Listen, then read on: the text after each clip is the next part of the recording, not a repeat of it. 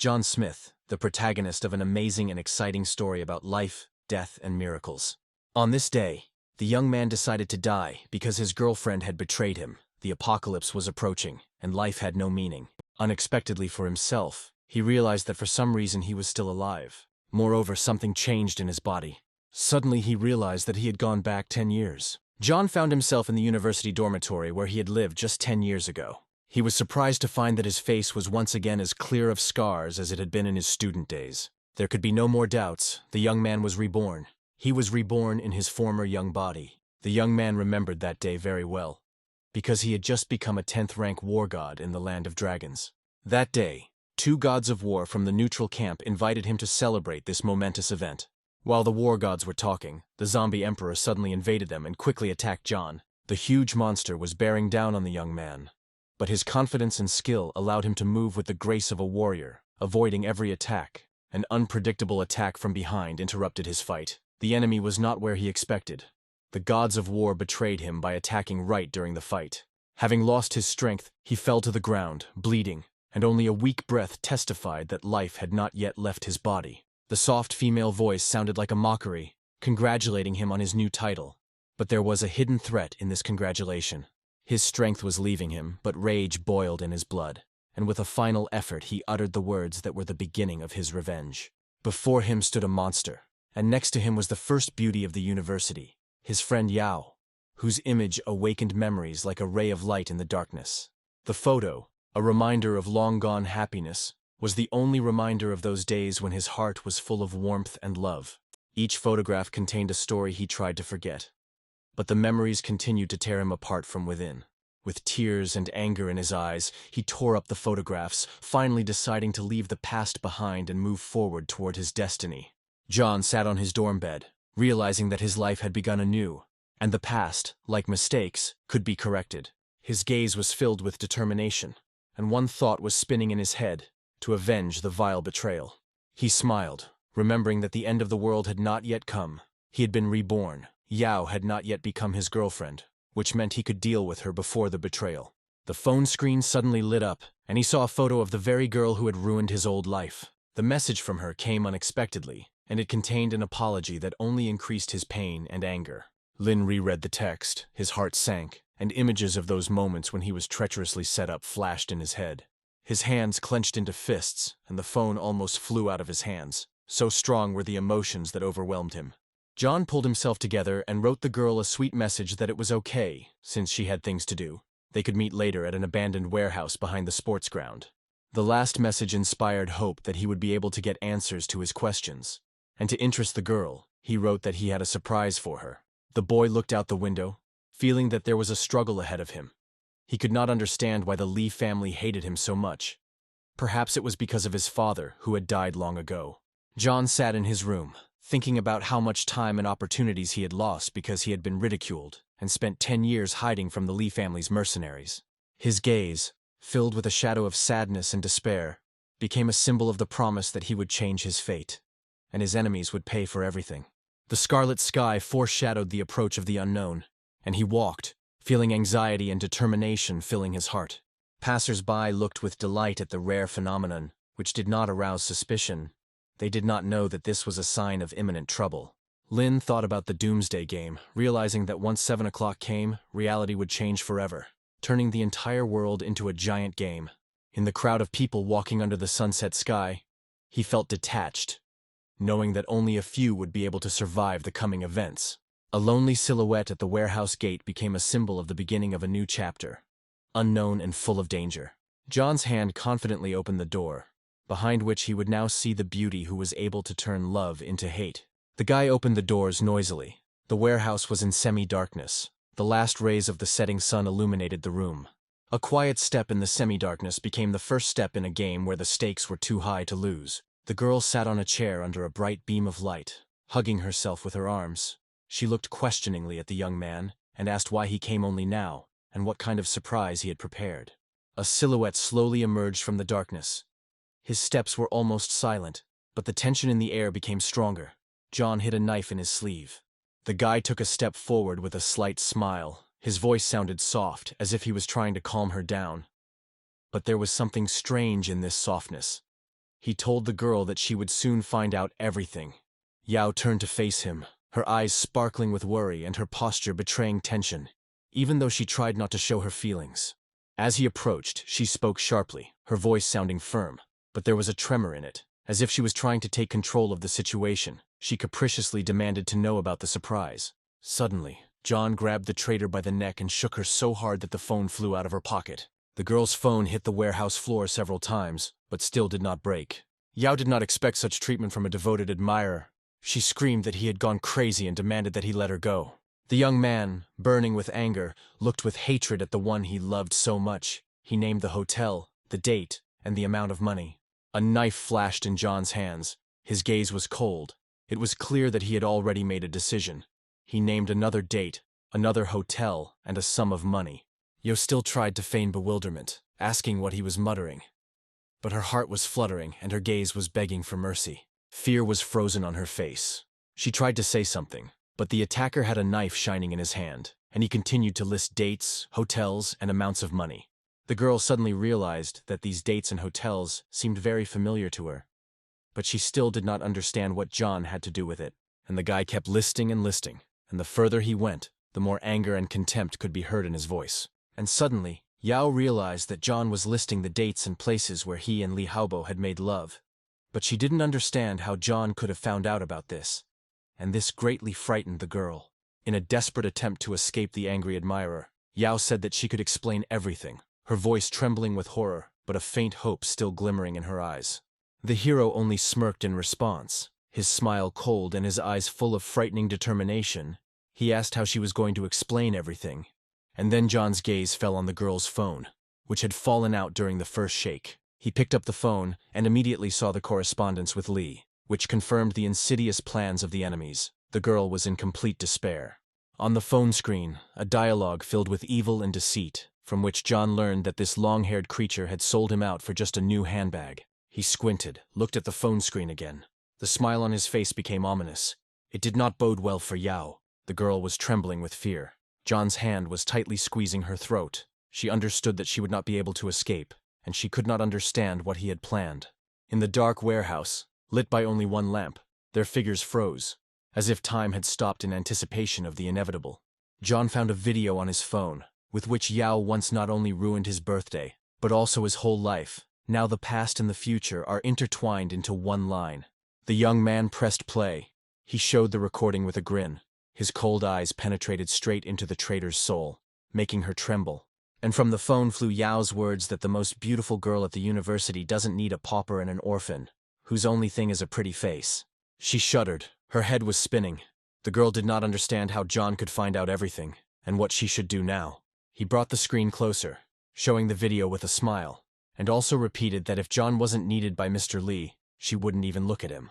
Her eyes filled with tears, in which horror and hopelessness were mixed. Every word that should have destroyed John now destroyed her. He laughed, enjoying her helplessness, as if her fear was a triumph he was going to fix forever.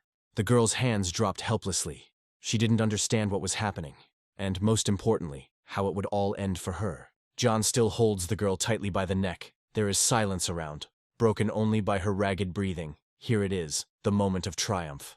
He leans closer, icy eyes glittering in the dim light, and he asks her mysteriously, perhaps wondering how he knows all this. The girl presses her hand to her chest. Her eyes are full of fear. She is almost suffocating from what is happening. She is shaking violently. The young man brandished his knife, telling Yao to go to hell and think about everything there. Her dying scream echoing throughout the room. John's rage flares up like a flame. He screams for the girl to die, and in anger he kills her. A blow from a razor-sharp knife sends blood flying in all directions. It is simply impossible to survive a blow like that. The girl falls to the floor, her body shaking, a scarlet pool of sticky blood spreading around her. The first enemy is defeated. John stood motionless, holding a bloody knife in his hands, looking at the prostrate body of his beautiful but vile girlfriend, and understood that there was no turning back for him. A storm raged inside the young man. He killed a man for the first time, and he wanted to, but he still felt uneasy. The space around him swam, and he fell on all fours. Having come to his senses a little, he repeated, as if under a spell, that because of all this he had lost 10 years, 10 years. Suddenly John laughed. It was a strange laugh, even a terrible laugh, the laugh of a man who had gone through his own death and returned to bring death to others. Tears were streaming from the young man's eyes, and a whole range of emotions was raging in his soul, but he only repeated, 10 years, 10 years, and again burst into wild laughter. Soon the attack passed, his eyes regained clarity, the tears began to dry up, and the guy said that he had finally done it. John's mind became cold, his thoughts rational. He understood that he had killed the vile Yao, but it was not enough. There is also Habo and his Li family who are hiding in their estate, because it was Habo who organized the persecution of him. John. He was the root cause of all the troubles. And then John saw a strange message that his phone was broadcasting. The message congratulated the owner on his rebirth, and reported that the Doomsday Game Trainer system was activated. The young man couldn't understand anything. He looked at his phone in surprise. It seemed the device had started to live its own life, or maybe John's rebirth had affected his phone too.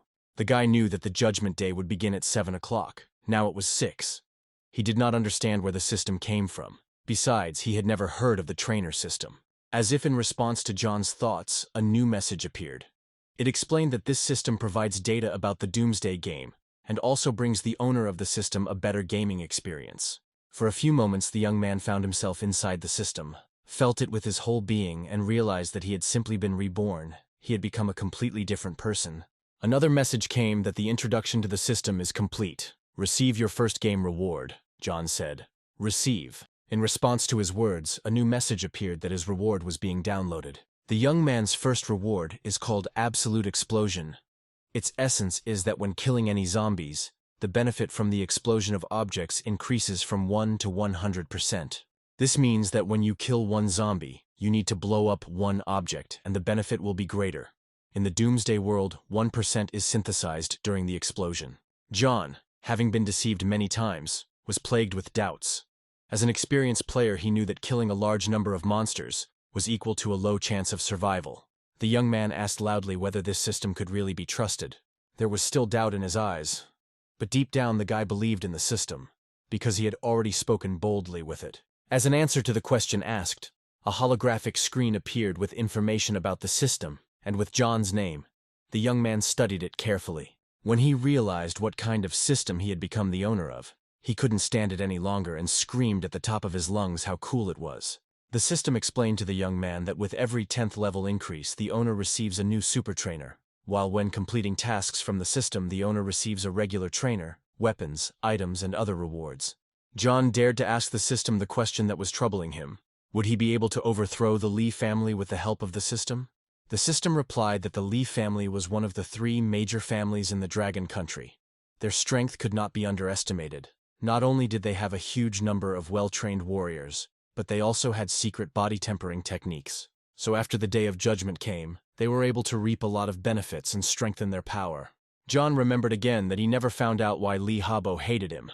The guy assumed that he would only be able to find out the truth if he infiltrated this family. Immediately after his reincarnation, he planned to kill Li Habo, then hide and gradually strengthen his powers. But now he has a system, which means he can become stronger much faster, and then destroy the Li family. The young Avenger pulled his hood over his head, threw his backpack over his shoulder, told the Li clan that he was on his way, and walked out of the warehouse. And in the warehouse, in a pool of her own blood, the beautiful Yao was left lying with her throat cut. The sky had already turned a threatening crimson. Crowds of young men and women poured out into the streets to look at the unusual natural phenomenon. Young people were taking endless selfies against the backdrop of the red sky, discussing where they would go tonight. Clicks and flashes could be heard from everywhere. John walked silently through the cheerful crowd. Looking at the youth, the young man thought sadly that now they were enjoying love, but very soon they would start killing each other. John approached the Love Hotel. Its windows were brightly lit. There were always many visitors here. The guy approached the administrator, said that he needed a room with an hourly rate, 3 bottles of water, and 5 buns. He still did not fully believe in the reliability of the system and decided to stock up on water and food just in case. The administrator calculated the cost of the order. When paying, John added that he wanted girl number 3 invited to his room. The young man went up to his room. The clock showed 5 minutes to 7. There was very little time left until Judgment Day. The guy looked at his watch. There were only 5 minutes left until 7. He had already played this game and knew the possible outcomes. Last time, it was girl number 3 who became the main zombie boss in this area. After the prostitute turned into a zombie, John killed her in the game right here in the hotel. Now everything must happen in reality. The guy lay there and thought that now he would be able to sort everything out faster and get a reward. And at the same time he would test this system. There was a knock at the door. Girl number 3 arrived. John shouted that the door was open and he could come in. A beauty with a wonderful figure and huge tea-colored eyes entered the room, looked at John and called him handsome. Slender legs, short skirt. The girl looked very seductive, but the young man did not even move. He knew what she would soon turn into. The girl sat down on the bed and asked why the client had not yet undressed. She was surprised by such a reception. The priestess of love threw off the strap of her top and told him to hurry up, because she still had a client after him. To pass the time, John sent his guest to take a shower. The guy felt that the girl smelled like a zombie. Before the end of the world, there are signs that can tell who will turn to him. John took a knife out of his backpack and followed the prostitute into the bathroom. The appeal was due to begin any minute, and we had to be ready for battle. The guy opened the bathroom door. The girl was still human. Her tender pink body seemed even more tender in the soapy foam. When she saw the client, she said that she thought he would want to play, and cheerfully invited him to come in. The beauty turned off the shower and wrapped her body in a towel. Her eyes sparkled. She did not suspect anything bad. It was just an evening like any other. John's phone made a strange beep and a shudder ran through the girl. The beauty looked at herself in the mirror in surprise and saw how her body was changing. The veins were bulging and turning blue, covering her beautiful body with a disgusting blue mesh. She gasped in bewilderment, and at that moment her eyes became bloodshot. Spots appeared on her body, and a strange greenish glowing haze enveloped her entire body. The girl covered her face with her hands in horror. Her legs gave way and she screamed in pain. John watched this terrible transformation, realizing that the end of the world had begun. The game had really come into real life. The busty beauty turned into a terrible monster. Sharp teeth, terrible claws, bloody eyes. Now she saw the young man not as a handsome man, but as prey. The guy stood and waited for the attack, holding a sharp knife at the ready. The freshly turned zombie didn't take long to appear, but as soon as she got close, John lunged and slashed his opponent across the throat with his blade. The attacker fell to the floor. A pool of still red blood was spreading around the corpse, and a holographic sign appeared next to it, stating that she was dead. John waited with interest to see what would happen next, how the system would react, and whether it would react at all. Now the moment of truth would come. He didn't have to wait long. The system reacted. A glowing circle appeared around the guy. The game greeted him. A blue holographic screen announced that the game had already begun. Stopping was impossible. All players must develop independently. Also, the characteristics and abilities of zombies appeared. From the message it followed that zombies in this world have very keen hearing, but weak eyesight. They can only notice moving objects. The system informed John that the Judgment Day had already arrived. 80% of people had turned into zombies. The remaining 20% were lucky. The main goal of the game was to survive. If the player died, he would not be able to continue the game. In order for the game process to be successful, the guy was asked to read the rules. They were also shown in the form of a hologram. By killing people and animals that have turned into zombies, the player increases his level and also gets new elements. Game experience and level are closely related. For killing people and animals that have turned into zombies, the player receives equipment, items, material resources. There are 7 levels of equipment in the game from silver to mythical. The system didn't say anything about higher levels, saying that you don't need this information yet. However, the additional message indicated that there were treasures hidden everywhere in this world, and John should pay special attention to searching for them. The game also reported that modern technology in this world is now useless, including communications. The player was not recommended to use communication technologies as they create interference, but you can keep the phone to read books and play games. The game warned that you can only turn into a zombie through a bite or wound. The player should not worry about the infectiousness of zombie blood. Nighttime increases the basic characteristics of zombies, so it is better to hide at night. In addition, zombies are able to evolve over time. The virtual informant told John that the zombies are very weak now, so it is necessary to kill as many of them as possible. It is very important who can survive in the next 7 days. And finally, the system said that nothing is impossible in the Doomsday game, and of course wished you a pleasant game. A window appeared on the virtual screen in which you had to enter the player's name. John decided not to enter his name, but to take a new one so that enemies could not identify him in the game. Now his name was Dean. With this name, the young man began his path of revenge. Let his enemies prepare. He is already on his way. As soon as John entered the player's name, a new message appeared. which stated that he was the first player to kill a zombie. He achieved the best result on this planet, the first drop of blood. For this he received 1 experience point, 1 coin, and moved to the 2nd level. The game warned that his achievements would be available to all players. The message made the guy happy, because in his past life, he fought and even became the god of war. But he was never awarded like this. Immediately, a general announcement appeared for all players congratulating a player named Dean on killing the first zombie. He was recognized as the best. The rest were advised to follow his example. And at that time there was panic in the streets. When she saw the ad, Christy exclaimed in amazement that she hadn't even had time to read the instructions yet, and someone had already killed the zombie. Her brother Greg was also very surprised that someone had managed to get ahead of him. John returned to his room and began to study his gaming characteristics at a new level. The already familiar blue holographic screen showed his basic characteristics, including strength, energy, body qualities and speed.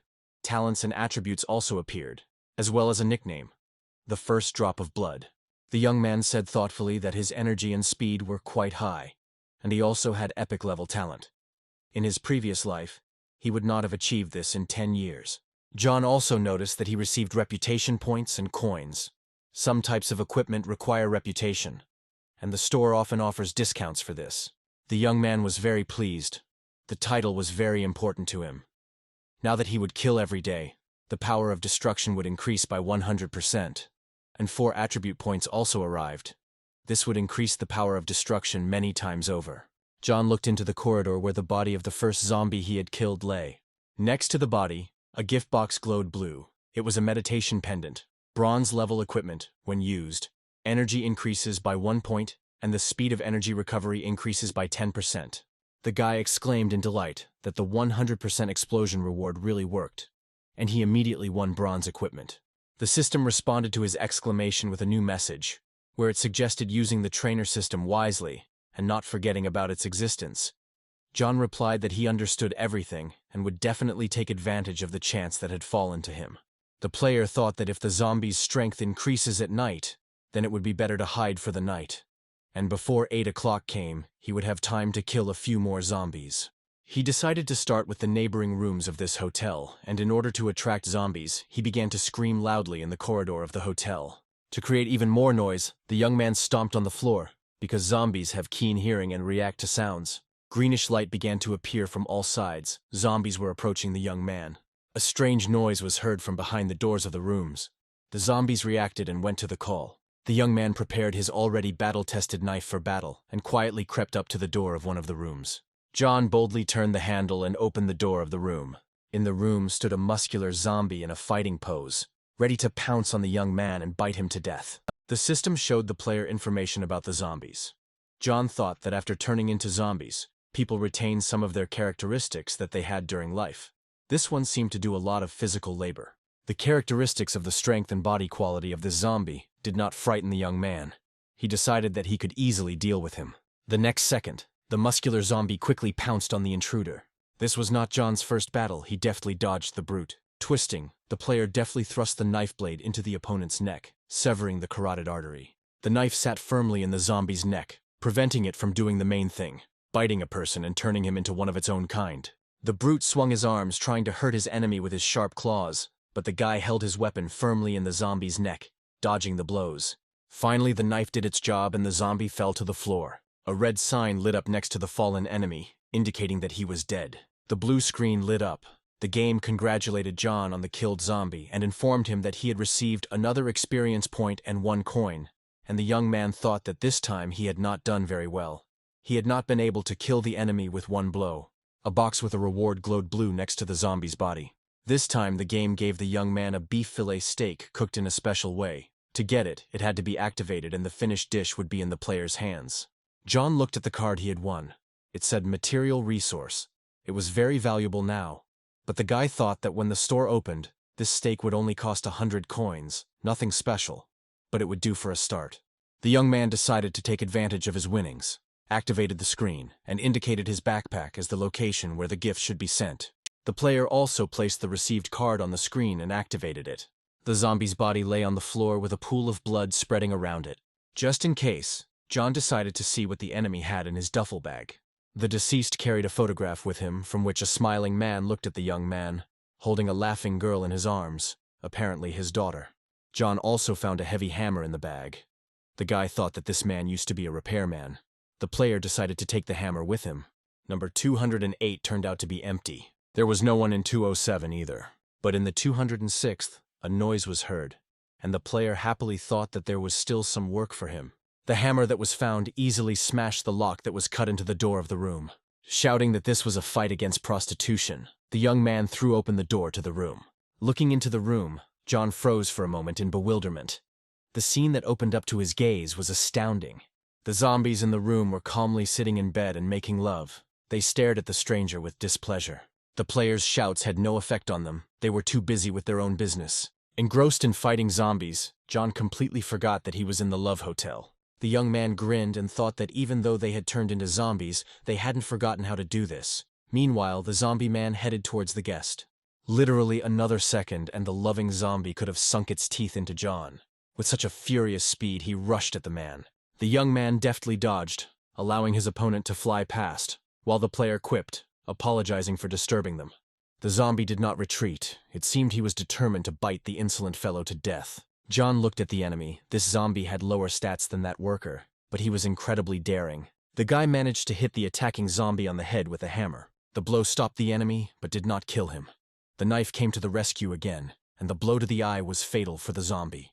The defeated enemy fell to the floor. John heard the sound of footsteps behind him and instantly twirled the saving knife in his hand. The murdered man's girlfriend was running behind the young man, trying to avenge her lover. A lightning-fast knife blow to the neck killed the attacker. The blue screen appeared again. The game congratulated him on killing 2 zombies, receiving new experience points and coins. Next to the bodies of the slain zombies, 2 more chests with gifts began to glow. The player was delighted. It seemed the system was telling the truth about a 100% explosion. In his past life, after killing 100 zombies, John could only get half a bottle of water.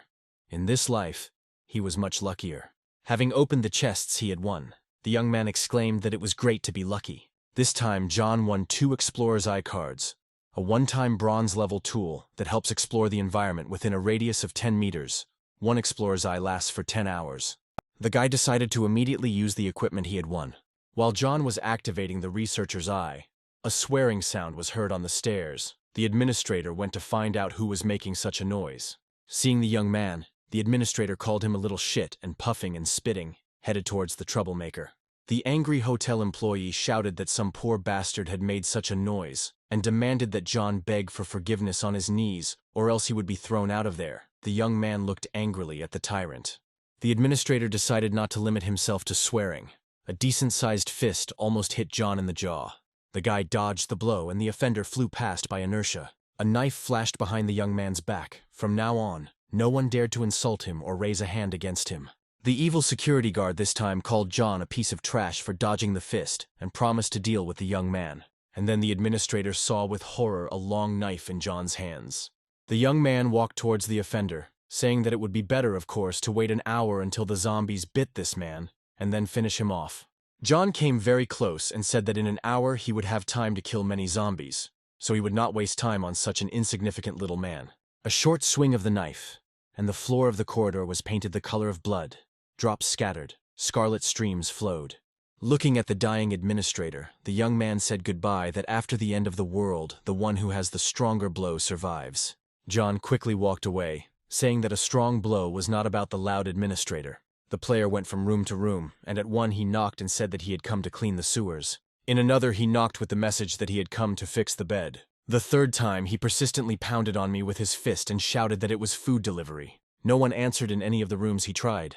Either the zombies didn't want to fight him, or there really was no one there. Finally, a noise was heard from one of the rooms. Someone was definitely there. John was delighted. Hooray, he found a zombie again. The young man prepared his weapon and abruptly threw open the door to the room. In the room there appeared an impressive-looking zombie, larger, scarier, and stronger than the previous ones. The mutant resolutely rushed into battle. John dodged to avoid falling into the zombie's teeth. This time the fight was not easy. The thug was pressing on the young man. He had to use several techniques in the fight against the monster. While striking the zombie, John thought that this one, although a big one, was agile. Standing on his hands, the young man dealt his opponent a deafening kick, stunning the big guy. The player took advantage of the momentary pause and instantly struck the zombie in the neck with a knife. Blood gushed from the thug's neck like a fountain. The blow from the long, sharp knife proved fatal for him. Continuing to roar in its death throes, the monster fell to the floor dead. The chest with the winnings shone again near the defeated zombie. This time, the game presented the winner with a bottle of expensive alcohol. As he left, John turned to the dead enemy and said that the big guy had helped him a lot. As with the worker, the winner carefully examined the room of the dead big guy, but found nothing useful. John headed to his room. The young man decided that he would spend the night here. He had no other shelter, and it was dangerous to look for it at night. Besides, he needed to rest and regain his strength. John had already taken off his jacket, getting ready to have dinner and settle down to rest. And then the game sent a message that John needed to gain 6 experience points to move on to the next, 3rd level. He looked at the time. It was 20 minutes to 8. The zombie's strength would increase very soon. The young man cursed when he saw that it was almost 8 o'clock. But there was nothing to be done. He had to go look for zombies. John hurried to search for monsters, because he had only 20 minutes left to kill 6 zombies. Then he would be able to move on to a new level in the game. This time, young John Smith decided to hunt on the 1st floor of the hotel, and on his way he came across an empty reception area. There was a sign at the reception desk that said that girl number 3 would be available to serve customers at any time they wished. The young man slowed down. The sign made him think about where to look for zombies. If this is girl number 3, then there are 3 prostitutes in the hotel. He killed 2, and there is 1 left.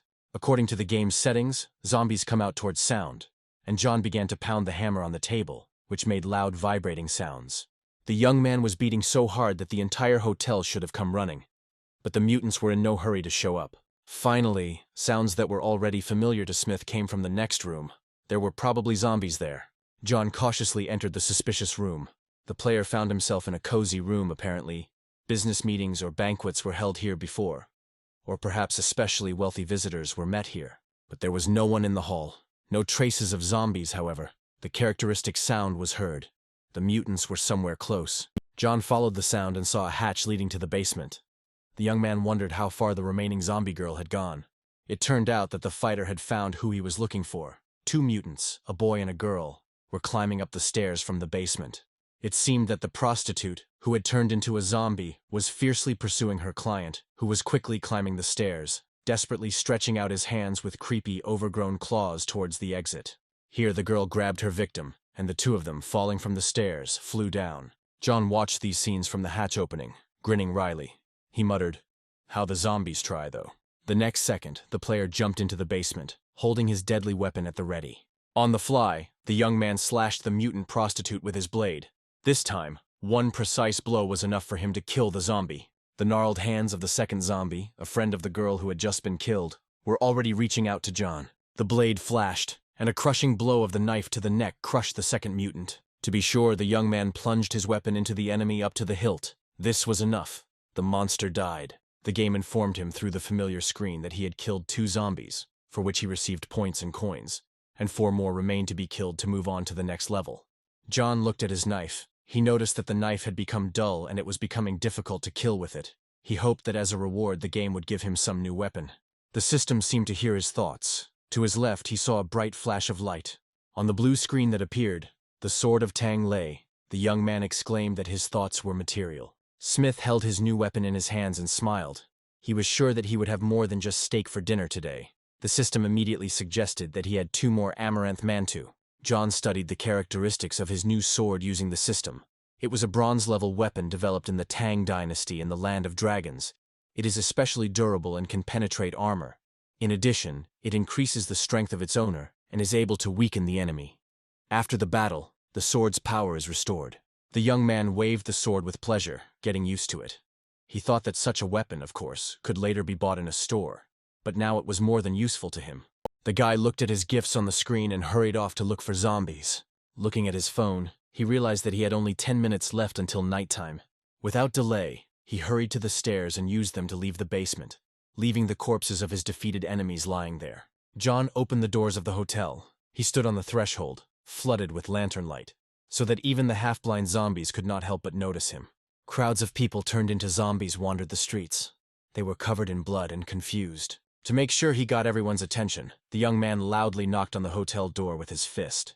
The zombies reacted to the sound, they bared their teeth and moved towards Smith from all sides. And he stood on the threshold of the open doors of the hotel and seemed to tease them, propping his hips with his hands. We didn't have to wait long. A crowd of enraged mutants burst into the Love Hotel with growls and howls. The closer the zombies got to John, the faster they moved. They were flying straight towards their death. And the young man watched them and thought that he had greatly overestimated the mental abilities of the first-day zombies. In his past life, on the first day of the game, John sat in the room and thought that his life was over. And on the second day, the zombies had already moved to the second level. He missed such a good time because of that Yao crap. The player prepared his sword. 4 zombies were approaching him, exactly how many he needed to kill to move on to the next level. The sword flashed like lightning, dealing deadly blows to the mutants, and within just a couple of minutes the hotel lobby was flooded with the blood of monsters. John looked around the room. All 4 zombies that came to his knock were dead. The first sword fight had gone great. The young man admired the new weapon, and the game meanwhile congratulated him on his victory and informed him that he had received experience points and coins, and that the player had also moved to a new 3rd level. The guy thought how good it was that he had moved to a new level. As a bonus, he received 1 free point to his characteristics. To get to the 4th level, he needed to gain another 30 points. Inspired by the successful fight, John pounded his fist on the wall again, trying to lure out any more zombies that might be in the hotel. Another mutant girl came in at the sound from the street. Smith thought that he had finally come across a zombie with at least some intelligence. She came to him herself. Slightly worried, the player dealt the guest a crushing blow to the head, killing her instantly. A chest with winnings lit up next to the prostrate body. This time the game presented the winner with a skill. John was delighted. He glowed almost as much as the book he held in his hands. He couldn't believe his luck. Did he really get the skill book so quickly? The young man relaxed a little, enjoying his victory and rejoicing at his good fortune. It was already nighttime. The clock showed exactly 8 o'clock, but John did not have time to hide in the shelter. After thinking for a bit, the guy decided to hurry to his room and wait out the dangerous time there. Smith ran down the corridor but realized he was too late. There was a terrible roar ahead. Some large zombie had broken into the hotel and was looking for a meeting with John. The young man saw the enemy. He was really very strong. The system showed the player the enemy's characteristics. The monster was huge, with glowing eyes. The system reminded John that at night, zombies receive more buffs. Body characteristics increase. Defeating them becomes more difficult, and advised the player to look for the right moment to attack. The young man saw that in just 1 minute the strength of this zombie had increased to its maximum. The player realized that he had to deal with the mutant within the next minute before the enemy gained a new power. With a movement that had already become habitual, John slashed his sword with all his might at the giant's neck. But he did not die. The young man dealt the monster blow after blow. The zombie's blood flowed, but he did not die. The sword entered the enemy's body like butter. It definitely caused damage to the enemy, but could not kill him. It seemed like the sword was about to cut off the zombie's head, but it seemed to be smiling, only its glowing red eyes gleaming. John took a few steps back in confusion, retreating, and then the player remembered the hammer, which he also carried with him as a weapon. Shouting die, Smith launched the hammer at the surprisingly resilient foe. The hammer, spun like a frisbee, flew straight at the monster's head. The hammer hit the target and partially crushed the zombie's head, with Tang's sword already stuck in its body. The hammer stunned the giant. John took advantage of the pause and pulled his sword out of the zombie's body. The next second, the young man delivered another powerful blow with his sword to the wounded enemy. The zombie fell to his knees, covered in his own blood. His strength diminished, but he was still alive. The monster's red, glowing eyes looked at the man with hatred. Gathering its last strength, the huge zombie rushed at John again. The young man pressed his back against the wall and waited, as the system advised, for a convenient moment to deliver the final blow to the terrible enemy. Something inside the player told him it was time. He unclenched like a spring and slashed with all his might at the enemy's neck. This blow proved fatal for the monster. It bared its teeth again and fell down dead. Smith surveyed the battlefield, picked up the hammer, and returned to the foyer to collect his winnings. John only now fully realized the danger he had escaped. The young man realized that the characteristics of the zombie he had just killed had reached their peak, and if it weren't for his experience, plus the fact that he had managed to prepare, the player could easily die now. In the hotel lobby, the guy collected glowing boxes with winnings. John understood that it was already 8 o'clock, which meant that the characteristics of all the zombies outside had increased by at least 50%, which meant that he needed to lock himself in tighter. the young man locked the front door of the hotel and propped it up with the bodies of the dead zombies. Smith fought the last zombie for too long. If he hadn't managed to finish it off, the noise could have attracted other mutants. John returned to his room. To protect himself at night, the player activated the Explorer's Eye. The system explained to him that now if a person or zombie approaches him, the Explorer's Eye protective barrier will immediately turn red. The player will be warned and will be able to accurately determine the guest's location. Having secured himself, John calmed down a little. Today was a difficult day, so the young man took a shower and changed into a robe. It was time to rest. The player stopped near the glowing boxes. They beckoned to him. John opened the prizes, which contained 2 more Explorer Eyes, a Twilight Ring, mineral water, and Peking Duck. The guy couldn't stop admiring it. In his past life he had to spend a lot of money to buy all this. But now he gets it so easily. John took the Twilight Ring. It was a cool gift, according to the system. This bronze-level equipment is great for camouflage in Twilight. It reduces the owner's sense of presence by as much as 30%, but also increases his speed. John put the ring on his finger. Smith was eager to explore another valuable prize. The skill book emitted a golden, sparkling glow. The young man still couldn't believe that he had gotten it. The blue screen system congratulated the player on receiving the skill book, and informed him that he could use an unlimited number of skills from this book during the game. Now the guy had no doubt that the number of skills was unlimited, because the explosion coefficient that he received when he got acquainted with the system was also unlimited. Regular players from level 10 to 80 can only get skills 3 times. John saw unfortunate people who managed to get only 3 skills in the end, and even then, they weren't suitable for them. Many players at level 70 or 80 only had a skill acquired from their main profession. The player who managed to obtain the most skills was nicknamed the Skill God. He managed to acquire 25 types of skills.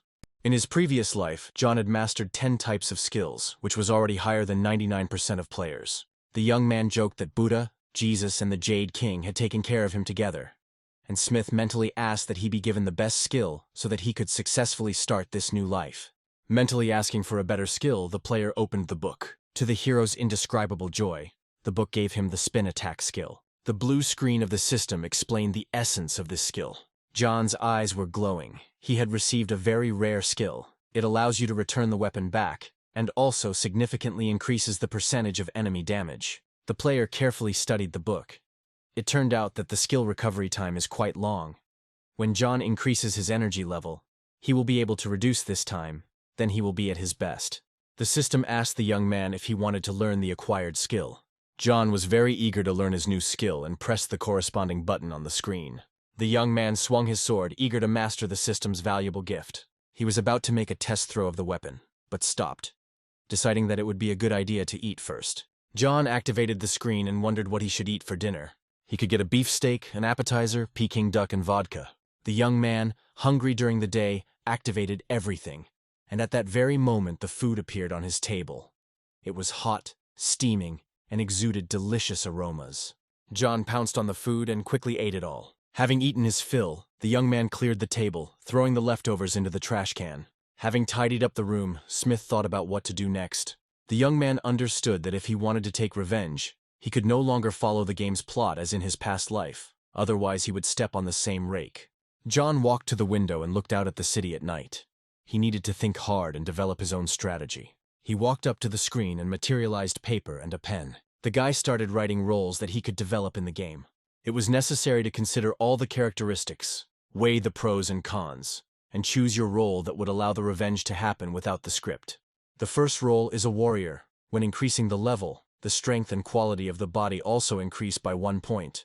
2 points are added to any characteristics. They can be selected at will. When choosing the path of defense, the quality of the body increases. When choosing the path of a warrior, you need to increase strength. When choosing the path of a hired killer, you need to increase speed. When choosing the path of a shooter, you need to increase the probability of hitting the target. Specialist warriors can notice changes in energy and speed. The most important thing is to go in accordance with your real strength. The next role is a mage. When increasing the level, 1 point is added to energy and speed. Also, 2 points are added to the characteristics at will. Most players increase mainly energy. If you need to improve the quality of the body or strength, then you can become a warrior mage. Another role is the secret specialty. Only 1% of players belong to the secret specialty. The probability of activating the top-class secret specialty is extremely small. John decided that if he could do it in his past life, he could do it in this one too. Unlike normal specialties, only 1% of players have a secret specialty, and even fewer have a top-class secret specialty. After reaching level 10, such a player can activate experience in the system and choose a suitable scenario for themselves. And although the tasks for the secret specialty are very dangerous, the reward is also great. The specialty of the ghost is the highest level of a hired killer. It increases the speed to the maximum, and also gives a huge percentage of enemy defeat. John thought that if he had not activated the ghost specialty in his past life, he would not have been able to hide from the Lee family for 10 years. Everyone who receives these specialties in the future becomes a god of war or magic. The young man wrote down different heroes on paper. He had to come up with his own unique hero with his own characteristics. A difficult task, especially considering that he was inventing himself. The player wrote down the characteristics he currently possessed on a piece of paper and thought about it. Smith distributed his characteristics and entered them into the system. After making changes to the hero's settings in the system, the young man felt that he himself was changing. And then he remembered that in his past life he had met a holy knight, but he did not remember where the diamond-level sword was. The next day had already arrived, and John was still sitting at the table with a piece of paper in his nightgown. He still hadn't slept. There was a real commotion in the luxurious mansion of the Lee family on this sunny morning. The sound of breaking dishes and blows to various objects could be heard.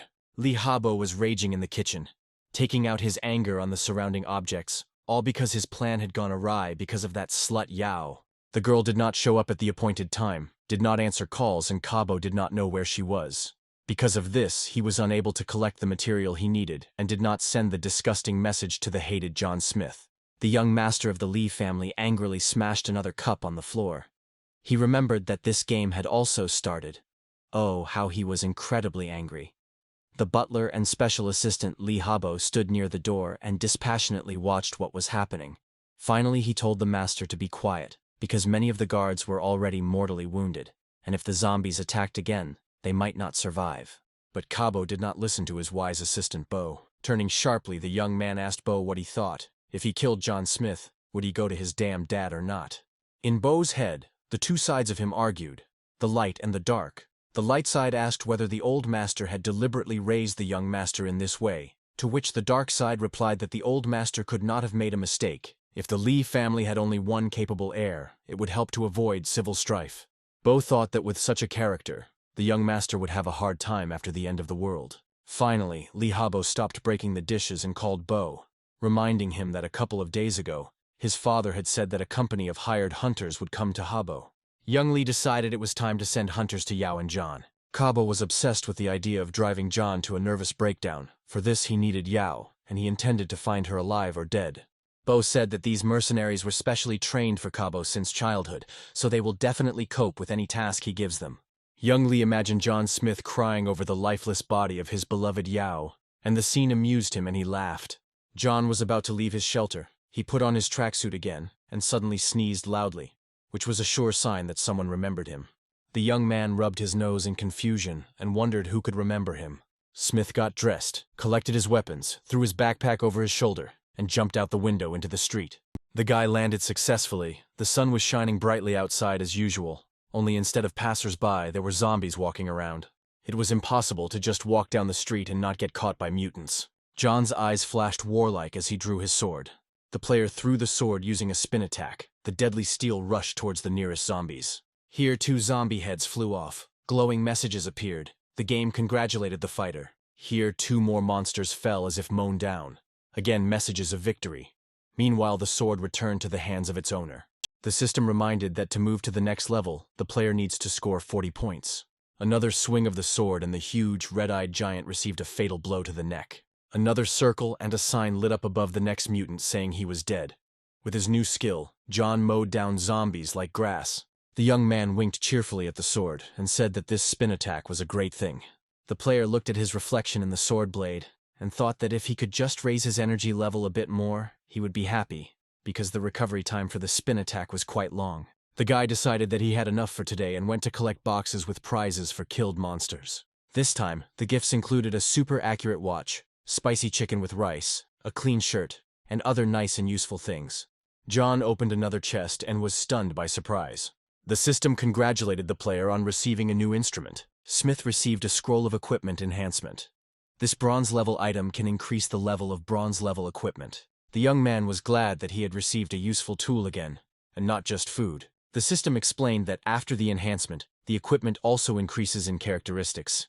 The enhancement is guaranteed upon first use, then the quality of the enhancement will depend on the increase or decrease in level. John decided to immediately strengthen his sword Tan. Now he could reduce the enemy's defenses not by 10, but by 15%. While there was a little time left, the player activated the blue screen and adjusted his own characteristics. It was the second day of the game, and John was already at the Special Forces level. Another system message informed the young man that he had won the Mask of Concealment. This useful item allowed the player to hide his nickname and all basic information, although it only lasted for half an hour, and the mask could be used a maximum of twice a day. Smith considered the information he had received, turning the mask over in his hands. The young man decided to immediately use the gift, and applied the invisibility mask to his face. The system reported that the mask was successfully activated. Leaning on his backpack, the guy lay down to rest a bit before continuing on his way. Basking in the sun's rays, the hero thought that if he reached level 5 today, he would be able to immediately go into battle, rather than waste time on quests.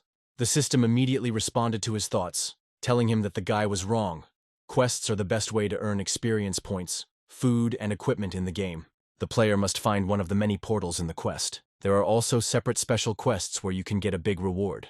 But John caught the rays of the sun with his hand, and was about to go straight to the Lee family estate. After lying down for a while, the young man took a super accurate watch out of his backpack so that he could always know the time.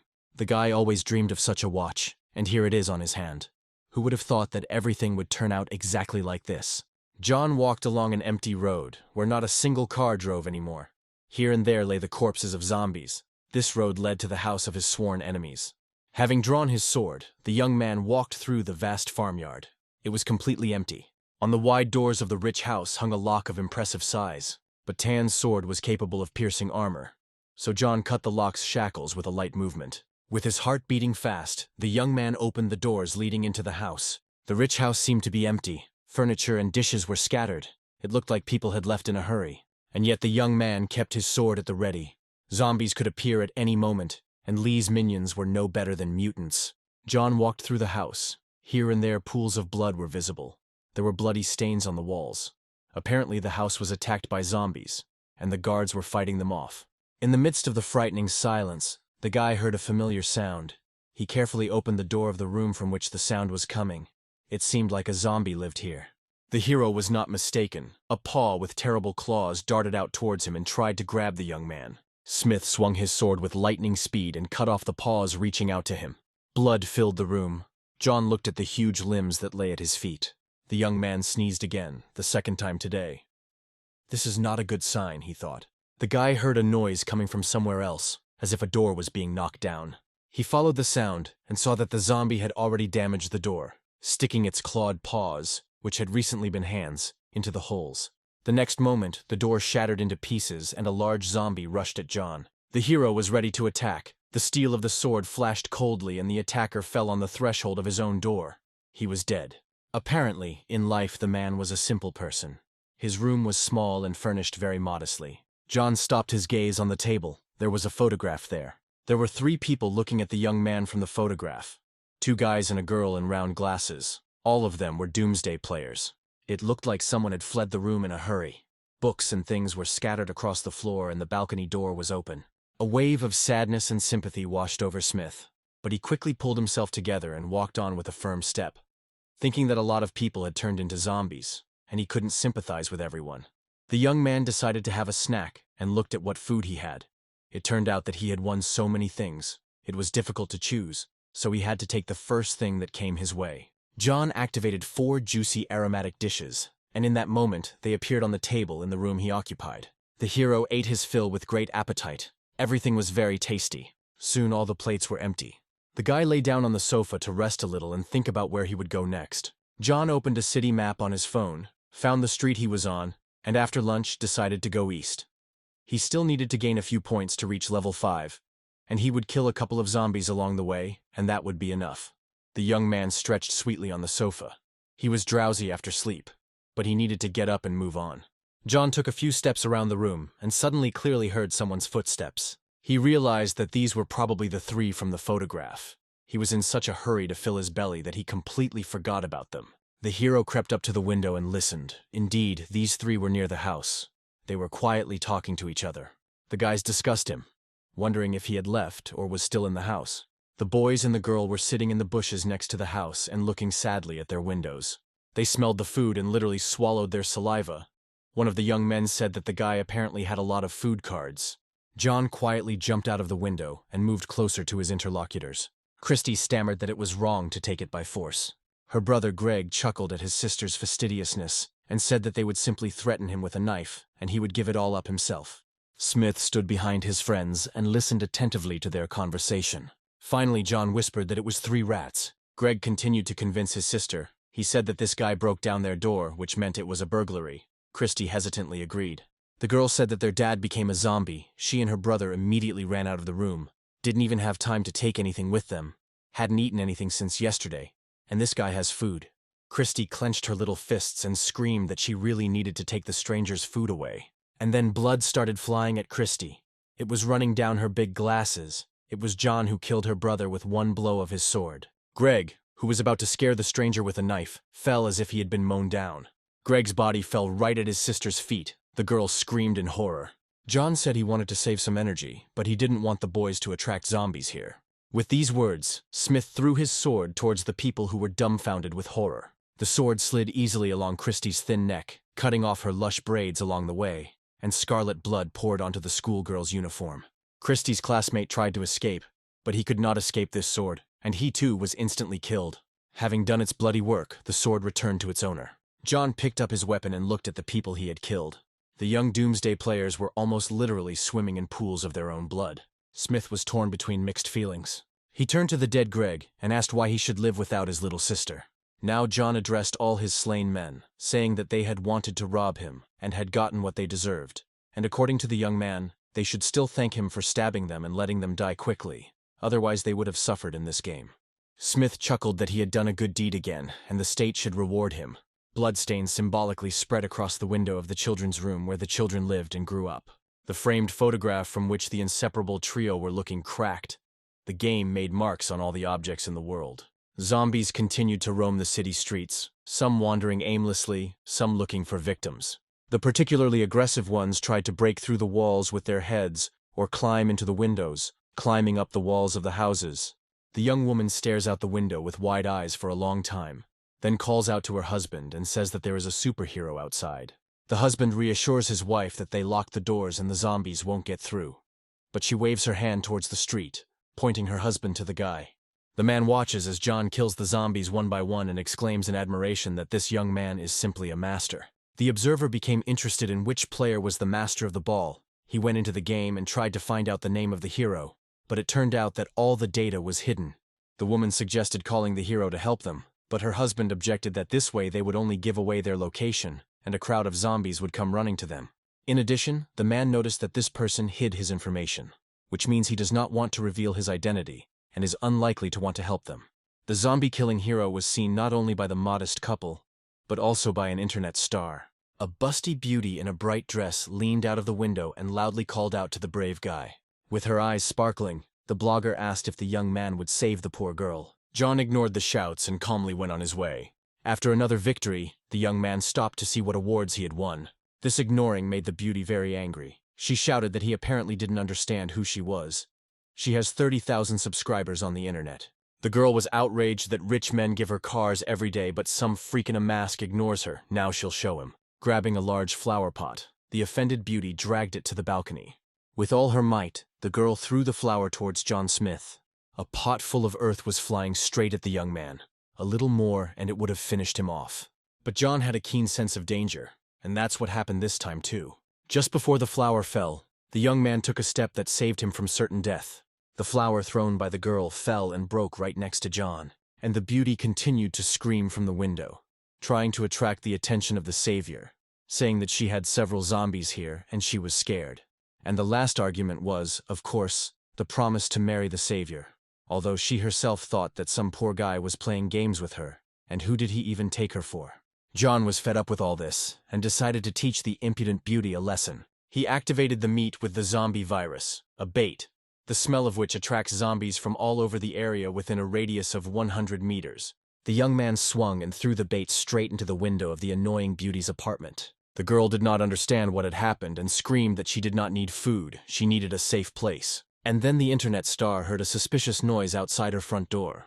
Attracted by the smell of the bait, the zombies broke down the door and the whole crowd burst into the girl's apartment. All that was left of the wayward beauty was a bloody stain. A pool of blood from its recent owner was slowly creeping towards the phone lying on the floor, and the star continued to receive messages. John Smith walked through a zombie-infested city and thought that the story of the annoying beauty would be the first lesson in the end of the world. There was a feeling that the whole city had gone crazy. Some were hanging out of the windows of multi-story buildings. Some were jumping from balconies or roofs. Perhaps people, realizing that they were turning into monsters, were in a hurry to die quickly. John looked around, remembered the blogger, and finally formulated the first lesson of the end of the world. You don't need to ask for help from just anyone. The young man walked thoughtfully down the street, and a crowd of hungry mutants followed him. Later in the evening, John approached a huge sports center, which in the game was referred to as the capital of the devil. The guy looked around the building and made sure he was in the right place. Smith looked at his watch. There were 2 hours left until night. The hero decided that this time would be enough for him. There was supposed to be a special silver-level treasure chest hidden in this sports center, and John was determined to find it. The young man knew that according to the game settings, various quests, robot merchants or treasure chests would appear in significant places in the city. Treasure chests fall right to the ground, and anyone can open them. To get a boss chest, you need to kill the main boss. The value of such chests is higher, but they are also difficult to get. Silver chests contain weapons and equipment of the silver level. The system informed John that he had come to the sports center of the Devil's capital, and the situation in the center was suitable for completing the mission. The new task was called 1 is worth 100. On the large holographic screen, the young man read his task. He had to kill 100 zombies in 24 hours in the sports center. As a reward, he would receive 1 simple trainer and 1 bronze-level item. John doubted whether he would be able to complete the task, because most of the zombies had already moved to the 2nd level. The guy thought, this sports center is so big, he just wanted to find the chest and hide, not kill zombies, and now this is a task. John asked his assistant system what would happen if he refused the task or failed it. The system reassured him, telling him that it was created so that he could enjoy the game process. So there was no punishment for refusing a task or not completing it. On the contrary, he would receive 100 consolation coins. The young man decided that since he had nothing to lose in any case, he could accept the task, and pressed the button. The guy walked through the deserted sports center and remembered that the silver chest was supposedly hidden in a warehouse on the 3rd floor. In his past life, he had already been here, and remembered that if he went through a certain door, he could get to the warehouse safely. John mentally made a plan of action. Now he needed to get to the medical center on the 2nd floor. When he got there, it would already be 8 in the evening. There was a bed there, and he could spend the night and continue on his way. Tomorrow. By lunchtime, he would get to the warehouse on the 3rd floor. Smith decided that when he found the chest, he would escape with it by jumping out of the window. Approaching the right door, the young man saw a padlock on it, but he had a sword. Tan easily cut the lock and the door was open. Behind the door was a zombie athlete with a basketball. John looked at the muscular, red-eyed mutant who was aggressively baring his sharp teeth, and thought that here was the first one. The player quickly entered the gym. Time was running out. Night would soon fall. The young man was confident in his weapon and struck the big guy straight in the head with his sword, piercing him right through. But this was not enough. The zombie athlete was wounded, but did not die. Then yesterday's drilling hammer came to the rescue. The fighter hit the monster on the head with the hammer with all his might. The enemy staggered and fell. A basketball lying very close to the scene of the fight was stained with blood. A red sign lit up above the athlete, indicating that the opponent had been defeated. John thought sadly that maybe this man just came here to play basketball and didn't think that he would turn into a zombie. The guy didn't know where to go next. The old path turned out to be not so safe. And then a chest with winnings lit up next to the killed enemy. It had to be taken. The young man walked up to the dead basketball player, pushed him aside with his foot to make it easier to take the box, at which point a key fell out from somewhere. The chest contained a flashbang grenade that used light to blind enemies. John exclaimed that this was a great thing, and that he intended to try this group control tool at the Lee estate tomorrow. For now, the fighter put the flashbang grenade in his backpack so that he could get it out at any moment. The key that fell from the zombie also turned out to be very useful. It was the key to all the rooms of the center. With such a key, traveling through the sports center seemed to become easier, because the less John would break into doors, the less zombies he would attract. The young man carefully opened one of the many doors. He didn't remember what was behind it and decided to take a look. The hero looked inside through a small crack. It was a locker room for tennis players, and what he saw did not please him. A huge crowd of zombies in tracksuits was already moving towards John. But as it turned out, the zombies simply moved towards the door, and they had not yet noticed the young man who slipped inside. The guy quietly sat down under the tennis table and watched his opponent. From his hiding place, John counted the tennis players. There were 17 of them. After observing, the hero came to the conclusion that these zombies were almost at the same level and characteristics as himself. An ordinary person would need all his strength to cope with one such monster, and he, if he worked hard, could cope with all 17. The door to the tennis hall was closed, so if John didn't make too much noise, the other zombies wouldn't come. The player decided that he first needed to kill 2 zombies to reach level 5. Then he would be able to show off his martial arts to the remaining 15 in full glory. The young man selected his first victim, prepared his sword, and waited for the mutant to come closer. Waiting for the right moment, John dealt the zombie a fatal blow. A red sign lit up above the fallen tennis player, confirming that the enemy was dead. The death of one of the zombie athletes caused uncontrollable anger among the others.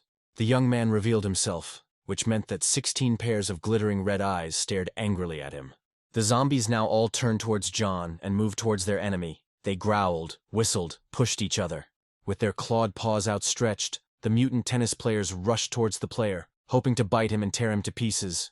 John calmly waited for the zombie to approach, his eyes glowing with a cold fire that could be compared to the shine of his blade. The zombies were inevitably approaching. The first 3 were already very close. Perhaps we could begin. The young man's blows were exquisitely precise. Each swing of the sword was accompanied by fountains of enemy blood. The fighter also thought about the flanks. He moved, not allowing the zombies to surround him.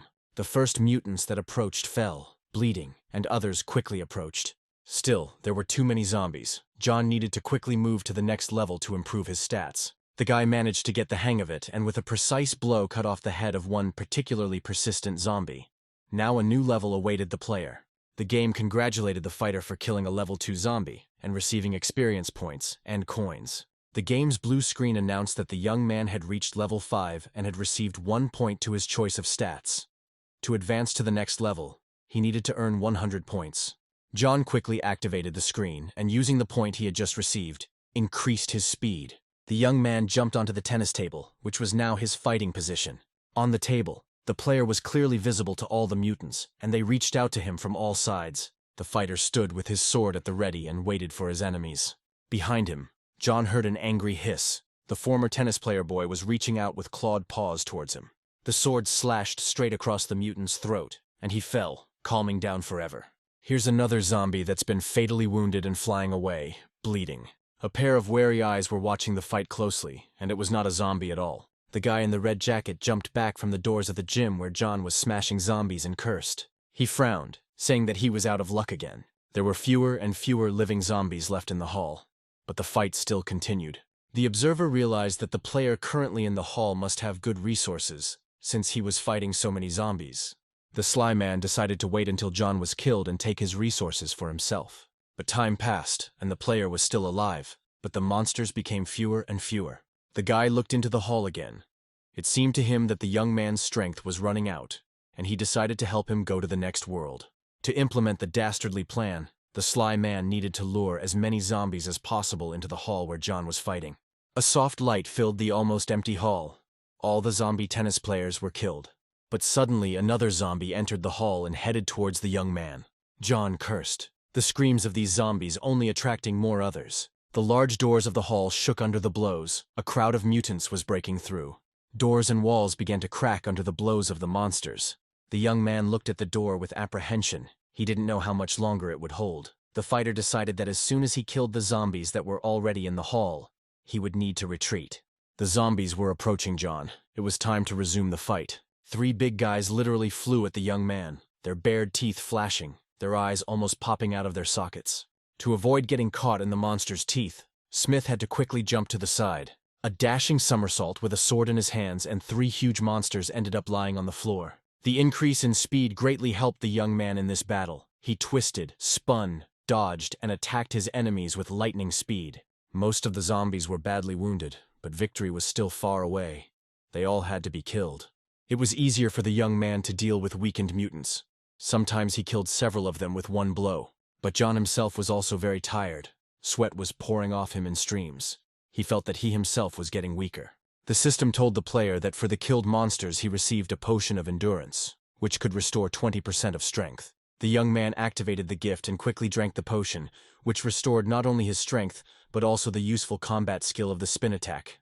John threw the spinning sword at his opponents, now confident of victory. Here the sword passed over a very large zombie and a red sign flashed above it, and a chest with winnings lit up next to it. The corpses of mutant athletes lay all over the hall, and next to each one a small chest shone. The young man walked around the hall and collected his trophies. John looked with pleasure at the valuable resources he had received for such a hard fight. Among other things, the young man received a bracelet with spikes, a bronze-level magical equipment. The guy was delighted. He got a new skill, and now he had magic in his arsenal. John immediately put the bracelet on his hand, because the zombies could break through at any moment.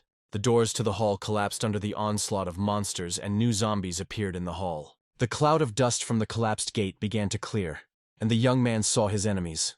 Smith looked at the new arrivals with amusement, clenched his fist, and said that they were just in time. It was time to test his new skill. The zombies kept coming, their clothes torn, blood spattered, their teeth sharpened, and their eyes empty. The mutants stretched out their mutilated hands towards John, as if they wanted him to save them from the terrible fate of being a monster. The young man pushed off the floor with force, jumped, and hung for a second above the raging crowd of zombies. A bright flash under the ceiling made the mutants freeze and retreat. John activated the bracelet with spikes, and the magic began. At that very second, giant spikes began to grow from the floor, hunting zombies. The young man, who had already landed, watched the growing thorns and said that now the fun begins. Thorns, summoned by magic from the earth, grow amazingly fast and strong, piercing everything in their path. The spikes that appeared in the tennis hall entwined, pierced, and strangled the zombies. They had nowhere to hide from these strong and sharp spikes. John didn't expect the spikes to be so strong. He assumed that mages probably got such a strong technique at level 20. Smith heard that some particularly nimble zombie had dodged the spikes and was about to pounce on him from behind. But it is impossible to escape from the thorns. The thorns reached the fugitive and finished him off. The young man watched the action of the spikes and could not believe that this was his magic, that he received such power only on the second day of the game. Having caught all the zombies in the hall, the spikes slowly retreated, and the corpses of the monsters they killed remained lying on the floor of the gym. John gasped when he saw how many corpses there were. The game congratulated the winner again, informed him of the points, coins, and prizes he had received, and also explained that he would not be able to use the spikes again for the next 24 hours. The skill needed to be restored. John never ceased to admire how lucky he was in his new life. The guy walked around the hall again and collected the chests with the winnings from the fight. While there was a slight lull, the young man began to study the items he had received. Here is a short-range torpedo tube. It allows you to fire one shot at a distance of up to 30 meters to a designated place. It will come in handy. Boots of strong wind. This equipment allows you to develop super speed for 10 seconds once an hour, enough to get away from the enemy. John remembered that he was in a zombie-infested sports center, so he immediately used the boots of strong wind. The system reported that the player successfully equipped the boots. Now his basic characteristics have improved even more. The young man knew that only level 10 specialists had the characteristics he had now, and that was really cool. John walked through the hall and thought that when he changed his specialty, his characteristics would be twice as high as those of ordinary people. While John was reasoning, a crowd of zombies gathered in the hall again. The lull ended. There was no point in getting into another fight now, so Smith used a trick. He loaded the torpedo tube with meat containing the zombie virus. Using the torpedo tube, John threw the bait away from himself and the exit. Having smelled the meat with the zombie virus, the mutants immediately forgot about the human. The whole crowd, shouting and pushing, rushed after the bait. The young man took advantage of the fact that the zombies were no longer paying attention to him, and used the super speed of his new boots. John felt like he was just taking a step around the gym. From the outside, it might have seemed like a breeze blew, but in fact it was John who ran faster than the wind out of the hall where the zombies were fighting over the bait. The young man ran at super speed through the gym, ran out through the broken doors, and left the lobby, all in a matter of seconds. Smith stopped on the stairs and caught his breath. Moving at such speed took some getting used to. John looked at his watch. It was already 7 in the evening, in an hour it would be 8, and when it got dark, the zombies' characteristics would increase. The young man climbed the stairs and realized that it was better not to kill the zombies now. He needed to find a place to rest, and tomorrow it would be clear what to do next. On the second floor, the hero found a medical office. I pulled the handle. The door was locked. Smith remembered the master key to all the offices, which he had obtained thanks to the zombie basketball player. John tried to unlock the door with the master key, but the lock wouldn't budge. The young man was puzzled why the universal key did not work. When the end of the world came, it was 7 o'clock in the evening. The sports center was not yet closed, and the doctor's office is usually locked after closing.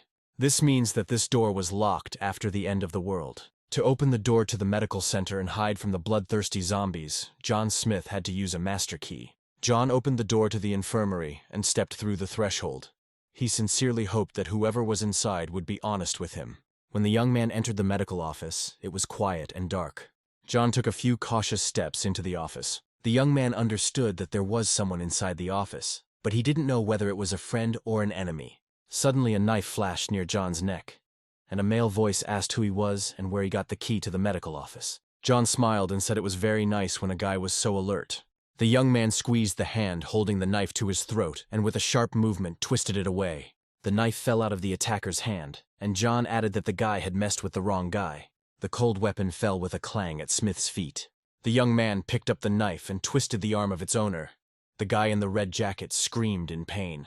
To prevent the boy from attracting zombies with his screams, John gagged him. The young man, with a movement that was already habitual, activated his rather well-filled warehouse. In the warehouse, he found a camouflage curtain, which is very useful during the end of the world. Press the button, and now the camouflage device is already in John's hands. Smith closed all the windows tightly and told them to turn on the lights. A timid female voice replied that if they turned on the light, they would attract zombies. But John objected that he had tightly closed all the windows and the light could be safely turned on. The girl hesitated a little and clicked the switch, and the office was filled with light. In the light, the young man saw a girl standing near the switch, apparently a doctor, a guy in a red jacket tied up by him lying on the floor, a worker standing nearby and belligerently clutching a pipe in his hands. Next to John, a nurse and another worker were shaking with fear. The tied-up guy looked angrily at John and muttered discontentedly that so many zombies had attacked the young man and he hadn't died, that the guy wanted to wait until he died and take advantage of the opportunity. Smith looked at the angrily muttering boy, a look he had seen many times before. John sat down next to the guy and said that when the end of the world comes, you should never look at other people with hatred. The young man continued that if you now look at other people with hatred, then you will be killed, and he immediately cut the guy's throat. The dead man drooped, his head hanging unnaturally, and the other inhabitants of the medical office looked in horror at John and the bloody knife. Smith looked closely at the dead man and his eyes flashed unkindly. A thin and sharp knife was sticking out of the sleeve of the guy's red jacket. It seemed like this guy was well prepared, and if John hadn't killed him, he would have killed John. Seeing the people's faces frozen in horror, the young man told them not to think anything bad. He was actually a good person. Someone from the infirmary quietly responded to John's tirade by saying that if he was good, then they were saints. The workers and medical staff still looked at the young man with horror. John insisted that the guy had provoked him himself. They had seen it themselves, and that if they treated Smith normally, nothing bad would happen. He was for common sense first and foremost. Slender legs in elegant shoes quietly but firmly stepped forward. A pretty, long-haired female doctor stepped forward and looked at John carefully. The girl turned to her colleagues and said that they had seen everything. The young man really had to kill the guy. It seemed that the doctor had a lot of influence, because after her words, the others obediently nodded their heads. Smith breathed a sigh of relief.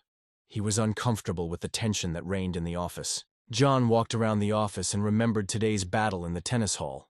It went awry. If everything had turned out a little differently, he could have completed the task today. Yawning, the young man said to remove the body from here and wipe away the blood. The medical staff did not dare to argue with the dangerous stranger. The workers wrapped the body in a blanket and carried it away somewhere, and the girls took rags and wiped away the blood. John looked closely at the long-haired girl. It seemed to him that he had seen her somewhere before. The young man entered the game and looked at the doctor's nickname. By the nickname, Smith immediately remembered the girl. In his past life after the end of the world, John had already seen her. She had a secret specialty as a healer. When the young man was treacherously wounded, he found a healer and asked him to help him heal the wound on his face. The healer said that the scar on the face is connected to the soul, so this wound will not heal. In her past life, this fragile girl saved John's life many times. Several times the young man was seriously wounded, and the healer cured him. Although the profession of a healer after the end of the world is very respected and does not pose a threat, this girl's own strength was too weak and she could easily be killed. John Smith looked at the healer and thought that they all had a hard time because of this end of the world. This girl now looks completely different. But what a coincidence that, having been reborn, he met her again on the second day of the end of the world. The young man dozed off slightly, and in his head he was thinking that there was a doctor in the sports center, as well as a nurse and repairman. Soft light from the lamps poured from the ceiling. Apparently the guy's screams still attracted the zombies' attention. Noise was heard outside the door of the medical office. People were trembling with fear, but nevertheless, the repairmen armed themselves with heavy hammers. The healer took a crowbar, and the nurse a syringe. They stood in front of the door and were ready to meet their death with a fight. Under the blows of the zombies, the door began to break, covered with a web of cracks. Each new blow made the center's employees, who had retained their human appearance, shudder. John Smith, who had dozed off slightly, opened his eyes and looked at his watch. It was 8:30. John decided it was time for dinner and looked at the dishes available to him and chose 4 that he liked. As soon as the young man pressed the activation button, 4 hot, delicious-smelling dishes appeared on the table in the medical office. The player, hungry during the day, ate all the selected dishes very quickly. The staff at the sports center watched with wide eyes and envy as John devoured the aromatic food.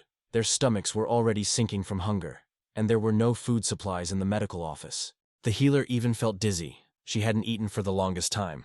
The girl asked John where he got all this food. Maybe they could get some too.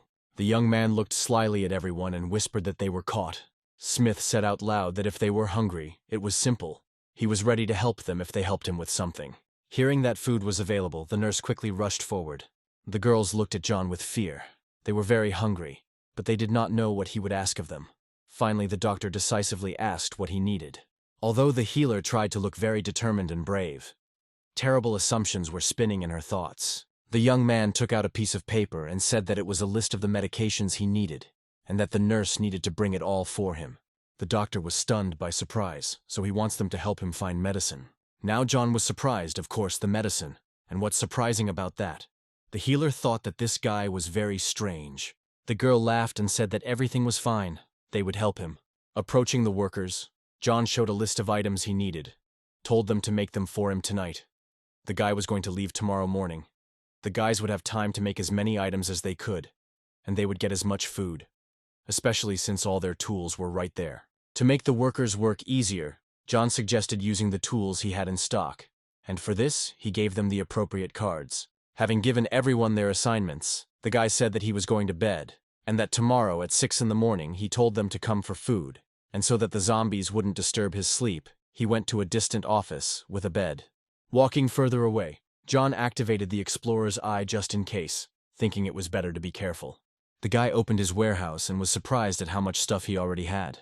The system informed John that he needed 22 experience points to reach level 6, and he had not yet completed the one's worth 100 quest. Yawning, John thought that tomorrow he would have another 6 hours to complete the task. He would have time to do everything. With this thought, the young man fell into a sweet sleep. In the morning, he went into the general office to see how the others were feeling. The 4 inhabitants of the medical office stayed up all night carrying out his tasks. Looking at the result, John Smith exclaimed that they had done a good job. The nurse looked at the young man with fear. The guy came up and gave everyone a food card. He said that 1 card would be enough to last a day. Everyone thanked John unanimously. The healer was surprised by his behavior. She was sure that the young man would kill them and take all their things, but it turned out that she was wrong. John kept his word. The girl was pleased to think that this guy was not as cruel as she had first thought.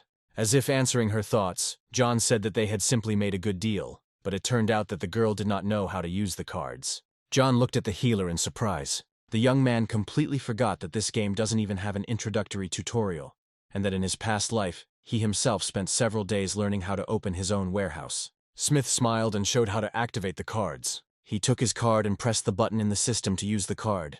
At the same moment, Coca-Cola, a steak and fried potatoes appeared on the table. Everyone watched attentively, learned, and the healer, on behalf of everyone else, thanked their savior. The hungry people quickly used their cards. For the next few minutes, the only sounds heard in the medical room were the sounds of food being eaten and the clatter of instruments. John sipped his cola, watching the people, and thought that he should warn the healer. In his past life she had helped him out so many times, and if in this life he could establish a relationship with her, then the game would be much easier. After waiting until everyone was full, the guy said that they would have to leave here at about 12 o'clock in the afternoon. The young man turned off the light in the room. He then took down the camouflage cloaks he had placed on the windows the night before to hide from the zombies, saying that by then he would have finished off all the zombies in the sports center. Having put all his things in the warehouse, the young man got ready to leave. Before leaving, he repeated once again that they needed to leave and that they should not waste time. The healer was surprised that he was leaving. She said that there were zombies outside and it was dangerous. The young man smiled and said that it was better for her to worry about herself. With these words, John left the medical office that had sheltered him for the night. Smith quietly walked out into the corridor of the sports center. Crowds of zombies were roaming the building. The young man darted like a shadow towards the nearest mutant. The sharp sword killed the monster with one blow, without even giving it time to come to its senses. John quietly lowered the defeated enemy to the floor, so that he would not make noise and attract other zombies. Without attracting unnecessary attention to himself, and moving quietly and quickly, John ran from one monster to another and killed them with lightning-fast strikes. The zombies fell one after another, not even having time to scream or call for help. During the day, the zombies were much weaker, and so John tried to make the most of this time. Now the corridor is strewn with monsters. Streams of blood are running down the walls. The player moves on. As he walked down the hallway of the sports center, the young man heard familiar sounds, usually made by zombies, coming from the men's restroom. Preparing for battle, the guy opened the door. The last thing John expected was to see a zombie without pants. It turns out that not only ordinary people relieve themselves. The zombie standing near the urinal with his pants down turned his head sharply upon hearing John's arrival. The young man had never had to fight in such a funny situation before. So he and the zombie stood for a while and silently looked at each other. And so the mutant, not having time to pull up his pants, rushed at the guy. The zombie's pants were let down, he got tangled in them and fell to the floor with a crash. The unfortunate zombie lay on the floor, his hands raised helplessly, waiting to die. This picture made John laugh a lot, and he was in no hurry to kill the pathetic monster. Finally, the young man suggested that the zombie lying on the floor fight as usual, otherwise killing him like that was too easy and uninteresting. But the zombie didn't get up, and John, with a familiar movement, pierced his neck. The guy noticed that the zombie he had just killed had been mutilated by someone. On the toilet table, John found a torn-out human eye. In this sports center, very few people survived. Those who came to the center had so-so characteristics, and the zombies after turning had their characteristics increased, so for ordinary players, it was a real nightmare. As John walked out into the corridor, he heard characteristic familiar sounds coming from the women's restroom. The young man approached the toilet door and stopped. He really didn't want to go in there. He convinced himself that there were zombies there too, and it was unlikely that there were any living people there. But this is a women's room, okay, thought John. It's the end of the world anyway. For the sake of the mission, he shouldn't worry about such trifles. Overcoming his disgust, the guy cautiously entered the women's restroom. He looked around carefully, but it seemed like there was no one in sight. With his sword at the ready, John went around the booths. A characteristic growl was heard from one of them. And it was clearly not just one mutant. It seemed that the young man had found 2 zombies. Now he had to get them out of there. I wonder why they hid in the women's toilet. Sharp as a shaved sword, it smashed the cabin door into splinters. There really were 2 zombies hiding in the unusual shelter. In life, they were a young man and a girl. It seems they loved each other, and hiding in the toilet, indulged in this love. John thought the game was getting more and more interesting. The monsters, disturbed by the guy, rushed at him with a hiss. These zombies were fast, strong, and agile. John managed to dodge the blow of the clawed hands. The guy was saved by chance. One of the zombies accidentally stepped on a lying beer can, slipped and fell, knocking down the second one. John took advantage of the situation and attacked his opponents before they had time to jump up and call their relatives with a shout. This time, John was able to kill both monsters with one blow. The game immediately congratulated John, informing him that he had killed 2 zombies and received 4 experience points and 5 coins. The young man took out his phone and took a photo of the strange couple, just in case. John photographed a dead couple of zombies and thought that, it turns out, they look like ordinary people, except for the brain. Nothing changes, and these ones, in complete chaos, do not forget to indulge in human passions. The young man looked at the photograph he had taken. The couple seemed vaguely familiar to him. And then it dawned on him that this was a very famous couple. In his past life, this zombie couple was first seen in a sports complex. They were inseparable and understood each other without words. Their strength was inferior only to the power of the Zombie King. Together they could even fight the God of War or the Zombie King. The guy scratched his head in confusion. He didn't think that he would finish off such a famous couple on the third day. Next to the slain monsters, as always, the young man found his winnings. This time the game presented the young man with a fusion stone. This one-time use bronze tier item allows you to fuse 2 bronze tier items of the same type together, resulting in a new item with a higher tier up to silver tier. John looked at the winning characteristics and chuckled. In this life the game was much more generous with him. Having collected the gifts, the guy was about to leave the toilet and headed towards the exit. But then his attention was drawn to a strange glow. It definitely wasn't there when he walked around the room the first time. Having prepared his trusty sword just in case, the guy moved towards the place where the glow was coming from. The sight he saw surprised and delighted him greatly. Today was definitely a very successful day. This time John was lucky enough to find a bronze-level chest. The system congratulated the young man, informing him that he had found a bronze-level treasure chest, for which he received an additional 10 reward points. If he wants to open the chest, it will take 30 seconds. The lucky player, of course, wanted to open this chest, and therefore was ready to wait the required time. After the young man activated the opening of the chest, the system began a countdown.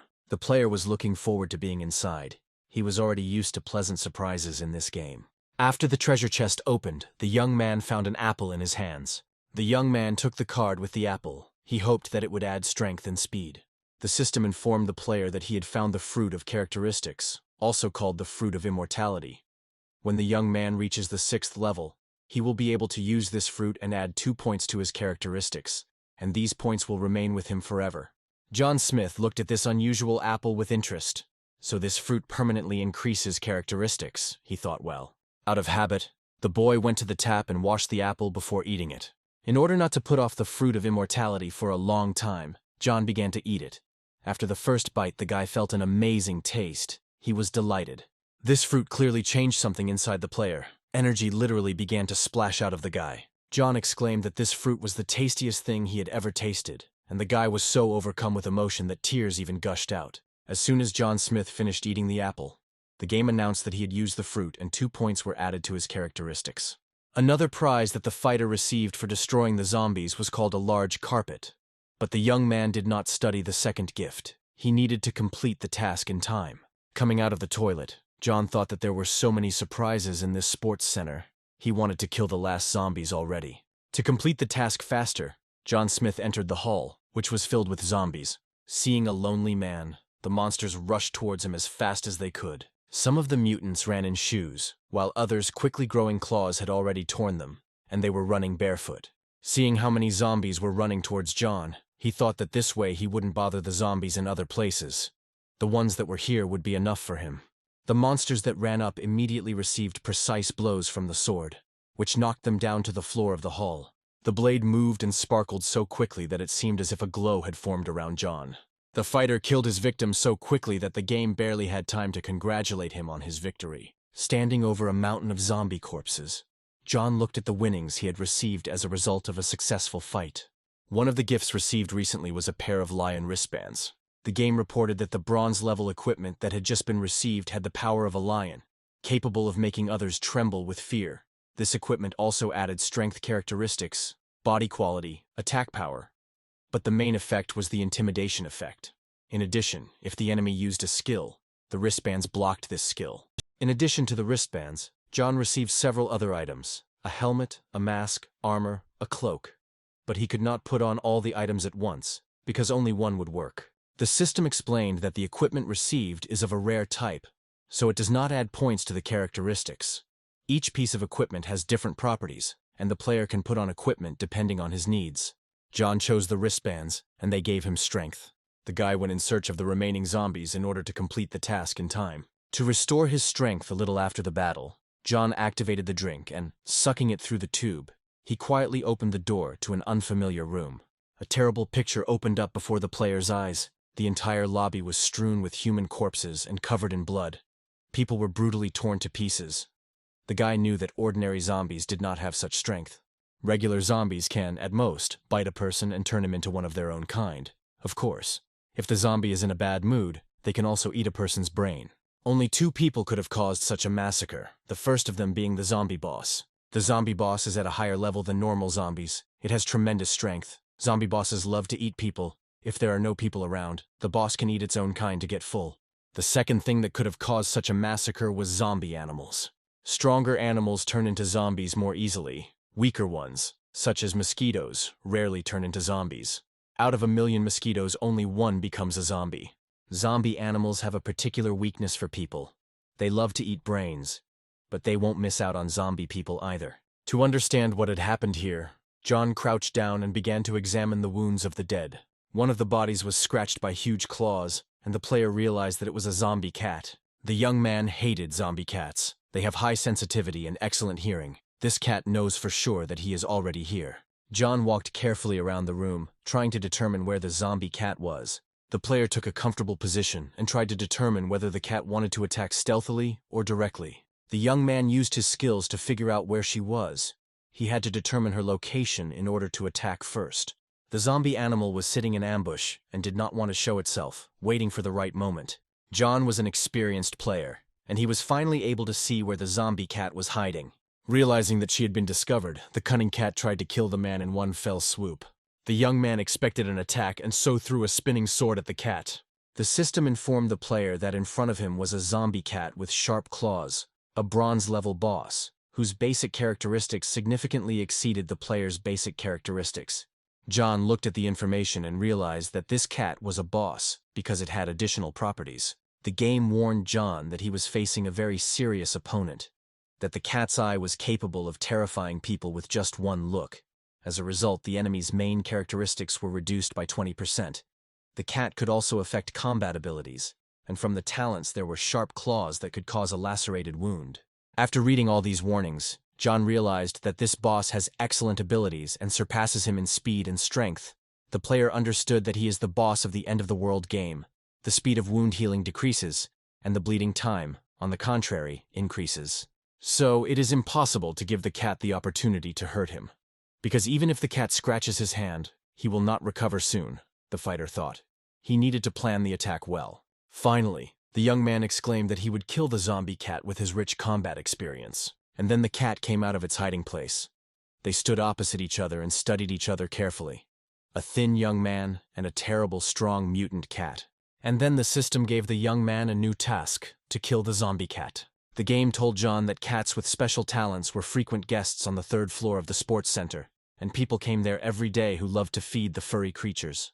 After the end of the world, cats infected with the zombie virus immediately began to kill people. Sharp claws pierced the skin of people and they died in agony. The requirement of the task was to kill a zombie cat. This time the game did not allow the player to refuse the task, but the reward for completing it was 100 points to reputation, 200 coins, 100 experience points, and a bronze-level item. The time given was 8 hours. A penalty for failure was a decrease by 1 level and a decrease in all characteristics by 1 point. John was surprised why a task within a task appeared. The system responded that it was optimizing related questions related to the task. The system also confirmed that it understands the player 100%.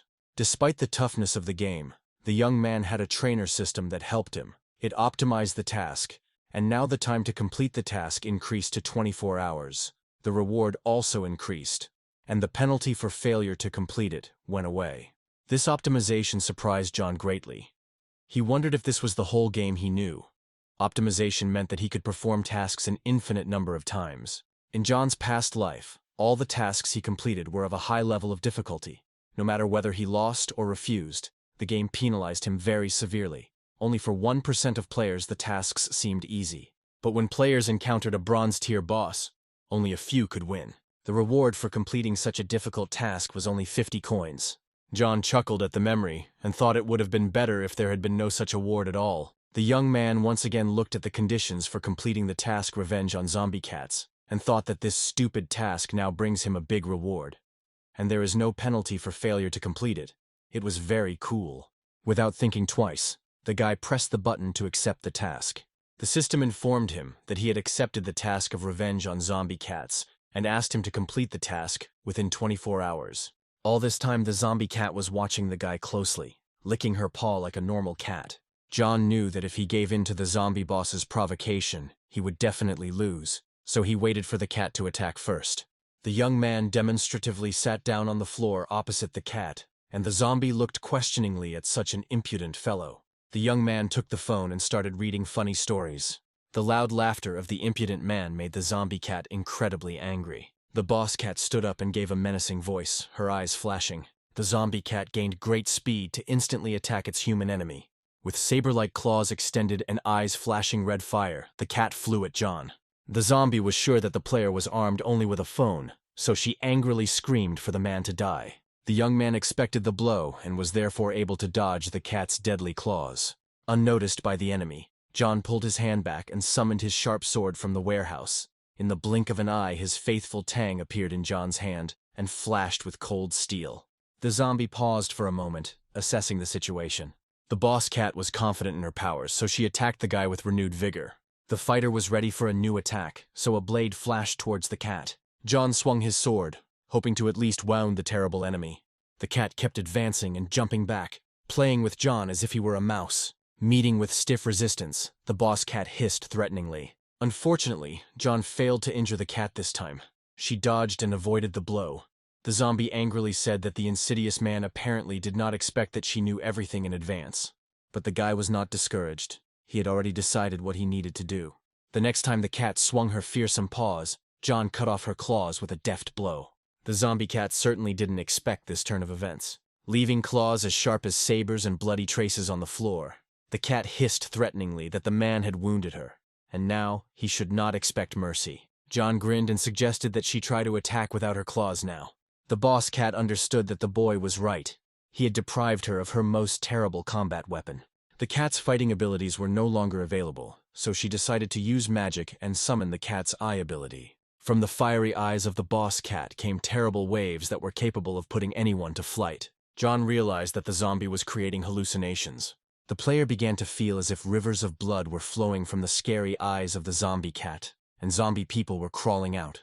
These scary pictures could scare anyone, but not John. He played this game for 10 years, and it was impossible to scare him with ghostly zombies. He told the cat that he was far from her. The cat didn't expect such an answer. She meowed questioningly. The swing of the sword instantly destroyed the illusion created by the cat, and she meowed in confusion like a normal cat.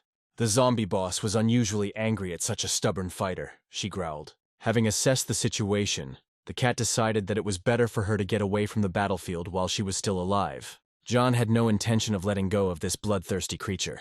He remembered the hall littered with human corpses. The player launched a spinning sword after the fleeing enemy. Hearing the whistle of steel, the cat froze for a moment, wondering what to do. But the zombie didn't have time to do anything. The sword that caught up with the enemy cut off her head, and the red sign above the cat said that she was dead. The game congratulated John on his victory, informed him that he had completed the Revenge of the Zombie Cat task, and had moved on to the next 7th level, and he had also received many different rewards. The game announced that the young man became the first player to kill a bronze-level zombie, and received a new title, Bronze Fighter. This information will be published for all players. Players reacted differently to the message about the feat of John, who registered in the game under the nickname Dean. The guy grumbled that again this Dean, and who is he anyway, information about him was published again. The girl, on the contrary, was delighted, shouting that this Dean was cool. When would he come and take her as his wife? The man who had just dealt with several zombies chuckled and thought that Dean was just chasing fame, so he didn't give a damn about these ads. The head of the Lee clan also heard the news of John's feat. Sipping the expensive wine from his glass, Mr. Lee thought that this man Ding was definitely from their dragon state. Life went on as usual at the Lee family estate. Habo Lee, as always, was having fun and drinking alcohol. Young Master Lee dreamed of having a strong player like Ding join them, and then the power of their clan would increase exponentially. The system informed John that it had published an announcement that he had defeated the boss. The young man chuckled to himself and thought that this time he would probably make a big splash and then come to hide his beautiful face from his fans. But the player needed to think, and to do this he pulled out a chair from the warehouse. A moment later, the chair was already standing in front of John. The young man sat down tiredly on the seat and thought. All the stats of the cat he had just killed were higher than his, although he had to spend a lot of energy and resources to defeat it. But still, the fact that he managed to kill a bronze-level boss was a great achievement. But the guy knew that if the next time he met a boss stronger than this cat, he might lose. As if in response to the player's thoughts, the system reported that his bronze fighter title had been published to the entire world, and that he would also receive a reward of 1,000 reputation points, 1,000 coins, 3 points to the characteristics of his choice, and 1 square meter had been added to his storage. Before the next battles, John decided to look through his supplies. From the bonuses he had 2,000 reputation points, 500 coins, and 2 points to the characteristics of his choice. His storage, which was in the backpack, was expanded to almost 2.5 meters. He also had a potion of reserve strength. Sitting on a chair in the middle of the room, John thought and weighed how best to use the bonuses he had received. He also learned that the bronze fighter title gives additional points to all stats and reduces the power of bosses or simple creatures below the bronze level by 5%. The young man decided that this was a great ability and used it. The game asked John if he wanted to change the title of the first drop of blood to a bronze fighter. John confirmed that he needed to change the title. The game reported that John's rank is changing to bronze fighter. His new rank will take effect within an hour. With the application of the bronze fighter rank, John's characteristics will change. They will all increase. John smiled and thought that with such characteristics, even if this cat lives, he will cope with it in no time. I wonder what his characteristics will become when he changes his specialty. After resting for half an hour, John decided to return to the corpse of the zombie cat. Right above the body of the killed zombie boss, a small chest was shining. The young man opened the chest and was surprised to see that he had received the forge of zombie cats. The system explained to John that the zombie cat horn could summon a zombie cat with sharp claws. The player could control the cat in battle for 30 minutes. The zombie cat could take on up to 60% of the player's characteristics. The cat's kill experience and coins would go to the player. And if the cat was killed, the resources would not be lost in any case. John was delighted. Wow. He got an item that could summon a zombie cat, which meant he now had an eternal assistant. John picked up the dead cat by the scruff of the neck and said that she was a real treasure from her ears to the tip of her tail, because she still had fur, meat, and claws, which could be turned into gloves, food, or a weapon. Just in case, John sent the zombie cat's body to the warehouse. John Smith remembered that he had come to the sports center with the aim of finding the silver chest, and decided to continue searching for it. The young man remembered that the silver chest was in the warehouse on the 3rd floor. Finally, the player found the coveted door and pushed it. The sight that met Smith's eyes was horrific. Everything was covered in blood, skulls, and a great many human eyeballs were scattered on and around the altar. Looking around at the terrible sight, John thought that these cats had very unusual taste. Holding his sword at the ready, the young man thought that such a picture would make anyone's hair stand on end. But this was the end of the world, and if a cat had collected so many eyeballs in normal times, it would have been strange. The guy started searching the warehouse. He was sure that something valuable was hidden there. Well, and if he didn't find it, then he came in vain. A large dumbbell was tied to one of the exercise machines with a strong rope. Apparently it was a toy of the zombie cat. The player imagined how the cat he killed was swinging this dumbbell, training its muscles. John smiled. This cat teaser looked pretty unusual, but the rest was just trash. He kept looking, because the hope of finding treasure had not yet left him. The guy had to see it through to the end to find something worthwhile. He just had to see if the treasure was hidden under the white sheet. John resolutely pulled the white cover away with his hand. A silver chest began to shine on the pyramid of boxes, and the young man was surprised that it was so simple. The game informed him that John had found a silver chest, and that his reward was 20 reputation points. The player wanted to open the chest, but to do so he had to wait 60 seconds. The silver treasure chest was full of various pleasant surprises. These were coins, experience points, and storage increase. But the most valuable was the skill book and the winged cape. The young man opened a skill book at random and received an ability called Explosive Swords. It allowed him to carry out 2 attacks at the same time. Both attacks were directed at one enemy, and it was also possible to cause an explosion. After reading the description, John thought that it was not bad. He really needed such an ability, but the difficulty level was quite high. A beginner would not be able to master 2 attacks at the same time, but he was sure that his abilities were enough to master this skill. John pressed the button to learn the acquired skill. The system congratulated John on successfully learning the explosive sword skill. John now had 2 valuable fighting skills. The winged cape still remains to be seen. The winged cape is a silver-level equipment. It was made from the feathers of rare bird species. Covers the back and has its own magic. Gives the ability to fly for a short time. And the cape also allows you to freeze time for a short period in the event of a jump or fall. The young man was shocked. He received a cape with skills. John opened a panel that showed all of his stats and equipment that were possible, and in just 3 days, his stats had grown dramatically. The boy put on his cape and exclaimed that he had defeated only one cat and had become so rich. As John left the warehouse, he thought he had wanted to deal with Habo tonight, but now that goal seemed too small to him. He thought that it was now time to deal with the whole family. John had one more task to complete. 1 is worth 100, so he went down from the 3rd floor, where the warehouse was, to the 2nd floor, where the gyms were mostly located. The young man opened the door of the nearest room. It turned out to be a hall where zombie athletes were playing tennis. The boy pounded his fist on the wall to attract the mutants' attention. Several heads with evil grins turned towards the young man at the same time. To end the fight quickly, the player activated the winged cape skill. He decided that this time he would attack first. Scattering magic feathers, the fighter rushed towards the enemies with the speed of the wind. The zombies were also not asleep, and stretching out their clawed hands, ran towards the man. John jumped high into the air and found himself almost at the ceiling, his sword gleaming, ready to strike at the zombies. The monsters were a little confused. They didn't understand where their prey had gone. Suddenly, a winged player pounced on them from behind, dealing deadly blows. John killed every zombie with the first blow. The player developed such speed that the unfortunate monsters did not even understand what was happening and where death was pouring down on them from. Soon the entire gym was strewn with the corpses of slain zombies. The player jumped up once again to survey the battlefield. A very large zombie was approaching John with a springy gait.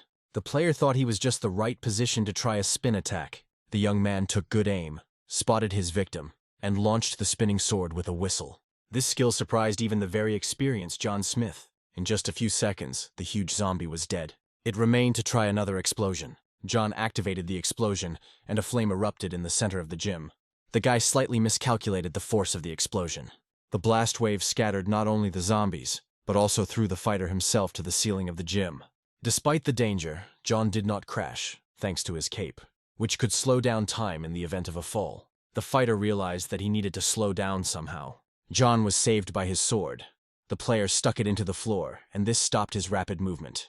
Taking a breath, John realized that the zombie he had just killed had stats at least 30% higher than the others, but he too could not withstand the blow. There was a pile of ash and smoke in the middle of the gymnasium. John analyzed that the attack speed of the sword and the speed of the spinning sword were the same, but compared to the spinning ball, the effect was much better. The testing of new skills was completed. Now the young player could get down to business in earnest. Having mastered new skills, John entered into a successful battle. The game every now and then congratulated him on his victory and reported the accrual of new points and coins. Finally, the game reported that the player had successfully killed 100 zombies in the sports center and completed the task 1 is worth 100. In the middle of the hall littered with zombie corpses, a blue screen lit up, which said that John had received a reward for the task. It was 1 simple trainer and 1 bronze-level item. John put the bloody sword away in storage and began to look around. The whole room was covered in blood, John said with boredom that it all ended so quickly. The player walked around the room and collected his winnings. Looking at the bonus cards he had received, John sighed that he had apparently already used up his luck. Now he was only getting cards with material resources. Then he calmed down and said that there was nothing to worry about. He would rest a little, and then go and find something else. The system asked the player what he wanted to pick up now, a trainer or bronze-level equipment items. The young man decided that he would first take the piece of equipment. Maybe he would have better luck with the trainer later. If he left the trainer for later, then most likely he would be lucky and get something better from the equipment. John pressed the button to collect the equipment. The player was looking forward to what he would receive as a reward for the task. It turned out that John had received a ring that absorbed blood. This equipment was capable of taking away the enemy's strength during battle. John looked at the ring with interest. It could transform the enemy's damage into power and transfer it to him. John didn't know that such cool abilities existed. The valuable ring migrated to John's warehouse. The young man thought that if the equipment turned out to be so cool, then the coach might not be so great. Responding to his thoughts, the system reported that all simple trainers have a practical effect and will be useful to the owner. The guy smiled and said that then he wanted to take the trainer. At that very second, the system reported that he had received his simple trainer. The trainer's properties surprised John even more than the equipment he received. A simple trainer allowed collecting items from killed zombies, which were then placed in storage. The collection radius was 0.5 meter, but if there was not enough space in the storage, then the collection stopped. The surprised player looked at the blue screen. The young man exclaimed that now he would not only receive a 100% explosion coefficient from killing zombies, but he would also be able to automatically collect items. To use the trainer, the guy hurried to the hall where he had just finished the fight. John was afraid that there would be a lot of problems due to the high explosion coefficient. Now he got rid of that headache. The young man asked the system, "This trainer is a simple trainer." The system responded that the automatic collection trainer was indeed a simple one. But if the player received the automatic collection trainer again, his level would increase. The system added that as the trainer level increases, the radius of item collection will expand. And other functions may also appear. Tasks from the trainer will appear in accordance with the situation and the player's condition. John was curious about what features other trainers had and what he could get next time. The guy entered the hall where the zombies he had killed were lying. He decided to try out the trainer he had received in practice. The player walked slowly through the hall, and cards collected by the trainer flew towards him from all sides. The system found that the quality of collecting items is poor, so the quality of the collection has been optimized.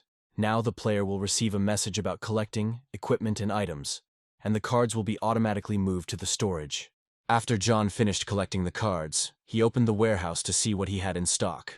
The optimized system pleased him. Now all the collected cards were divided into categories. The young man realized that it had probably been a very long time. Because first he fought with the cat, then he got the trainer, and today, he was planning to get to the Lee estate. John looked at his super accurate watch. Time flew by very quickly, and it was already 20 minutes to 3. The young man thought that he would not have time to have dinner. He needed to run to the Lee estate. John quickly left the sports center and used his new talents to move around the city as quickly as possible. In the estate of the wealthy Lee family, everything seemed to be as before. Habo Lee was lounging on the sofa in the company of beautiful girls. Young Master Lee glanced at his watch with concern. It was already past noon, and he still had not received the news he had been waiting for. Frowning, Habo rose from the sofa. In order to vent his anger on someone, the guy hit one of the girls in the face. Clenching his fists, Habo asked the butler why the hunters hadn't returned yet. Was he feeding them in vain? Why couldn't they find a couple of people for so long? Butler Bo explained to his master that the mercenaries had left for the university at 7 in the morning, but there were too many zombies there. The situation was quite dangerous, so the search was delayed. The zombies irritated young Master Lee. He did not understand why he killed the zombies and did not receive experience points. Habo thought that promotion in the game could strengthen his body. The guards almost killed the zombies, but he dealt the final blow, and yet he received very little experience. Bo turned away to hide his disappointment with the young master. The Lee family's top mercenary appeared at the threshold of the estate. The butler looked at the man who entered with relief. Habo Lee hurried to meet the mercenary, and with his brows furrowed, asked Uncle Rong if he had found the orphan boy and the girl of easy virtue. The man threw a large, heavy bag at Mr. Lee's feet.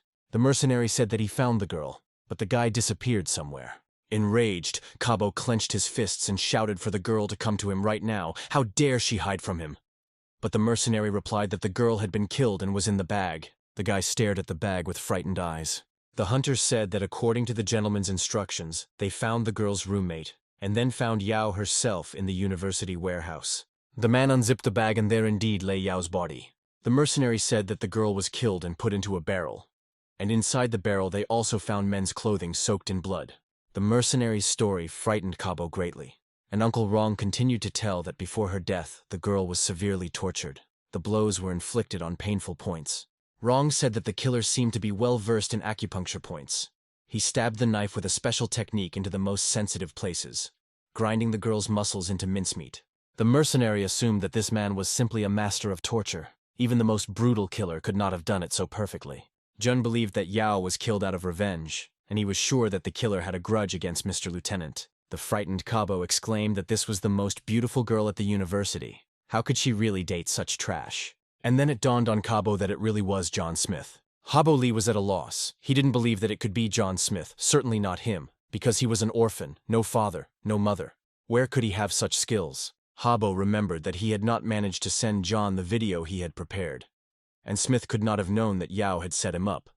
The mercenary asked Mr. Lee if he was talking about Leonardo Smith's son. Habo confirmed that he was talking about him. Then the mercenary suggested that John could have been helped. If he could do what even the most brutal killer of this world is not capable of, then he poses a great threat. Rong told Mr. Lee that even 100 warriors would not be enough to confront such a person, so they needed more security personnel. Habo was surprised because Uncle Rong is one of the top 10 mercenaries in the Dragon State. Moreover, he has an excellent team of mercenaries. Li Habo was very scared, so he told Uncle Rong to go and recruit more people, even those who had just started training. He did not want to die, the mercenary reassured him, saying that he would protect him even if he died. Rong was indeed very loyal to the Li family and was willing to die to protect his master and the entire family. It was getting close to sunset, and the sky was once again turning crimson. On the way to the Li family estate, John managed to kill a few more zombies and move to the 8th level. He thought that he would only reach it on the 4th day, but he saved half a day due to successful attacks. The young man walked and thought that since he was leveling up so quickly, he wouldn't have to fight in quests. To get some food, the guy had dinner on the way. And here John Smith stands on the hill, from which the estate is clearly visible. Let Habo get ready, he has come to him. Now Li Habo will have to pay the bills. The Li family's luxurious castle-like home was very beautiful in the rays of the setting sun. Armed squads of mercenaries roamed throughout the estate. John Smith crept into the area unnoticed, climbed a tree and watched the troops closely. The young man climbed down from the tree and waited for the right moment. In short dashes, he slowly moved from tree to tree closer to the house. Hiding behind the bushes, John got closer to the treasured button he was looking for. The mechanism was hidden under the turf, and it was very difficult for an unknowing person to see it. John pressed the button to check if he was mistaken. The guy was convinced that his memory was good, and the button was exactly where he thought. The system reported that the secret passage was open. After making sure that the mechanism worked, John returned the button to its original position. The young man said that he would leave Li Habo a way to retreat, and then catch him when he hoped to escape. This was a favorite technique of one of the great warriors of the Dragon State. This time, Li Habo prepared well. He still hoped to defeat John. John stood in cover and watched as armed men moved back and forth. This group of mercenaries had been John's worst enemy in a past life. Li Habo trusted these people the most, but over the course of 10 years, John had studied them, and now he knew them inside and out. But Li John never managed to find out about the family's plans in life. The young man assumed that if he went along this road, there shouldn't be any problems. And then John saw Mr. Wrong. The famous mercenary walked around the posts and checked the combat readiness of the soldiers. Smith watched the famous hunter and killer. Mr. Wrong was one of the war gods of the Dragon State. A hired killer. Before the end of the world, he was a military man. Was the leader of the mercenary army during the time of military turmoil. Was directly subordinate to the Li family. Skilled in various types of hand-to-hand combat, army command, and also pursuit of the target. In his past life, after the game started, he began to pursue John under the orders of Li Habo. After several attempts to catch John failed, Wrong decided to kill the guy. The mercenary has driven John into a dead end several times. One could say that he is his strongest enemy. But each time the young man somehow miraculously managed to escape. John Smith became Mr. Wrong's greatest disgrace. In his past life, Wrong hated John Smith almost as much as Li Habo, because John had slipped right under his nose several times, and he had lost his reputation as an invincible mercenary. And John had received the title of the greatest shame. As soon as these two met, both of their eyes became bloodshot. Wrong is truly a serious enemy and should not be underestimated. John hid instantly because Wrong was very attentive and had a sharp eye. It's very good that John has such quick reactions. John thought that this time Wrong was definitely dead. If he killed Wrong, he would get rid of the main protector of the Li family, and then half the job was done. The young man activated the concealment mask. Wrong looked at the column with suspicion. It seemed to him that someone was standing there. John really was standing there, but the mask hid him. One of the guards came up and said that the young master was looking for Mr. Wrong. The young man realized that this was his chance and followed them. In order to catch Jun's eye for the time being, the young man quietly moved to another place. The mercenary seemed to sense him. He looked in surprise at the place where John had just stood, and said that he felt that there was someone there. The head of the mercenaries said that it was necessary to strengthen the patrol and protection of the estate. Whoever wished evil on the Li family, Wrong promised that that person would not leave alive. It was midnight, and everyone in Lai Castle was still awake. Habo was being capricious. He wanted to sleep. He said that it was already 12 o'clock. The zombies were now in an active stage, and it was unlikely that anyone would be able to come to them. But Mr. Wrong insisted that it was better to wait a little longer. His intuition told him that they were being watched. A nervous Habo screamed that he didn't want to sit here all night because of some bastard. The butler approached Mr. Li and said that if he was bored, he could think of some entertainment. Habo liked the idea and said that yes, he wanted to have some fun.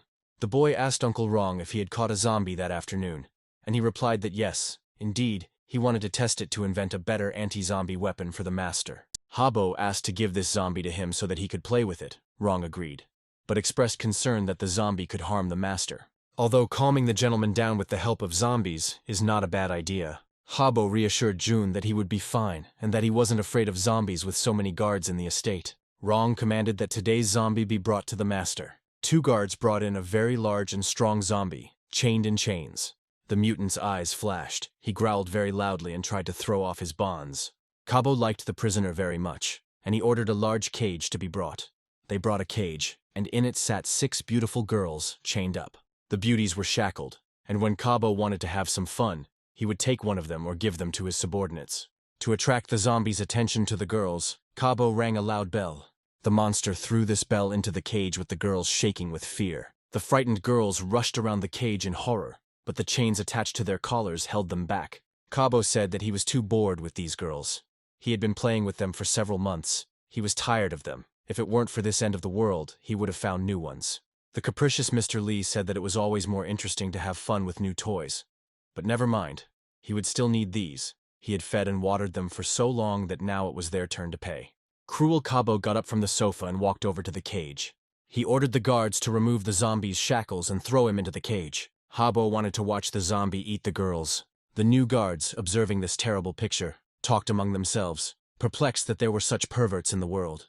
But there were also those who supported the young gentleman. One small, puny man volunteered to do this. Habo gave him the key and told him to open it. The cruel guard inserted the key into the lock and opened the cage. 2 mercenaries dragged the zombie closer to the cage. The proactive security guard removed the zombie's metal muzzle. The mutant was very angry and almost bit the guard who approached him. Habo commanded from afar, who would hold the zombies until the shackles were removed, and then they would be released into the cage. And suddenly one of the guards said that this was somehow very cruel. Maybe it would be better to let these girls go. Habo was furious. The unit commander knelt down in front of Mr. Lee and asked for forgiveness.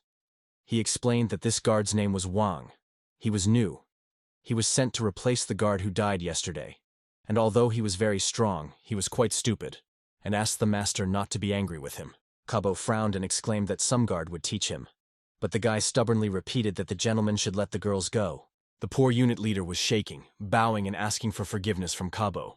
But this even amused young Master Lee. It had been a long time since anyone had tried to argue with him.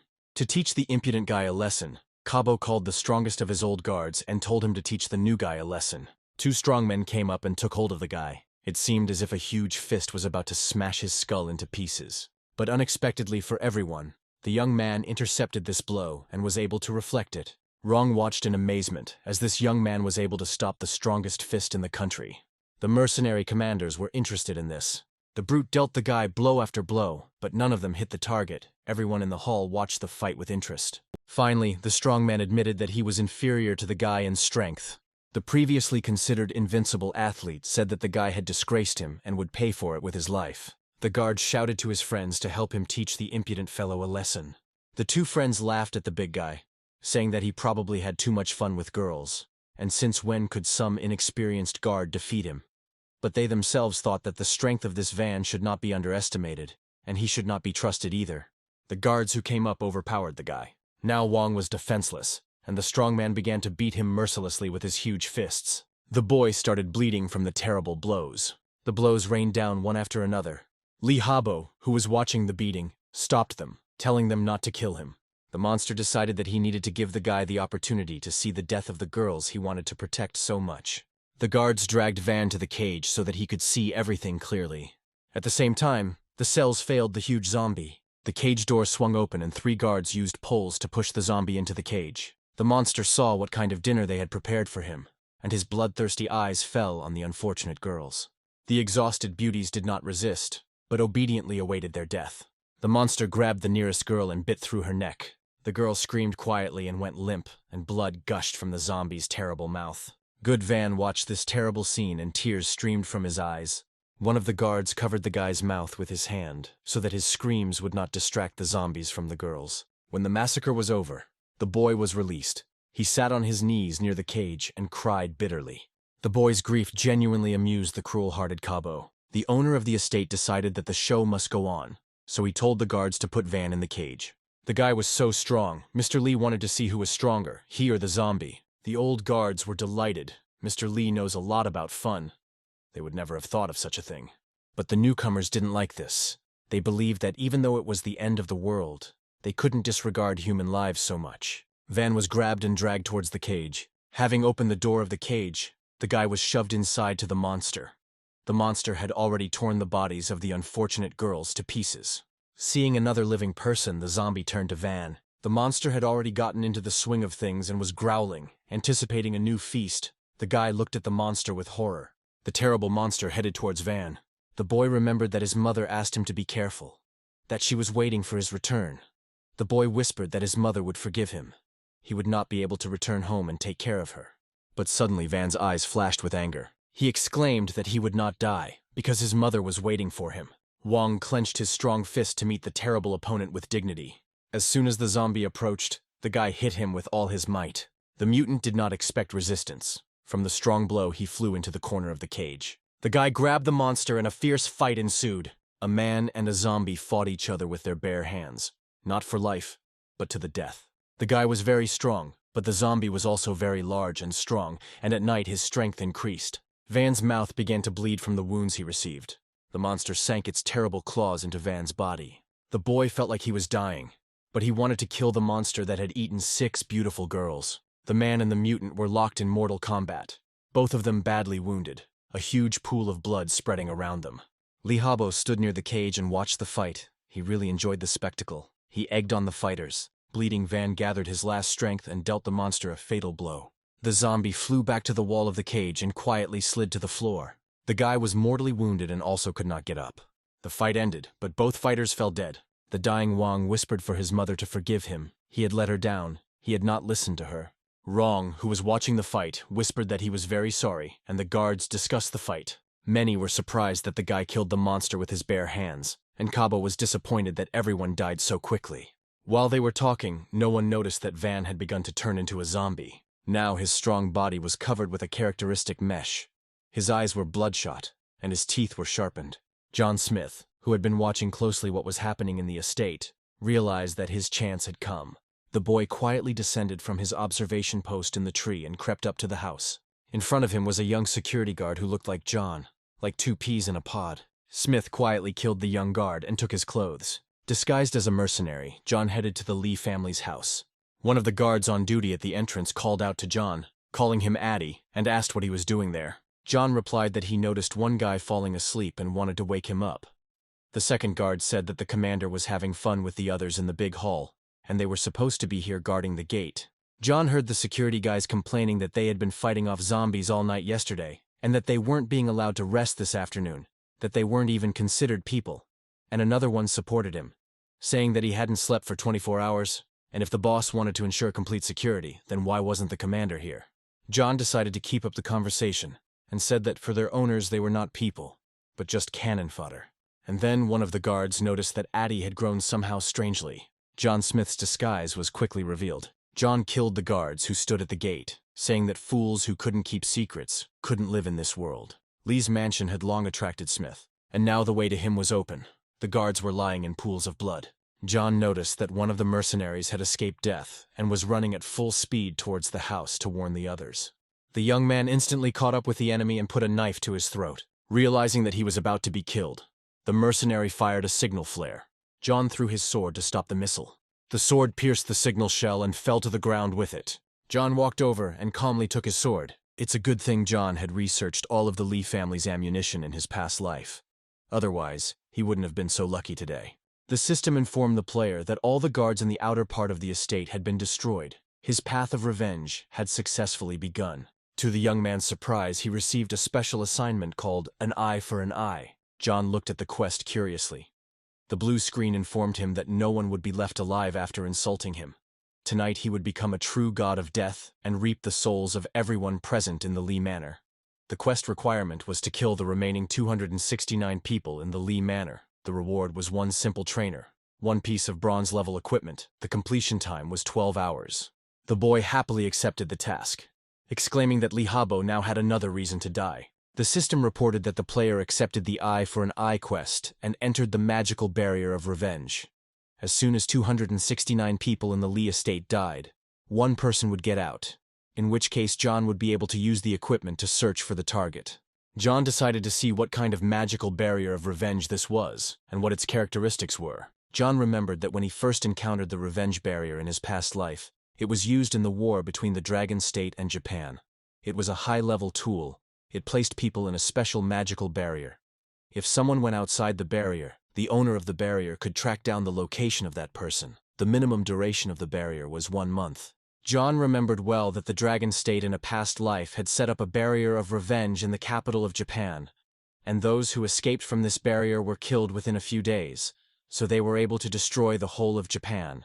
And today John was going to use this thing and see how useful it was. The system wished the player successful completion of the task. And then John started receiving messages that he had killed several people. He was very surprised, because he had done nothing.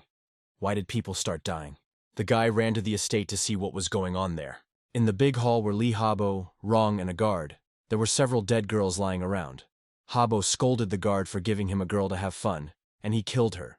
The big guy justified himself by saying that he overdid it and broke her spine. Now because of him there was one less toy. But Habo exclaimed that now they had no toys left at all, and what should they do now? At that moment, John appeared, covered with a mask, and asked if they could play with him. The gentlemen present in the hall were very frightened. Waves of anger poured from John's eyes at the sight of Habo. The Avenger moved like a ghost throughout the hall and constantly repeated his question whether they would play with him. Only Rong sat quietly on the sofa and watched. Finally, Rong stood up and prepared to repel the attack. Rong concentrated to sense his opponent. With all his experience, he had never seen a person who could create such a strong death aura. And Rong thought that compared to this person, he was just a little boy. Habo screamed hysterically that the stranger had come to kill him. The butler raised his master and asked him to calm down, saying that Master Rong and his army of mercenaries were here and nothing would happen to Habo. The head of the mercenaries came out to the center of the hall and offered to talk to the invisible guest, while Rong himself thought that if the man was able to enter the house, then he had already dealt with all the guards outside. Rong knew that although those guys at the gate were not well trained, each of them was worth dozens of soldiers. The head of the mercenaries was racking his brains. How could this man kill them so easily? And maybe he was not a man, but a god. Or maybe there was a whole army of them.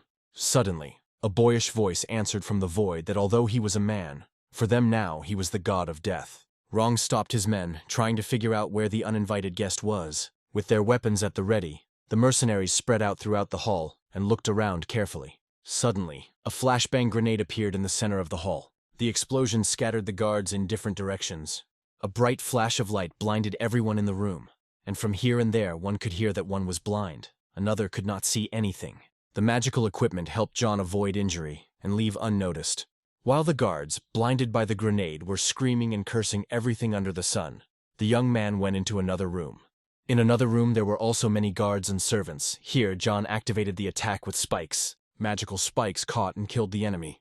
The guy used spinning swords against the next group of mercenaries. Finally, John found his old enemy, Mr. Rong, and he also prepared a grenade for him. Rong looked at the grenade and was at a loss to guess what kind of powerful enemy was pursuing the Lee family. There was a powerful explosion, and another group of mercenaries was destroyed. Rong tried to make out the enemy's face and understand who was opposing him. But the mask hid John. Uncle Rong didn't understand what was happening. He didn't even have time to see the enemy's face, and his entire team had already fallen. The commander walked from hall to hall. There were pools of blood everywhere, and his best fighters were lying in them. One of the surviving mercenaries ran up to Jun and said that the unknown person had used magic spikes, and almost all of the master's servants and guards had died, and those rotating swords had even killed the crocodile, bear, and wolf. Rong abruptly interrupted the guy and told him to report how many people were left. The subordinate said that besides the master, Rong, Bo, and himself, there were still 66 guys left. Among them 10 were seriously injured, and several still had not recovered their vision. Habo, as always, was furious. He asked who did all this. The unknown person was ruining all his plans, ruining all his fun, and Uncle Rong had to take revenge. Mr. Lee wanted to see the corpse of this impudent fellow. Lee Habo demanded to find the uninvited guest. He did not believe that one person could cope with so many people. Rong asked the butler Bo to take the master and the skinny man to the secret tunnel, and they and the remaining mercenaries planned to detain the killer outside. Bo agreed. but added that it seemed to him that the killer had not left, but was sitting behind them. The mercenary commander silently patted Bo on the shoulder. The elderly butler was overcome by heavy forebodings. John Smith, who was watching this scene, was surprised. He never thought that this butler was so smart.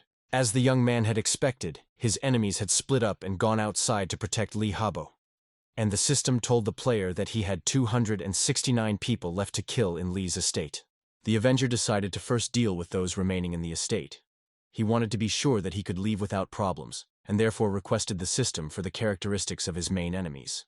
Uncle Wrong, according to the system information, was at level 5. His title was Zombie Hunter. The butler had no titles. Level 2. The young man thought that Wrong was a good guy.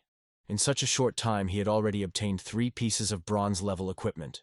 John heard Uncle Wrong's voice. He was offering the enemy to come out and said that it was not nice to hide from everyone. John smiled and thought what kind of stupid methods these were. Wrong wanted to drag out time for Lee Habo to leave. He would not allow him to do that.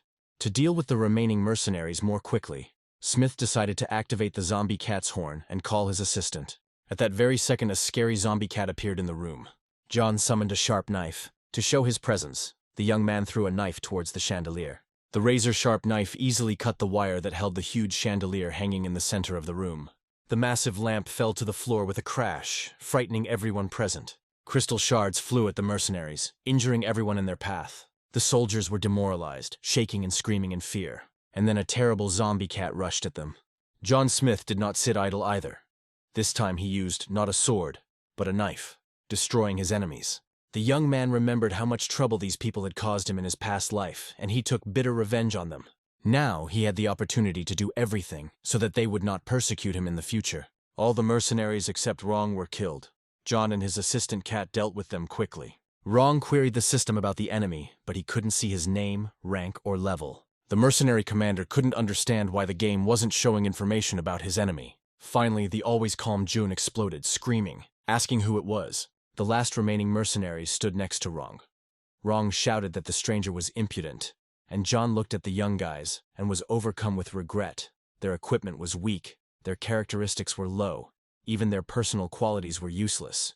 They would reach a good level only in a few years. John had not killed any of them yet, but he already regretted it. The stronger the hope, the greater the disappointment. Smith realized that he now knew what disappointment was. The task had to be completed, and John moved towards his opponents. Killing ordinary mercenaries along the way, Smith was heading towards his worst enemy, Jong.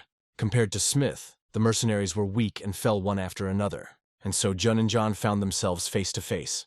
The formidable mercenary commander was shaking with fear. Suddenly, Wrong fell to his knees in front of the formidable enemy. Smith commanded the cat and the zombie to track down Lee Habo and the others. The young man looked at the magical barrier of revenge on the screen. Judging by it, no one had yet left the estate. The guy pressed his foot on Jun's shoulder and asked what was wrong with the commander of the mercenary group.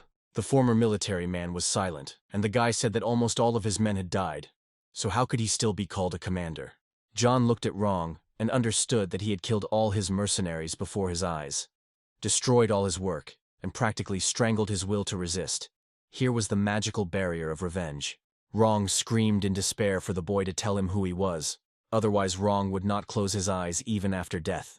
Smith was amused by this. He decided that he would not sleep a wink after death. It sounded very cool. The young man took out a dagger, intending to kill his old enemy. Without removing his mask, John slashed the mercenary commander across the neck. The formidable Uncle Wrong, one of the best warriors of the Dragon Country, fell to the floor dead. The boy pushed away his worst enemy's head with disdain. He remembered the day when Wrong called him a small insect and trampled him into the ground. Said that he was an orphan, just trash. How dare he challenge the Lee family? The young man recalled that it was Wrong who taught him one important thing. Don't talk idle talk before you're about to kill someone. It's better to act. Now the best mercenary lies at the feet of the Avenger. Isn't that wonderful? Dead Wrong really didn't close his eyes after death. He lay with his eyes open. Wrong is dead. John has dealt with the main protector of the Lee family. Now it will be much easier to take revenge on Lee. John Smith walked to the door leading to the secret tunnel and listened. There were no living mercenaries left. Their commander was also dead. Now John could calmly go after Habo. The guy calmly left behind the hated estate, strewn with the corpses of his enemies. John had no trouble finding the door that led to his enemy's last refuge. In the secret hall sat a frightened Habo. He asked his butler if enemies would come here. Bo tried to calm the master as best he could, saying that Rong would deal with those people who came to the estate. And then a terrible knock was heard on the secret door. The zombie cat completed the task and found John's enemies. In a frightened voice, Habo shouted that this man was probably sent by John Smith. First he killed Yao, and now he came for him. Bo tried to calm him down, saying that they went through a secret passage, and the stranger would not guess that they were here. But Habo didn't calm down. He asked how John found out about his relationship with Yao and where this scum found such a strong mercenary. Bo suggested that maybe Leonard Smith left his son an assistant, but Habo countered that this couldn't be true. When Leonard Smith was killed, they destroyed everything the Smith family had. There couldn't have been any assistant left. If the head of the Lee family hadn't ordered that at least one person be left alive, then this John wouldn't exist. The boy listened with interest to what Habo was saying. John was puzzled. It turns out that Habo had been following John for a long time. Meanwhile, Habo was raging outside the door. Young Master Lee was sure that he had definitely heard John's voice. But how could he come here? How did he find this secret place? Smith thought about the information he had heard, and realized that there were many more stories behind him. When John entered the secret hall, Habo recognized him and said that Smith must die by his hand. It was Habo who had to kill John. The Avenger asked who Leonard Smith was, and why they destroyed everything the Smith family had. Habo laughed mockingly. He said that this insignificant John doesn't even know his own father's name. It serves him right. Habo told the boy that Leonard Smith was going to inform on his father when he was about to get a promotion. Leonard was going to destroy everything that the Lee family had been working towards for many years. That was why the Smith family was turned to ashes. If it weren't for the head of the Lee family, then little John wouldn't have been the only survivor of his family either. But Habo was wondering who helped him. If he was alone, the guards would have dealt with him long ago. John replied that all of Habo's words made no sense. No matter what he said, John would still destroy the entire Lee family. Habo laughed. Did John really overestimate himself so much that he thought he could destroy such a strong family? Meanwhile, the door to the secret shelter was slowly beginning to collapse. One last strong blow, and John Smith and his zombie cat appeared on the doorstep. Butler Bo stood up to defend his master, and a blow of amazing force whistled right past John's face. A zombie cat rushed to the boy's aid, hissing as it jumped on Bo. But the butler did not lose his composure and hit the cat in the stomach with terrible force. Just at this time, the 30 minutes given for calling the zombie cat ended, and she disappeared. To satisfy the curiosity of those present, John removed his mask. Bo and Habo looked at the young man in surprise. Bo was very surprised that John Smith was the same killer who destroyed all the guards and all the staff of the estate. Habo exclaimed in horror that it really was John Smith. It really was him. Bo couldn't believe his eyes. He said it was impossible. How could some orphan kill Mr. Wrong? Enter the Lee estate. It couldn't be just one person. John smirked and said that the old school people wouldn't survive the Doomsday game. Once the first 7 days of the game passed, their well-trained soldiers wouldn't be able to handle even one zombie on the street. Habo didn't listen to him. He shouted that it couldn't be just one person. How could John Smith become so strong? John laughed and said that he could easily handle them alone. The conversations were over. John prepared to kill the last inhabitants of the Lee estate. The butler stood up to defend the young gentleman, and worthily repelled John Smith's powerful blow. The young man was surprised that this butler was so strong. From this blow, even Wrong fell face down, but this one only staggered. Butler Bo was a mystery to John. Bo leaned against the wall and thought that since it had come to this, he would have to use another method. The elderly man slammed his fist against the wall and began to change before our eyes. The elegant suit was torn to shreds, and now a real athlete stood before John. Since the situation changed, John swapped the knife for his usual sword. The butler exclaimed that John knew nothing of wushu morality, but the youth smirked that he wanted to cut off Bo's head. So should he really ask him for permission? Or perhaps he should get the consent of all the generations of your relatives. To quickly finish off the stubborn butler, the boy summoned spinning swords. But the swords did not kill the butler, they only wounded him. The swords whistled past the elderly man and returned to their place. The wound surprised Bo very much. The butler was indignant. The man said that this couldn't be. He had been practicing Chinese boxing for 50 years, and couldn't lose so quickly. Bo claimed that he would not stop and would resist until the end. To calm the violent old man, John caused an explosion. After the explosion, the fighter entered the battle himself. John didn't really want to kill the old butler, but he couldn't leave the matter unfinished. Only after making sure that the enemy was dead could he calm down. Now Bo was lying dead on the floor in a pool of blood. John looked at him and thought what a pathetic and backward old man he was. The end of the world had come, and he still thought that Wushu would help him. Walking around the defeated Bo, the young man thought that all this proved that strength alone was not enough. You need to change your technique and develop speed, otherwise your only path to death. Smith saw Habo. He was sitting in the corner shaking with fear. John thought what a useless person he was. The boy knew Habo very well. He was a small, cruel, terrible little man. The young man did not feel sorry for him. The Avenger jabbed his sword into Kabo's leg muscle to cause pain. Young Master Li screamed loudly. Habo, who took such pleasure in tormenting others, looked at his Avenger with eyes wide open in horror. John poked him with his sword again and asked if his master was awake or if he was pretending to be dead. To enhance the effect, John began to poke Li Habo's muscle, causing him terrible pain. Li Habo, out of habit, shouted for help and threatened John that Senior Master Li would deal with him. These screams only brought a smile to John's face as he continued to torment Habo, poking him with his sword. Blood was oozing from the wounds that John had inflicted. Habo was shaking. He asked his tormentor to kill him quickly. John grinned, said that, of course, he would kill him. To prolong his enemy's torment, John pulled out a dull knife from the warehouse. And so in the hands of the Avenger there was a dull, convulsive knife. The duller the blade, the more difficult it is to cut something with it.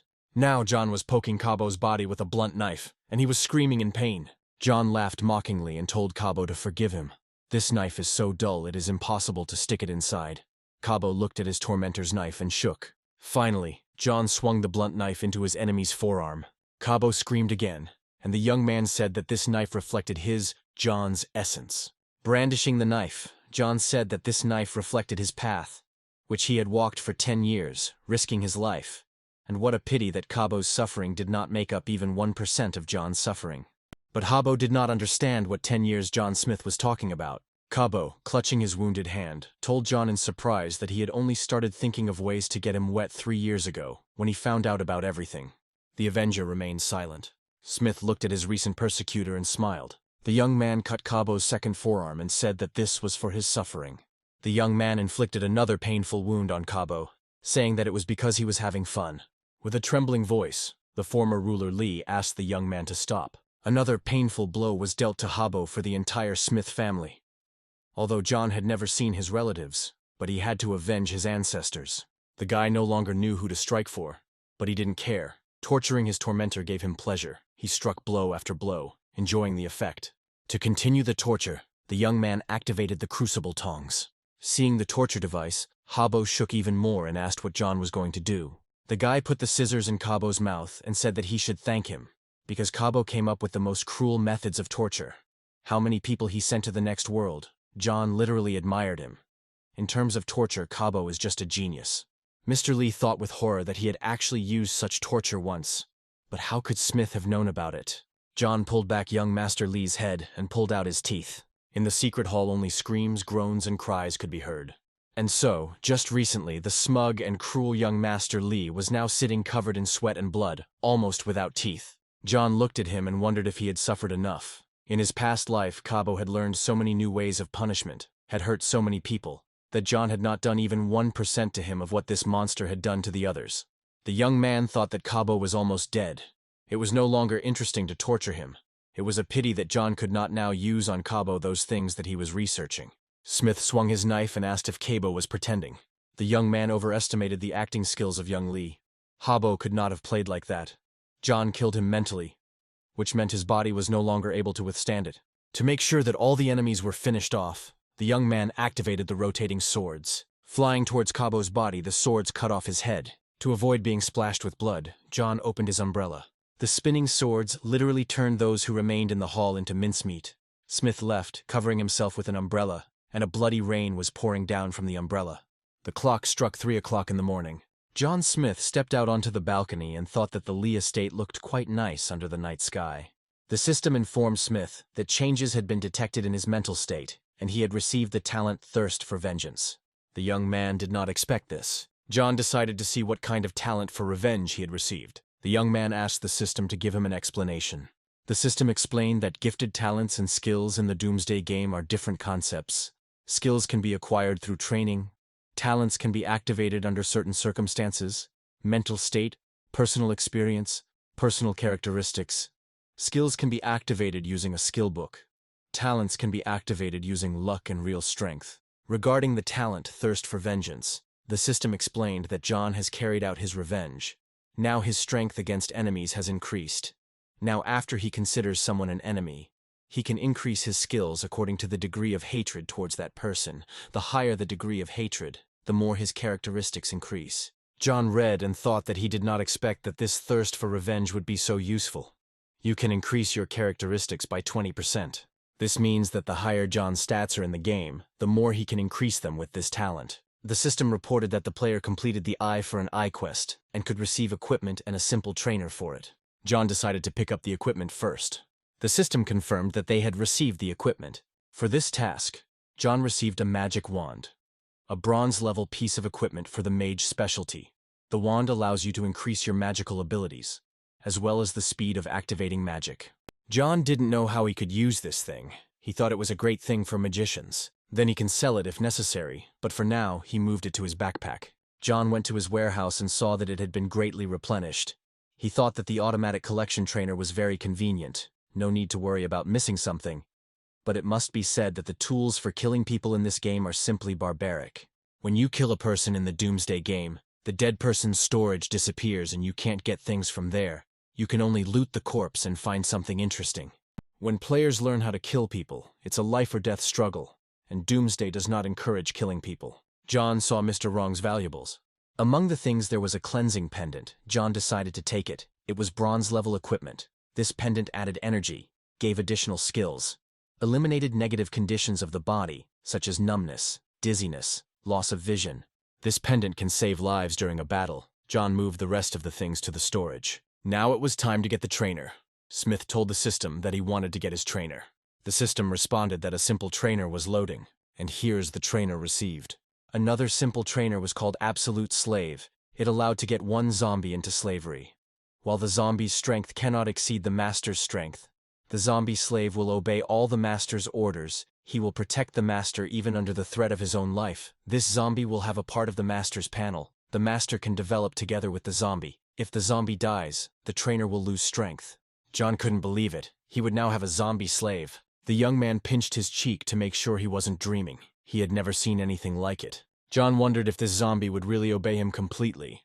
Then he wouldn't have to do the dirty work. Ever since John found out that Yao betrayed him, he could no longer trust anyone, and was going to be alone for the rest of his life. But if he now has a hard-working zombie to accompany him, maybe he can heal John's heartache. The young man asked the system if the Absolute Slave trainer's efficiency would increase if John's level increased. The system responded that with each new level, he could get another zombie slave in the Absolute Slave trainer. John could already imagine a whole crowd of zombie slaves following him. The young man's head was spinning. He thought that this was simply unrealistic. Smith walked through the corridors of the Lee estate and thought about how much he should level up to achieve this result. This can be researched, but which zombies are best suited for slavery? Probably those who will later move on to the status of zombie kings. Continuing to reason, John went down to the basement. He thought that all zombies had potential, but it seemed to him that after they became his slaves, they would no longer be able to achieve the same level of progress as before. John went down to the basement and decided that he would think about it later. The young man heard that there were many treasures hidden in the Lee family's dungeon. He decided to look around to see if there was anything useful there. A massive door blocked the entrance to the Lee family's treasury. John broke down the door and entered the Holy of Holies of the richest family. Before him were scattered gold and precious stones, and valuable scrolls hung on the walls. The guy walked along, throwing around the jewels, now that the end of the world had come. These things were worth nothing. But the ancient scrolls, as John had heard, had some benefit. But he didn't know what. So just in case, he moved them to the storage to figure it out later. John's attention was drawn to the knife that had rubies attached to it. He chuckled that they even glued precious stones to the knife. They were afraid that other people would think that they had no money. The knife also went into storage. Having collected everything that the young man thought could be useful to him, he smashed the rest to pieces. The poor orphan walked around the richest estate like the owner. Neither in his past life nor in this one had John Smith ever lived in such a luxurious estate as the Lee family estate. And today, he intended to make up for it. The young man walked calmly through the empty rooms, looking for a bedroom to spend the night. And suddenly the young man's attention was drawn to a strange sound. He realized that most likely this sound was made by a zombie. Moreover, judging by the volume, it was a very large and strong zombie. But where could it have come from here? John turned on the flashlight and went towards the sound. He was sure that there could be no living people in this house, which meant it was a mutant. In one of the dungeons, Smith found a very large zombie with glowing eyes in a cage. The system told the player that this is a level 4 zombie. He has very good strength, very good body qualities, excellent speed, but very little energy. His talent was in his natural strength. This zombie had a very strong punch. John looked at the zombie that was Lee's guard before turning and thought that this zombie was very strong.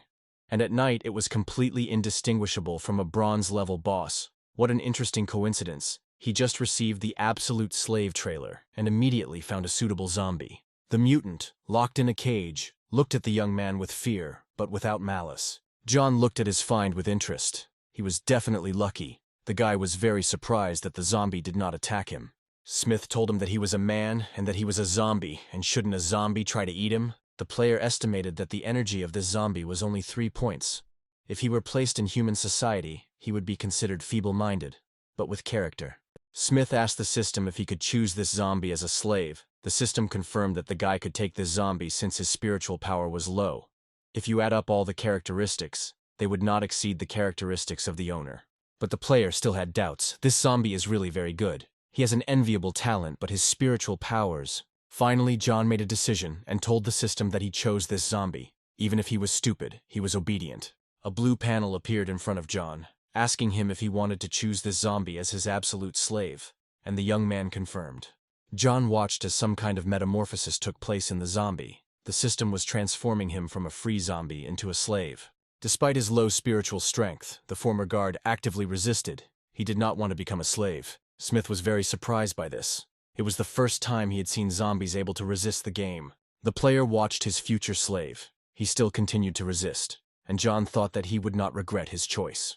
The system informed the player that the enslavement was complete, and offered to come up with a name for their zombie. John thought, since this guy is so big and strong, and also has natural strength of epic level, then he will call him Stupid. The system congratulated the player on the fact that he successfully received the absolute slave. Now the player can give any orders, and even under the threat of death, the zombie will protect him. A game panel was created for the fool. Experience and reputation data were lost. Only talents, skills, and level remained. The new player, nicknamed Glupish, had to gain equipment, experience, and points all over again. The system told John that Stupid would develop in the same way as a normal zombie. He could get experience and coins for killing zombies. And he also had 1% explosion from equipment and items. Smith was pleased with his new slave. He commanded Stupid to prove his strength. The player does not believe that this cage is capable of holding a zombie with such characteristics. The new slave obediently took hold of the bars of the cage and pressed on them. Mr. Lee's cage, which was considered very reliable, gave in under the pressure of the fool. John turned and walked away from the storage facility to continue looking for a place to stay for the night. Smith's new slave came out of the cage and followed him. The huge, silly thing stomped after John, scratched itself with its overgrown claws, and glanced at its owner.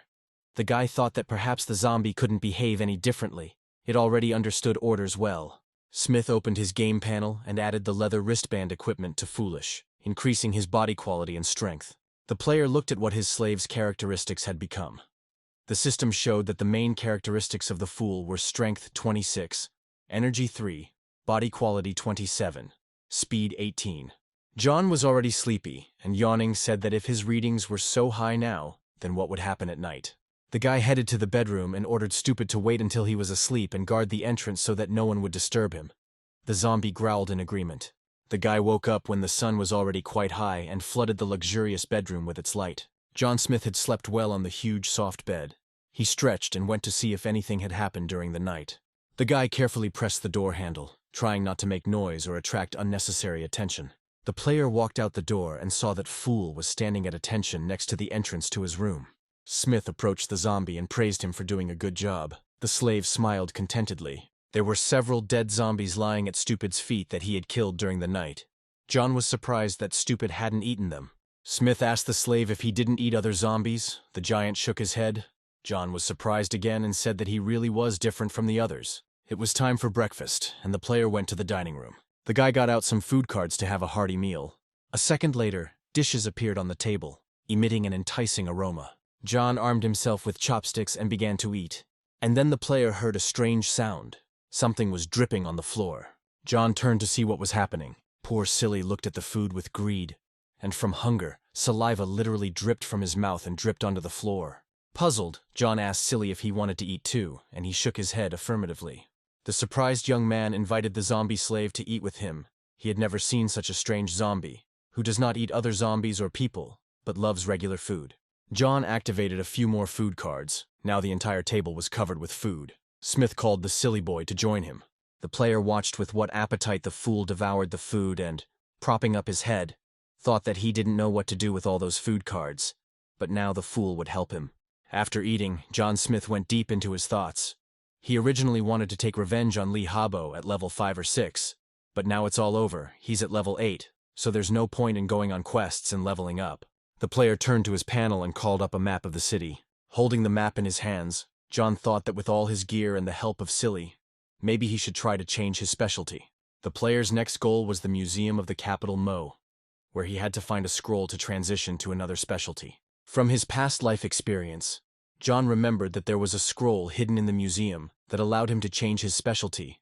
In order to change a specialty, it was necessary to activate the scroll and enter the specialty change space. The system warned the player that after activating the specialty change space, he must pass 3 tests, then John will be able to receive the scroll, but if he cannot complete the tasks within the set time, the transition will not take place, and the player will be killed. Smith once again mentally thanked Habo for the experience and motivation. In his past life, he and his roommates learned that there was treasure hidden in the museum, so they wanted to go and find out if it was true. But on the way there, John received a message that Yao was cheating on him with Habo. Smith wanted to take revenge on Habo, but he did not expect that he would bribe his comrades as well. John was dragged into a change of major by his roommates. One of the tests involved scary monsters. The guys wanted John to fail the tests and die, but they didn't think the guy would pass them. The scar Smith received during these trials stayed with him for 10 years. It was the 8th day after the start of the Doomsday game. It was now the 4th day of the game, and it was unlikely that there were any people left in the museum. John was sure that without Habo, he would have better luck. The boy looked at Foolish, who was eating the food with gusto, and thought that he was attracting too much attention.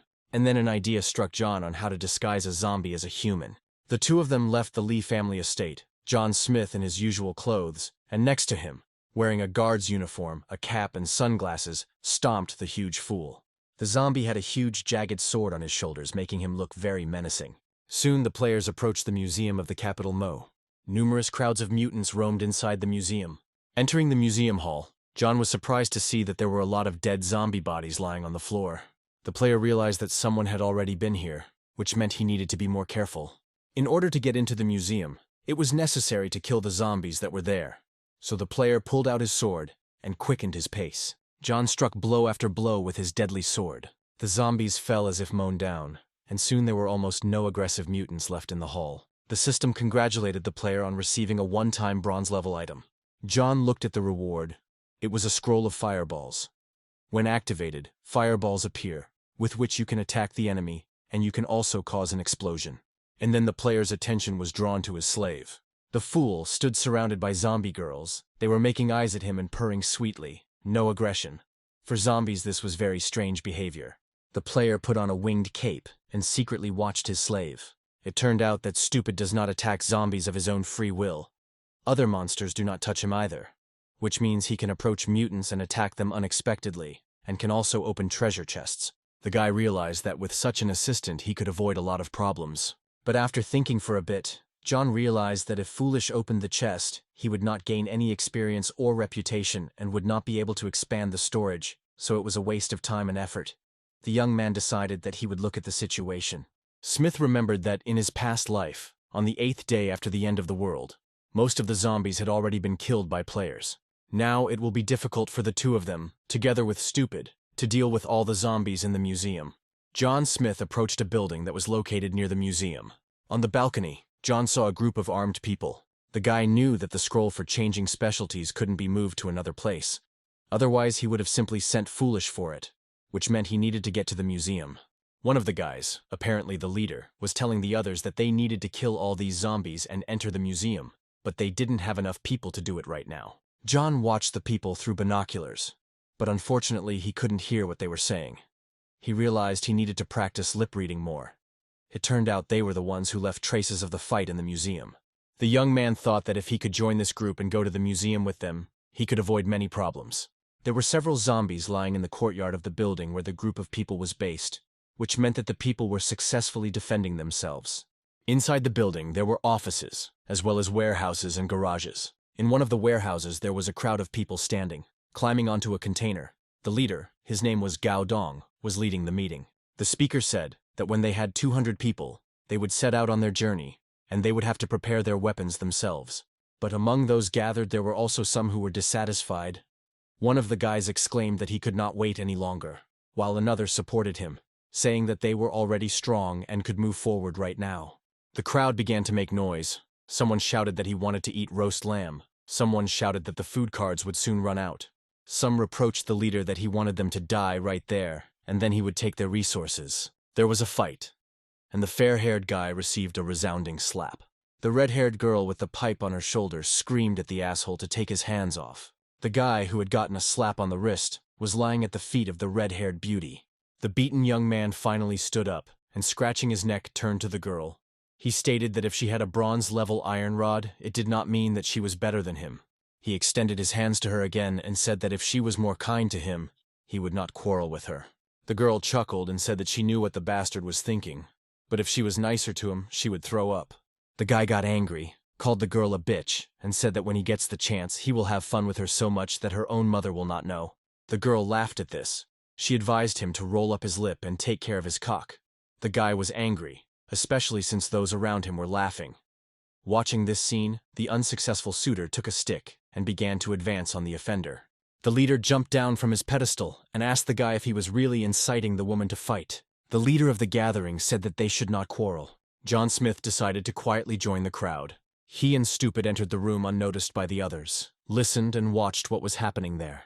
The leader of these people seemed familiar to John Smith. John remembered that he seemed to have seen this man in a past life, on the day he activated the scroll. Suddenly, one of the girls gathered in the room turned around and noticed John. She asked anxiously who he was and why he had come. The people gathered in the warehouse turned to the new arrivals and looked at them carefully. Their leader stepped forward and asked their names and why they had come to the Death God Club. Under the mask of concealment, neither John's nickname nor his characteristics were visible, so someone from the crowd repeated the leader's question. The game characteristics of Foolish were visible. Unlike his companion, someone from the crowd asked why the guy was called Foolish. Smith said he and a friend were passing by and saw a lot of people there, so they decided to ask if they could join them. The leader was delighted and said that of course you can welcome him to the Death God Club. He is the chairman of the club, and his name is Gao Dong. John extended his hand and greeted the chairman. Smith decided not to reveal his identity and said his name was Dick. Turning to his zombie, Smith explained that this was his friend Stupid. He was dumb and mute and used to be a bodyguard for rich people. The leader was glad to see the newcomers. He said that he was happy to see them and invited them to join the club. Gao thought that if this man was stupid, then he would be easy to deceive. Smith replied that he agreed to join the club, which meant they were now in a group.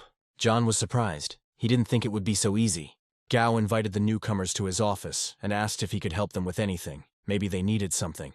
John replied that he and his friend love to fight, and their main goal is to become stronger. They love to kill zombies and level up, and they came here to develop. Gao was delighted. He said that if they wanted to become stronger, he had many skill books, and he was willing to give them to them for the sake of friendship. Smith was surprised. Was he really ready to give away the books with skills for free? John objected, saying that these books were probably very valuable. But the club chairman retorted that they were brothers, and that one should share with brothers, and he handed John the book. Smith was shocked. It was really a skill book. Maybe he was doing something wrong, or all the players in this life were so generous. John Smith opened the book. The skill was called Blind Fury. After reading the description of this combat skill, the guy laughed to himself and realized that there is no such thing as a free lunch. John wondered if you lose your mind while using this skill, then what's the difference from a zombie? Although a person's combat skills in a state of losing their mind are much higher than with it. Gao laughed sheepishly and said that the side effects of this skill were quite dangerous, but this skill could save lives in difficult times. The club chairman was surprised. He never thought that this guy would react so quickly. John decided not to give up the skill book. Smith thanked Gao and said he appreciated his concern and liked the book very much. To Gao's great surprise, John stood up and said that if the club chairman didn't want to tell them anything else, then he and his friend would go level up. John Smith thought he saw Gao just smile slightly, but Gao Dong didn't want to let the newcomers go just like that, and already near the exit he called out to them. The club chairman approached John and said that he also had a card with a bucket of fried chicken. Maybe they would join him, and they could eat together. The thing is, Gao Dong felt remorse for fooling John with this skill book, and wanted to give him something good as compensation. But Smith waved his hands and said that they didn't need that. He and Stupid would rather go look for zombies to earn experience points. John smiled inwardly. He was already a little ashamed that he had taken the skill book from Gao, and if he took the card as well, he would die of shame. The chairman nevertheless handed John a card with the words that if they did not have enough food or water, they could simply take it all from the warehouse. John thanked the club chairman on behalf of himself and Stupid. As he parted, Gao said that if they needed help, they could contact him at any time. Dunn watched the newcomers go and thought that Brother Dick was not bad. He gave him such a bad skill book, and he didn't refuse. A great guy. John and his zombie slave walked through the building looking for mutants. To his surprise, Smith heard the sound of feet. Several people were walking towards them. In front of John stood a warlike-looking guy. He was smoking a cigarette and looking at the newcomer, and aggressive guys were looking out from behind his back. Finally, the man turned to John and said that he was not threatening him, just warning him not to have too much to do with Gao Dong. The bandit took John by the shoulder and said angrily that even his friend could fight. The fool, sensing that his master was in danger, threw the bandit with the cigarette aside. Smith commanded Foolish not to stand, but to work. The bandits were armed with pistols. The leader laughed, looking at the fool, said that this big guy was only on the 4th level, and all his guys were also on the 4th. The fool moved menacingly towards the attackers. The zombie giant only needed one blow to knock the bandit leader down dead. The man flew several meters away, leaving behind a trail of blood. John Smith turned to his companions and asked if they wanted to follow their leader and die too. The players dropped their weapons out of fear. They were terrified and shaking violently. The newly minted bandits raised their shaking hands and said that they surrendered and did not want to die. Paying no more attention to the people, John Smith and Silly Boy continued on their way. The shaking bandits approached their dead leader. They were horrified that Foolish had broken his head with one blow, and after all, their leader Tai had always competed with Gao Dong for the position of the gang leader. One of the guys suggested that maybe Gao Dong had called these fighters for help and decided to deal with his competitor in this way, and at the same time warn others. At this time, Gao Dong himself appeared behind them and asked what was going on here. One of those present explained to Gao what had happened, and the club chairman was shocked. Gao looked at the dead body of his main rival and couldn't believe his eyes. Brother Dick and his friend killed Tai. It couldn't be. One of the guys explained to Gao that they didn't know the guy's name, but there was another one with him. I think his name was Stupid. The club chairman was delighted to say that Brother Dick had given him a great present. Gao looked at the murdered Tai and thought that Dick had killed Tai in front of others, without even knowing it, and had helped him a lot. And now it was unlikely that anyone would be able to claim the position of head of the club in the near future. Gao told the boys that they needed to find people and bury Tai's body, that it needed to be done with dignity, and that all the valuables that were with him should be divided among the boys. Gao Dong was extremely happy, and when he was left alone, he ran down the corridor dancing and singing. John Smith sat Fool down to dinner while he carefully studied the skill he had received from Gao. John asked the system if Fool could attack him, if he could do something evil to him. The system responded to the player that in any situation, the Fool will protect the owner. This is in no way connected with the level of his awareness. The Fool looked tenderly at his master, devouring a huge piece of pork. John analyzed all the information he received and said that since he could control his zombie's behavior, he could use the blind rage skill on the Fool, thereby increasing its stats. Smith handed over the skill book to his zombie slave. John patted the former security guard on the shoulder and told him to study hard. The Fool obediently studied the skill book. Then, at the behest of his master, Foolish activated his game panel, where he confirmed the activation of a new skill called Blind Rage. John was delighted. How good it was to have a brainless zombie under his command. He himself should try to move to the 10th level. After this transition and change of specialty, John's strength will increase at least twice. Foolish had already eaten almost everything, so John said that it was time to go level up, just in time to try out Foolish's new skill. John Smith reckons that the ManhwaCapped library is a great place for this purpose, and there should also be a game store there. The players walked along the deserted street and soon found themselves near the library of the capital of Mo. Having met no one along the way, John and his companion entered the room. At the end of the corridor, John saw a door glowing blue. It was a game store. To begin with, Smith decided to go to the store and buy something useful there. John had been to such stores many times in his past life, so he walked confidently towards the door. The player placed his hand on a special panel in order to activate the entrance to the store. The familiar blue screen appeared before John's eyes. The system welcomed the player to the game store and wished him good luck with his purchases. John went inside and began to look at what was currently available in this store and how much it cost. The system offered the buyer various weapons. Masks and jewelry were also available for purchase. The player knew that he had 6,000 gold coins. If we consider that one piece of high-quality bronze-level equipment costs about 2,000 coins, then he would be able to buy pants, gloves, and a chest plate.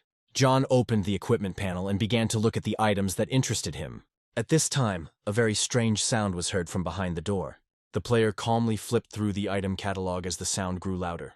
Suddenly, a zombie hand appeared from one of the store's screens. John was surprised to find that this hand was reaching out specifically to him. The zombie's hand jerked towards the player. John barely managed to dodge. Smith, clutching his neck, thought he had escaped. The monster had almost gotten him. A clawed paw with blue veins stuck out from the store's screen, wiggling its claws as it reached out toward the customer. John looked around. It seemed like there were no damaged areas in the store. Apparently this zombie was originally inside. Suddenly the entire mutant, once a woman, jumped out of the screen. The zombie rushed at John. The player already had a sword in his hands. He realized that this zombie lives in the game store. The young man remembered that he had met such people in his past life. But shouldn't the game deal with such zombies? The zombie woman, grinning angrily, walked towards John. The mutant's eyes sparkled, and drooling, she rushed at her human enemy. Smith swung his sword and cut off the monster's head. The dead zombie fell to the floor of the store. John commanded the system to activate automatic collection. The player found himself in the hands of a chest with a prize. John thought that it was probably a weapon with high stats, or maybe equipment that changed them. A little nervously, the guy opened the glowing box. But all he received as a prize was a card with toilet paper. The player was disappointed, but that was not all that the system had in store for him. As it turned out, it was not a prize, but a purchase. That is, John Smith unwittingly bought a card with a piece of toilet paper, and the cost of his purchase was 6,000 gold coins. He had no more money left. The purchase was completed, and the system reported that the store was closing. John walked through an ordinary store and looked around. On the shelves of the empty store stood jars of various products, canned goods, cookies, and other food supplies. The body of a murdered saleswoman lay on the floor in the middle of the store. The guy didn't find anything suspicious here and decided to leave as soon as possible. Grabbing a bag of chips from the checkout, John went to see what was going on at Stupid's. While the owner was walking around the store, Foolish managed to kill several zombies, who, as it turned out, were following them. Smith praised the guard, which made him genuinely happy. Walking through the corridors of the museum, the companions encountered many more zombies, which John easily killed. The system congratulated the player for receiving a bronze-level disposable tool, Old Straw Man. The monsters fell one after another, and the entire floor of the library was now littered with their bodies. For destroying the zombies, the system gave the young man equipment called Double Strike Gloves. After several more victories, John became the owner of the bronze-level equipment Hwansho Sword. Also during the battles in the museum, John Smith received a new tool, the Fusion Stone. The system informed John Smith that he had 40% of experience left to reach level 9. The player checked the state of his warehouse and thought that automatic collection was a useful thing after all. With its help, he would not miss a single thing. The guy decided to look at the characteristics of the new items. The straw effigy could be placed once, and the attention of hostile creatures would then be completely switched to it. After the effigy was destroyed, the enemies would start attacking the player again. The double strike glove increases the effectiveness of strikes when used. John thought it was similar to the spinning swords, although the effectiveness of the strike does not increase as much, but it is still good. The Hwansho sword increased the strength characteristic by 3 points. The player was very happy with it. If you bring the strength to the extreme limit and discard all the side effects, then, perhaps, this weapon is the strongest of all bronze-level weapons so far. The player decided to use the double strike glove right away. The system asked if he wanted to use the Fusion Stone for the Tang Sword and Hwansho Sword. When using this tool after fusion, the weapon's power would be 1 level higher than the original version. The young man reasoned that the fusion would definitely not make it worse. The player reasoned that although he had a trainer system, it could only guarantee the explosion coefficient, but could not guarantee the rest. John was a little wary of the side effects, but still decided to go ahead with the merger. Smith commanded the system to begin the fusion process. He figured that in the worst case, he would break one sword, and if everything went well, The system responded to the player that the process of merging the Tang sword and the Huanshu sword had begun, just in case the system asked if Smith was sure that he wanted to perform the fusion. After that, the weapon would be impossible to restore. John confirmed and the merger began. It took 30 minutes, and the guy decided that he and Silly would use that time to have lunch. While the system was working on Smith's weapon, the players were eating with gusto. Lunch had not yet been eaten when John heard the system message that the fusion had been completed, resulting in the player receiving the silver-level demon-slaying sword. The young man couldn't believe it. He received a silver-level weapon. Throwing down the food, John rushed to the panel to see the result of the merger. The guy read the characteristics of the new sword with delight. They were simply amazing, and plus, the blows of this sword gave the player additional bonuses. Smith picked up the updated sword and said that with such a weapon, he could become the strongest player. John called Silly and said it was time to get the scroll from the library. The players approached the map. John needed to figure out how to get to the scroll. Smith told Foolish not to worry about his defense this time, but to go straight for the attack. They needed to enter the library. The former security guard happily obeyed his master. He destroyed the zombies, throwing them left and right like rag dolls. John wielded his upgraded sword, which brought death to all mutants. The new sword, along with the double strike glove, was surprisingly effective. In a very short period of time, John Smith was able to gain the necessary experience to move to the next level. Red signs lit up on the floor around the players, indicating that the zombies had been killed. The system reported that the player had reached level 9 and received 1 free point for his stats. In order to reach level 10, John Smith needs to gain 1,000 experience points. Finally, all the zombies living in the library were destroyed. The path to the scroll was clear. John got a little distracted and completely forgot about Foolish. The guy looked around for his slave, but he was not there. Finally, John saw Silly. Something incredible was happening to him. The master shouted at his slave, asking what he was doing. The fool had grown considerably in size, turning into a giant with a mountain of muscles and hammer-like fists. All of his clothes were torn and turned into shreds. Fire was escaping from his red eyes, and smoke was coming out of his mouth. Smith looked with apprehension at his slave and the metamorphosis that was taking place within him. The young man thought that Foolish had become like some kind of humanoid beast. John told Foolish to stay here for now, and he would clean out the toilet. The young man suggested that the guard go up to the top floor in 10 minutes. Foolish growled understandingly.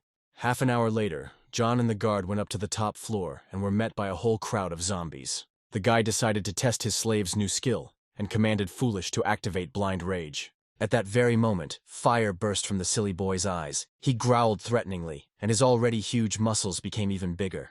John told Silly that those few zombies had eaten all his fried chicken, and he had nothing left for tomorrow. Rage overwhelmed Foolish. He clenched his fists and rushed at the enemies. The poor zombies, seeing such a formidable enemy, were paralyzed with fear and could not even run away.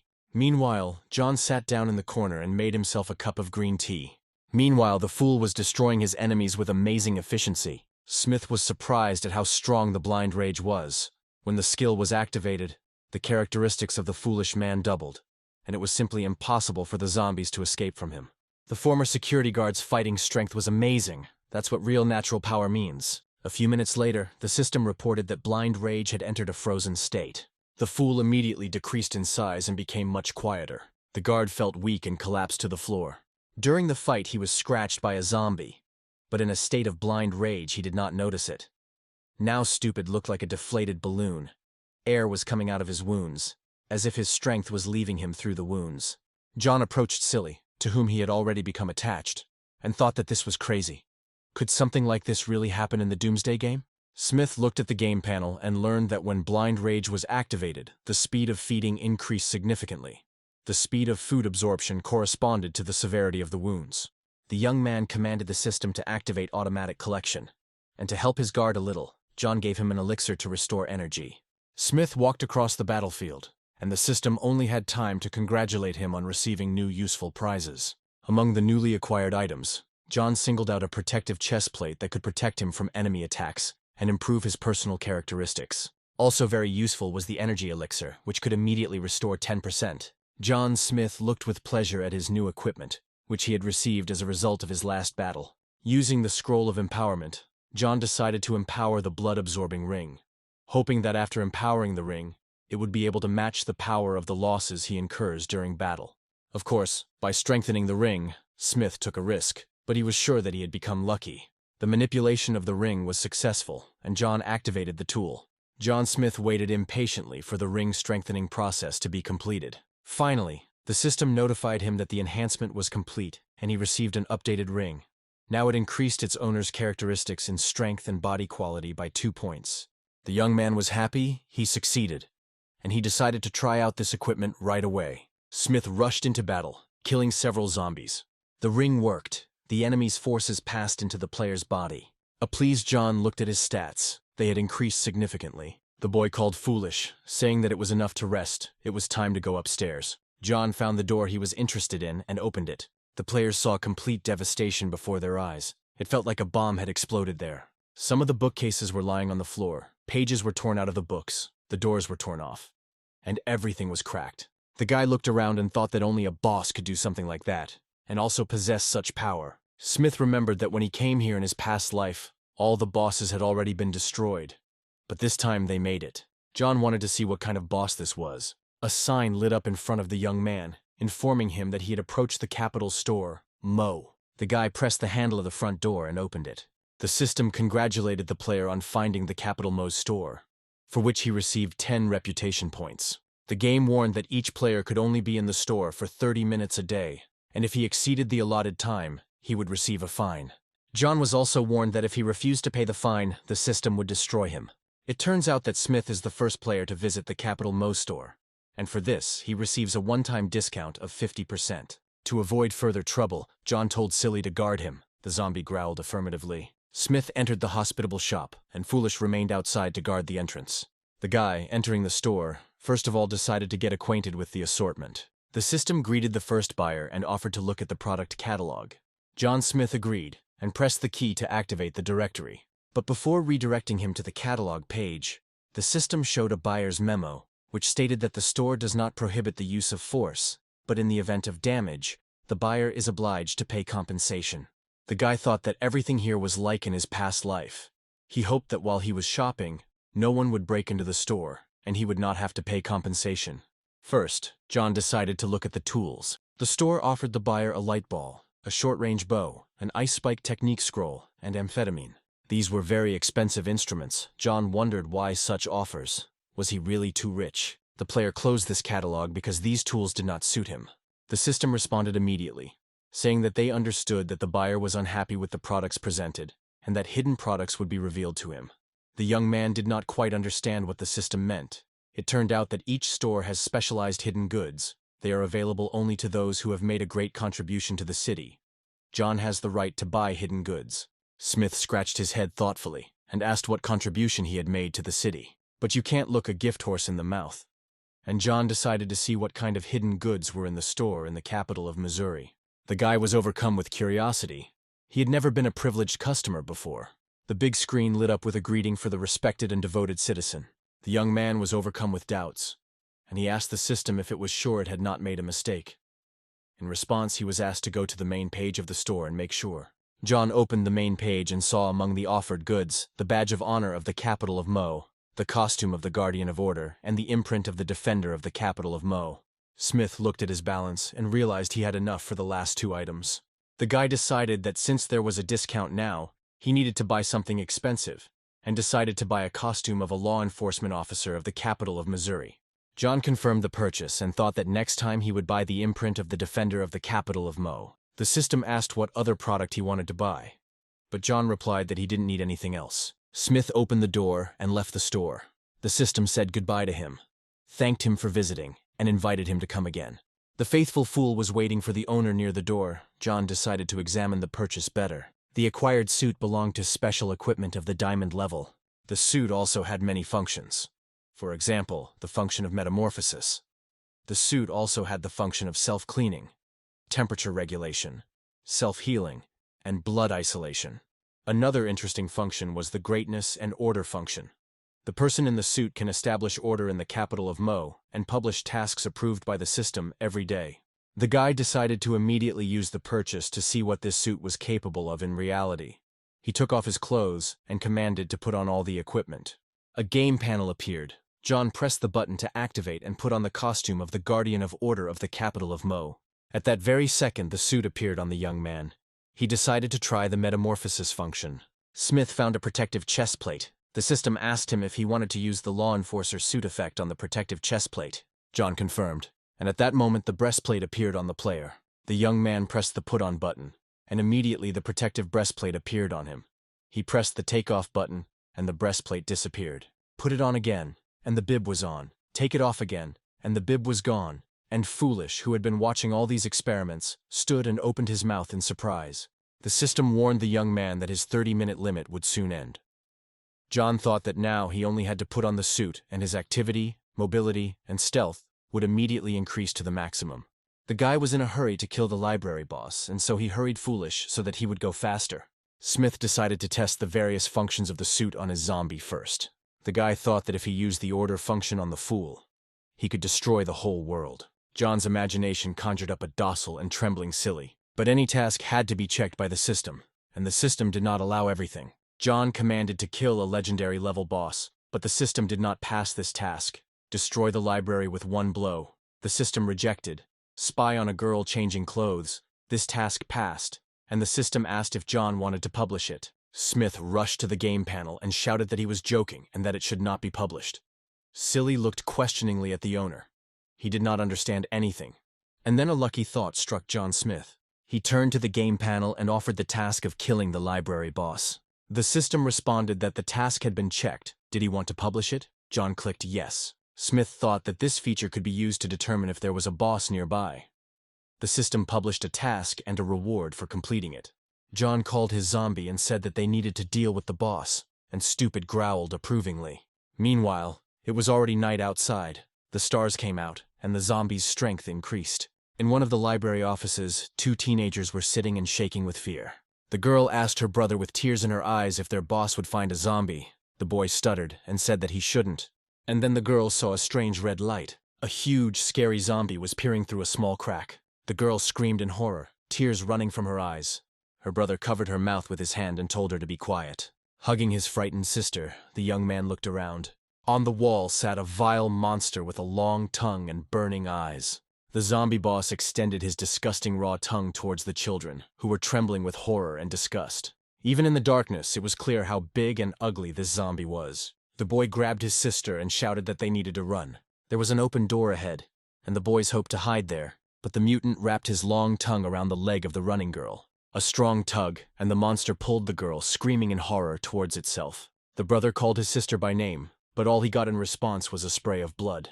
Seeing that the mutant had already bitten his sister, the boy grabbed the first thing that came to hand, which was a broom. Waving a stick, the boy shouted that he would take revenge on the vile creature. The full moon shone in the night sky, surrounded by bright stars. Hearing the children's shrill cries, John and Silly rushed to help, but it was already too late. The ugly monster had already dealt with the boys. Entering the room, John and Stupid saw the murdered teenagers and the zombie boss. Looking at the teenagers, Smith said that such people do not live long. Even after completing the survival instructions in the game, one can consider that they have suffered enough. John turned to the mutant. He said that if it weren't for the screams of the teenagers, he wouldn't have known that the boss was hiding here. The system congratulated the player for finding a special zombie. Special zombies go through the same process as human specialists. Such zombies can have their own progression paths. The system said that zombie bosses progress the fastest. Zombie killers have high mobility and the ability to attack strongly, feed on human brains, thus enhancing their intellectual abilities. Now John encountered a bronze-level climbing zombie boss. He has great strength, great speed. He can climb walls and other non-slip surfaces. The system warned the player that this zombie had the ability to inflict huge wounds with its claws, and it also had the talent of an illusionary attack.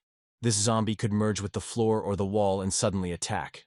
The zombie boss looked at John and tried to figure out what the guy wanted. Sensing danger, Foolish armed himself and waited for the master's command. Smith stood in the center and thought about how to behave next.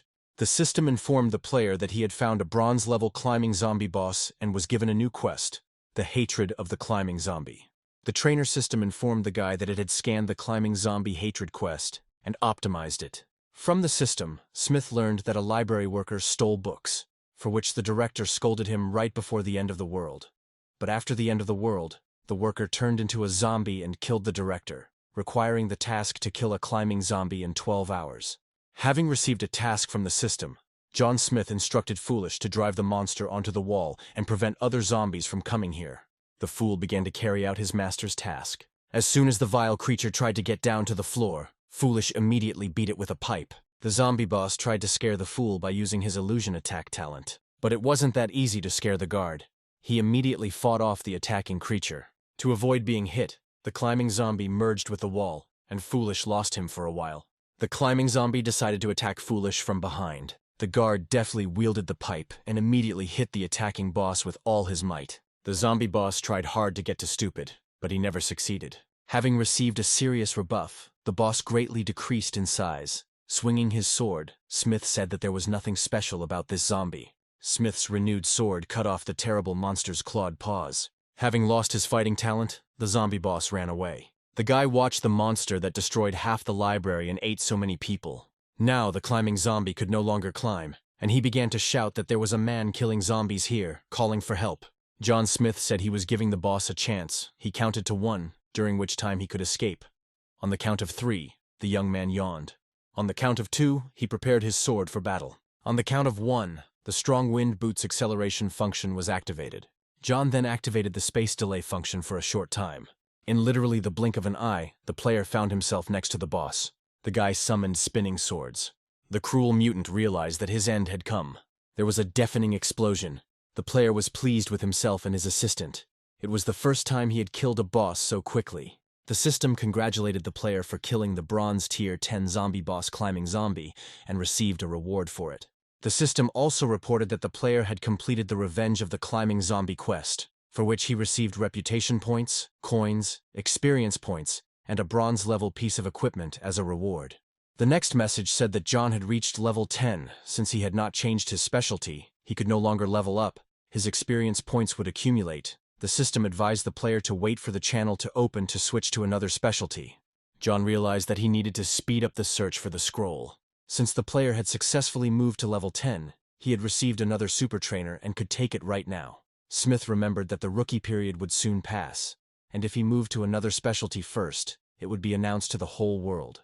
John told the system that he wanted to pick up his super trainer. The system responded that the trainer was loading.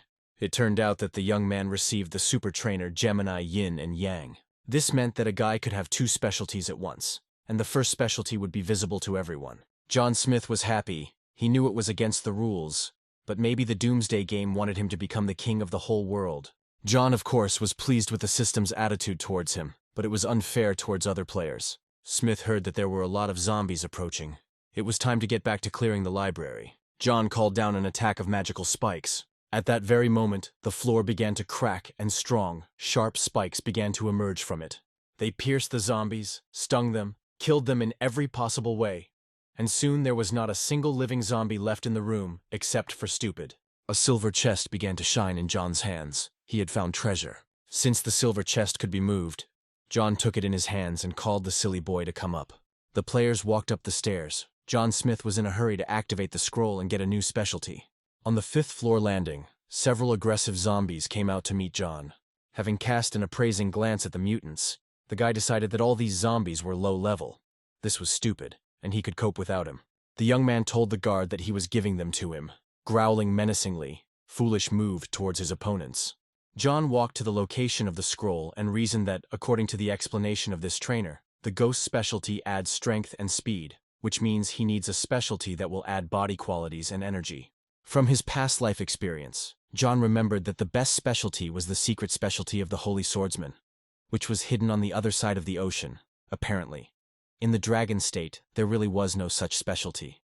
John Smith decided that he needed to arm Stupid to deal with zombies more effectively. The guy went into his warehouse and found his fool's favorite weapon. John materialized the heavy hammer that his slave liked so much. The former security guard was coping well with zombies without it. But when he saw this weapon in the hands of the owner, he was very happy. The fool loved to wave this thing around, so the owner's gift made him immensely happy. On this floor, John and Silly had finished their work, and the young man was carefully examining the map to understand where to go next. Before going for the scroll, John Smith wanted to see what was in the silver chest. Opening the chest, John found that it contained gold coins, experience points, durable combat pants, and his storage had increased. Combat pants were very useful in battles. They increase speed, body quality, and also reduce negative external influence, John decided to put them on right away. The guy was pleased to see how much his personal characteristics had increased. The young man patted Foolish on the shoulder and instructed him to collect all the tools from the dead zombies. They agreed to meet downstairs. John thought that the protective period for newcomers had not yet passed, which meant that the system for changing specialties was still closed. He decided to first prepare for the transition to the specialty, Ghost, and he needed to think carefully about the second one. It was the evening of the 8th day, the day before the end of the protective period for the new Doomsday players. John Smith and Silly Boy went down the elevator to talk to Gao. The players resolutely went to meet the club chairman. John asked when they would go to the museum. Gao replied that they had attracted several people over the past few days, and that they could head out to the Capital City Museum in Mo tonight. The club chairman said that since Brother Dick had come, he would go and call on his brothers. Gao was pleased. If this expedition was successful, then no one would dare to compete with him for the place of the club chairman. He hoped to come up with a way to keep John and Stupid with him. The chairman addressed the members of the club, saying that today was a very important day, because today they were going to a great battle. Smith winced. It was a rather simple call. Gao said that all the club members would head to the Mo Capital Museum today to destroy the zombies and bring back the cultural heritage of the Dragon State. In short, everyone gather and prepare to go to the museum. The call was met with delight. People had been waiting for this day for a long time. Some were going to get rich, some to find bronze-level equipment, some to rise to the next level, and some just to kill zombies. John watched the people and thought that they were taking the Doomsday game as an easy battle. Killed the monster, got a boost in the game. When the protective period for newbies ends, many of them will die. After the chairman's call, an unimaginable fuss began. Crowds of zombies of varying strength and size roamed around the museum building. The club members turned out to be not such good fighters. Gao Dong watched his men through binoculars from the side. He asked John if he was confident in his fighting abilities, because there were quite a lot of zombies in the museum. John told the chairman that if he organized the people so that they acted quickly, then there would be no casualties. Smith took Gao by the shoulder and said that it was almost 7 o'clock, and if they missed this opportunity, there would be no other.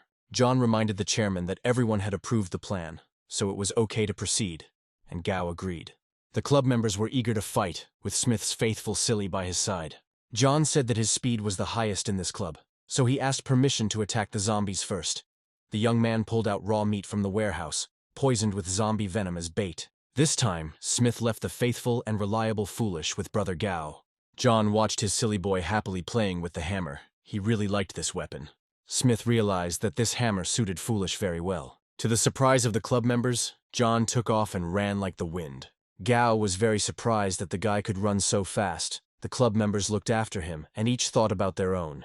Some thought that he was selfless, some thought that he was very brave, and everyone predicted a great future for him. John ran up to the museum. The meat, poisoned with zombie venom, attracted mutants like a magnet. Seizing the moment, the club's fighters entered the premises. The zombies, drooling, ran after the bait. John gave the two girls meat and told them to run while he killed the zombies. The guy added after the girls that when they returned, they needed to find Chairman Gao, and the entire reward would be theirs. The girls watched John walk away and thought what a good man Brother Dick was. But Smith deceived them. Killing zombies is not his main goal. He must find the scroll before someone else finds it. Seeing how quickly John Smith was making his way through the zombies, the girls exclaimed how fast he was. Smith walked through the familiar sliding doors. The guy stood at the threshold of the room and thought that the scroll for changing specialty was now his. The player approached the transparent display case behind which the scroll was hidden, and thought, well, this thing that makes many people chase after itself, sacrificing their lives, it looks more like a deception. The guy walked up to the glass display case, flexing his fists. He had to get this scroll. The young man hit the glass with all his might, but the glass didn't even budge. Getting the scroll was not that easy. The guy concentrated and started pounding his fists on the display case. Finally, a crack appeared in the protective glass. Another strong blow and the glass shattered into pieces. The young man blew on his bruised hand. Smith picked up the scroll. The system gave him a message that he had discovered a strange scroll. It seemed that it contained a big secret. For finding the scroll, the player received 500 reputation points. The system informed John that the scroll was calling him. Whether the player wished to answer its call, the young man answered positively. After John agreed, the scroll began to glow, enveloping him in golden rays. The system wrote that the young man answered the call of the scroll and now he will be moved inside.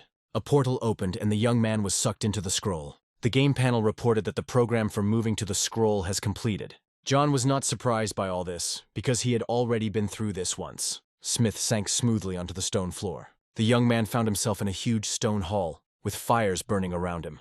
The guy needed to find the test activation panel. After a short search, John found the necessary tool. Similar actions came to mind in the young man's mind, and he realized that he was not mistaken. It was definitely here. Smith found another portal, and the system congratulated him for activating the test. The game panel reported that the guy had to complete 3 tasks, while the player could not use equipment and skills. If the player failed the test, he would be killed. John thought that everything was as tough as in his past life. But then the player's trainer system came to his aid. It informed him that even if he failed the test, there would be no punishment. The system would ensure his safe exit from the testing space. The quest was called the Ancient Trial. So John was to receive a legacy that had existed for several thousand years, which was waiting for a strong player who could inherit it. Smith was puzzled. What several thousand years, although the ghost specialization is a top reward for him.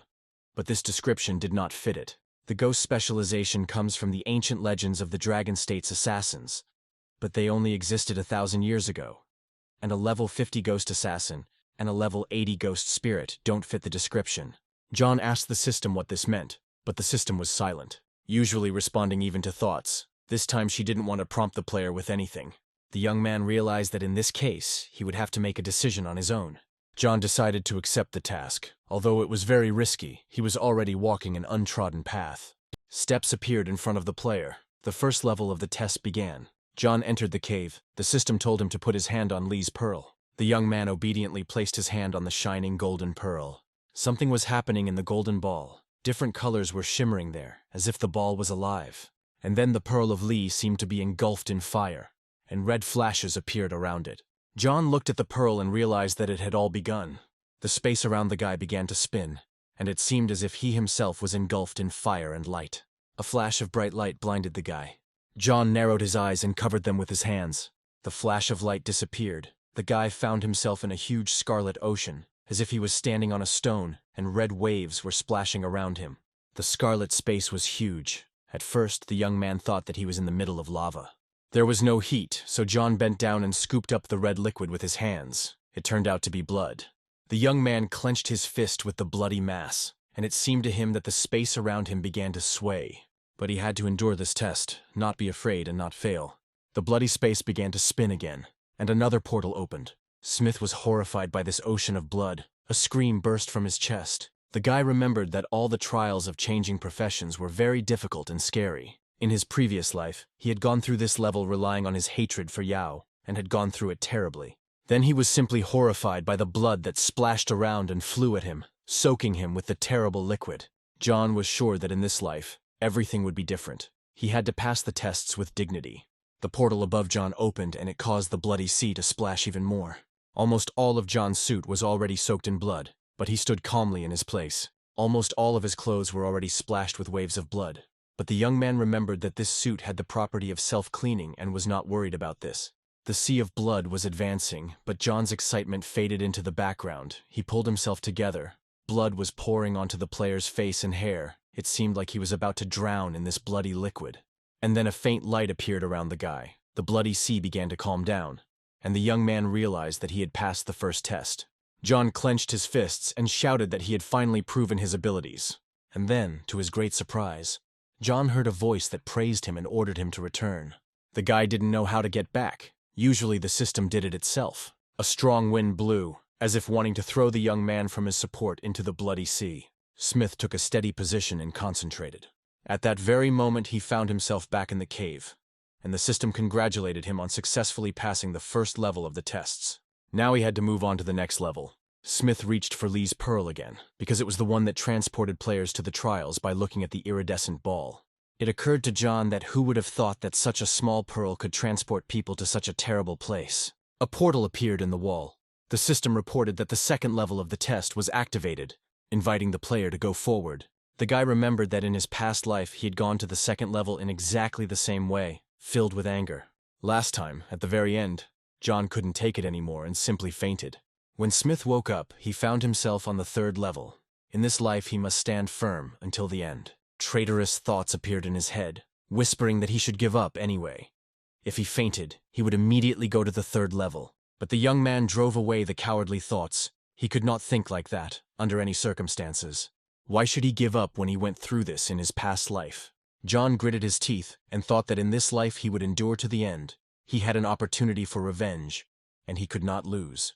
The guy closed his eyes, lowered his head slightly, and sank into himself. Smith remembered what he was like in his past life. He was driven only by anger, only by the thirst for revenge. But he was not confident in himself. In this life he is different. He believes in himself and understands that he can do anything. The guy clenched his fists and took a confident step forward. There was a wall in front of him, and from a crack in this wall, a strange and very bright light was coming out. The guy seemed to be in zero gravity. There was darkness around him, and only somewhere in the distance the saving sunlight was shining. John Smith looked around. It seemed like he was in space. But then the young man saw a doorway, from which a calm golden glow emanated. The young man realized that this was the end of his difficult path. John whispered with relief that he had indeed held out until the end. The player was overwhelmed with joy. He was finally able to do it. He showed what he was capable of. With a firm step, John Smith walked into the shining reception. This was now, in the full true sense of the word, his new life. Passing through the light opening, John again found himself in a stone hall illuminated by lights. The system congratulated the player on successfully completing the second level of the tests, and offered to move on to the next level. The guy became serious. There was the last level left and only that monster remained. Images of the last time he completed this level appeared in John's mind. He remembered how he fought with the monster and how it wounded him. The guy tried to prepare for the battle, and for this he needed to calm down, because John intended to take revenge on the monster for the scar he had carried for 10 years. Smith approached the portal to activate the third level of the test. The player's excitement left him. Now he felt like a real warrior. The system reported that the third level of testing has been activated. The most difficult part remains. The game panel warned the player that he had to kill the guardian beast. John prepared his super-effective sword, holding the weapon at the ready. John walked into the cave that was already familiar to him from his past life. The young man knew that he was about to meet a beast, cunning and insidious. A portal appeared on the cave wall, from which a guardian beast was supposed to emerge. John waited impatiently for his enemy. A black cat flew out of the portal at lightning speed. The beast landed not far from John and looked at the player appraisingly. The guardian beast was small in size and looked like an ordinary cat, but the player knew better than to delude himself. The young man thought that he had waited so long and had finally waited for this psycho. The beast did not understand this thought. He saw this man for the first time. But John remembered his first battle with the cat guard. He didn't even have time to renew his sword, but he was already wounded. Then, bleeding, John was forced to fight the cat with a spear. The beast could not kill him, but he also managed to kill the beast with difficulty. The cat then ripped his face open, leaving an ugly scar on his cheek. The system informed the player that it had analyzed the conditions of the ability breakthrough, and found that John had an epic-level talent for comprehending omnipotence, as well as omniscience, which is a legendary-level combat talent. This message from the system gave John confidence in his own strength. Now he knew for sure that he would defeat the guardian beast. John saw the path he had to take and boldly rushed forward. The light in the cave flashed again, and the player realized that his time had come. This time John did not wait for the beast to attack him, but rushed at it first. To begin with, John wanted to inflict the same wound on the cat's face that she had once inflicted on him. This time the young man succeeded. The wound that was once on his face now appeared on the monster's face. The desire to defeat this particular beast was so great that the guy did not need any skills to win. He managed only with the help of his sword and martial arts. The beast was defeated. John Smith defeated the guardian beast. The system congratulated the player on killing the guardian beast and passing the third level of the test. The trainer system congratulated John on completing the mystic trial and receiving a reward in the form of a 1-level increase and a ghost specialty scroll. But since he has not completed the transition to the specialty, when he completes it, the reward for leveling up is cumulative. John Smith had the treasured scroll in his hands, but for some reason the young man still remained in the cave where he was being tested. He asked the system why he was still here. The young man remembered that in his previous life, after he killed the cat, he immediately came out of the test. Why was nothing happening this time? Was he stuck inside the test? The player methodically examined the cave and tried to find a way out, but nothing worked. The guy suggested that it might not have been the Doomsday game that locked him here. He asked the trainer system about it. The trainer replied that the requirements of the task were not only to pass the tests, take the scroll, but also to receive the scroll's legacy, and it was this part that was not completed. John was shocked, meaning he still hadn't received the scroll's legacy. The player commanded the system that he needed to get a scroll and change his specialty. It dawned on the guy that getting the scroll was only the first step, and the second was activating the scroll, and then he would be able to inherit its power. He needed to try. The system informed the player that he had successfully completed the tests, and advised him to continue moving forward and obtain the scroll's power. But where he had to go, John Smith did not know. He asked the system about this. Despite the voiced question, the system remained silent. John was surprised. What kind of scroll was it? If it made the trainer system silent, or the system and the scroll at the same time, maybe the system knows about everything that happened to him in his past life and is deliberately silent. The player decided that he needed to do what he was told and move forward. The young man couldn't understand anything. The system told him to go forward, but there was no way to get through here. There was a wall ahead. And then John noticed that there were cracks on the wall. He had the feeling that they formed some kind of pattern. Smith ran his finger along the wall, and it seemed to him that the outlines of these cracks were vaguely familiar to him. As soon as the player ran his hand along the wall, a glow began to emanate from the place where the cracks were. And then John realized that these cracks formed a pattern that was depicted on the scroll. As soon as the player voiced his guess, the drawing on the wall appeared very clearly. At that very moment, a rockfall began in the cave, and a door began to rise from the ground. The door that suddenly appeared in the cave had drawings from the scroll on it. The young man pressed hard on the door. It gave way, releasing him from the cave. And now John found himself again in the stone hall. On the ancient table next to Lee's pearl, a scroll was shining. This time the system did not give the player any hints on what to do next. He had to figure it out himself. John walked up to the ancient stone table. It was very important not to make mistakes now. If he needed to obtain the scroll's legacy, then perhaps he should have opened it. The guy unrolled the scroll, and a golden glow emanated from it. The light from the scroll enveloped the young man, as if uniting them into one. Now rays of light began to emanate not only from the scroll, but also from the player himself. John noticed that two characters appeared on the scroll. It said Chiu. At first the guy didn't understand what it was. The scroll only said Chiu, and the bird and the bull that were depicted on the scroll were the totems of the Julie tribe. The young man knew that Chiu was killed by Emperor Huangdi. The emperor beheaded the tribal leader, and according to legend, Chiu's soul was preserved thanks to witchcraft. Fiery letters ran across the previously empty scroll. John read that Chiu knew that his soul would eventually dissipate, so he created a test scroll beforehand. The fiery letters told the player that the very last level was guarded by a cat that possessed the blood of a magician. Smita felt the scroll talking to him. It said that Lord Chiu created a test to test his will to win, determination and fighting skills. John meets high standards, so he was able to pass the test. He is entitled to inherit the great power of the Julie tribe.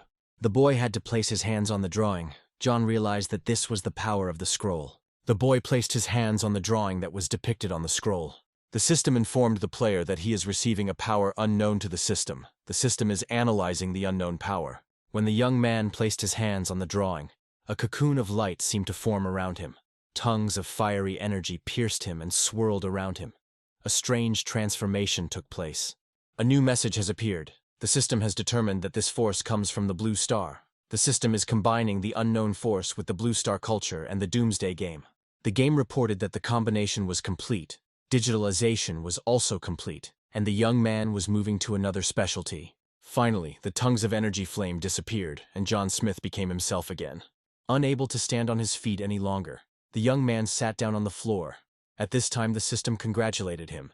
He successfully changed his specialty.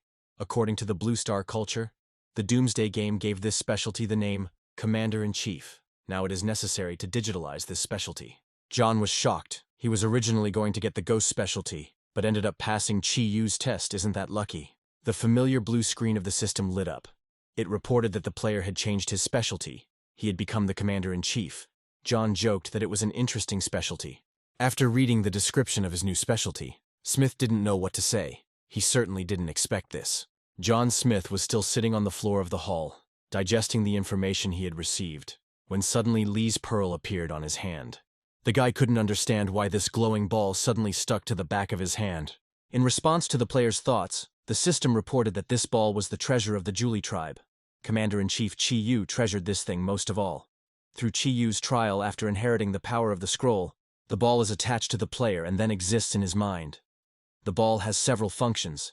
It can change shape at the player's will, and also give him special abilities. Absorb power, increasing the power of equipment and characteristics. Smith looked at the pearl and thought that it turned out that this thing could grow without limit. Suddenly, the ball flew out of John's hand and ended up in his head. The guy felt dizzy and propped his head up with his hand. John thought that it was no wonder that this thing was Chiu's weapon. It was so specific. Smith pressed the button to end the test. Suddenly, John saw a huge number of dead people around him in the hall. He was still standing in the stone hall, the space around him spinning, shimmering with blue lights. Perhaps the pearl showed John those who came for the scroll's power, but failed the tests and were killed. Finally, the guy found himself back in the museum in front of a broken display case containing a scroll. John reached out his hand to the precious scroll. The system reported that he had completed the tests, and now his specialty of Commander-in-Chief was undergoing digitalization. A new message from the system showed the player's characteristics when he was not using equipment and ranks were not great. The system also notified that the digitalization of the Commander-in-Chief specialty was complete and that John had moved to level 13. An updated panel of Smith's characteristics appeared. They grew significantly. The guy exclaimed that with such characteristics, he would be able to stack zombies in piles. The game congratulated John on becoming the first Doomsday player to upgrade to a specialty, earning him the title of Discoverer, and the news was shared with all participants. John reread the description of his specialty with surprise. Now he is the Commander-in-Chief, the leader of a 10,000-strong army, the god of war. This specialty is created from the fearsome power of the chieftain, Chiu, and the precious ball of the Julie tribe. Only those who have passed the trials can obtain this power. John pinched his cheeks in surprise to check if he was asleep. The guy pinched his cheek so hard to check that it hurt. He couldn't believe he wasn't dreaming. Finally, Smith was convinced that this was really happening to him. He was all glowing with joy. He wanted to scream, jump, hug the whole world, because he had reached an amazing level of mastery. Realizing that everything that happened was real, John decided to try the power of the Julie ball. The guy took a baseball bat, placed it next to the ball, and pressed the absorb button. At that very second, rays of light burst out of the ball, it began to spin, and the bat disappeared. Lee's pearl glowed like a small sun. It added energy to itself. John carefully studied the qualities of the Commander-in-Chief's weapon. And then the system gave a message that the Julie ball had absorbed enough power and had become a silver-level tool. John looked at this already slightly grown ball. Inside the pearl, tongues of flame were moving and vortices of energy were swirling. The guy decided that he needed to try using Lee's pearl a little differently. According to the instructions, this ball could not only absorb power itself, but also increase the characteristics of the player's equipment. John took his deadly sword and combined it with the ball. Immediately, a message appeared that now this sword had changed its characteristics. It was called the Julie sword. This sword significantly increased the attack power, and could even pierce armor.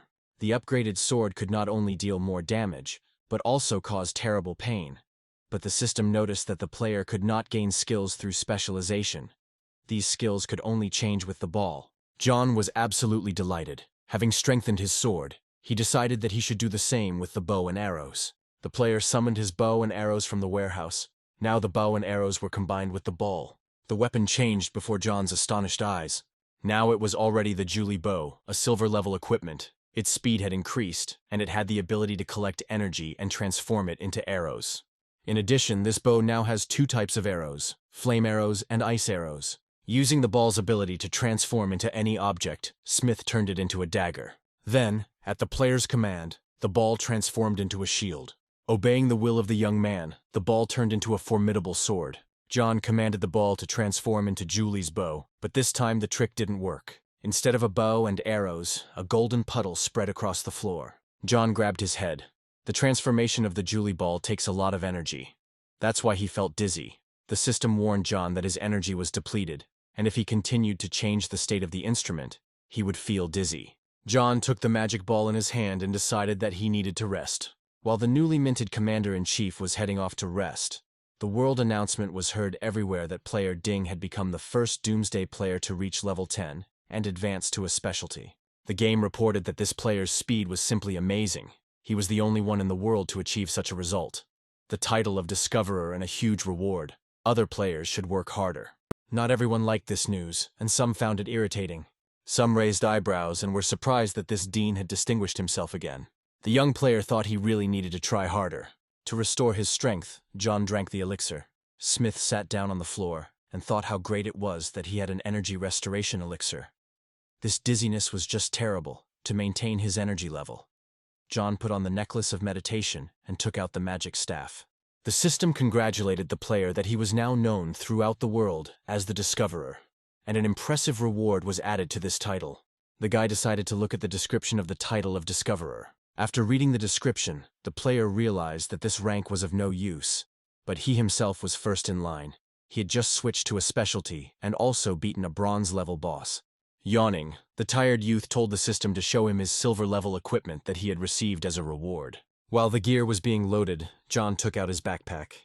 And now in front of the player, there was a box with brand new equipment. The system congratulated the player on receiving the evil ghost mask. The new equipment is capable of adding energy and has the power of a magical evil ghost. The system warned the player not to become a servant of darkness under any circumstances. The new mask had interesting functions. Firstly, it could be used to hide information about oneself.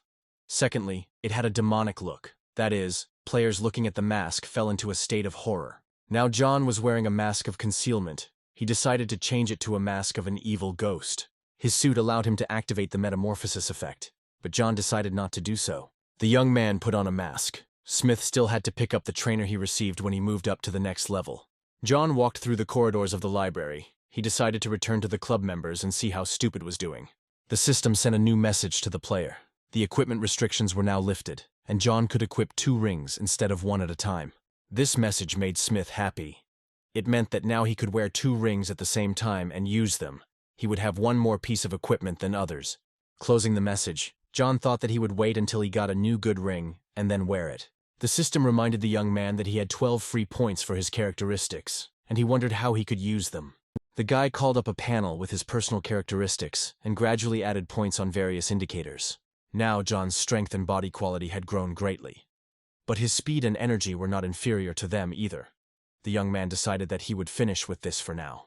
To John's great surprise, he walked out of the library without encountering any zombies or people. But on the street there was a real celebration. The members of the Death God Club were celebrating their victory. A proud gal walked up to the podium, followed by the huge Foolish, clutching a fried chicken in his hands. The chairman enthusiastically declared that today's battle between the Death God Club members and the museum zombies would go down in history. Gao extended his hand towards Foolish and exclaimed for the people to meet the leader.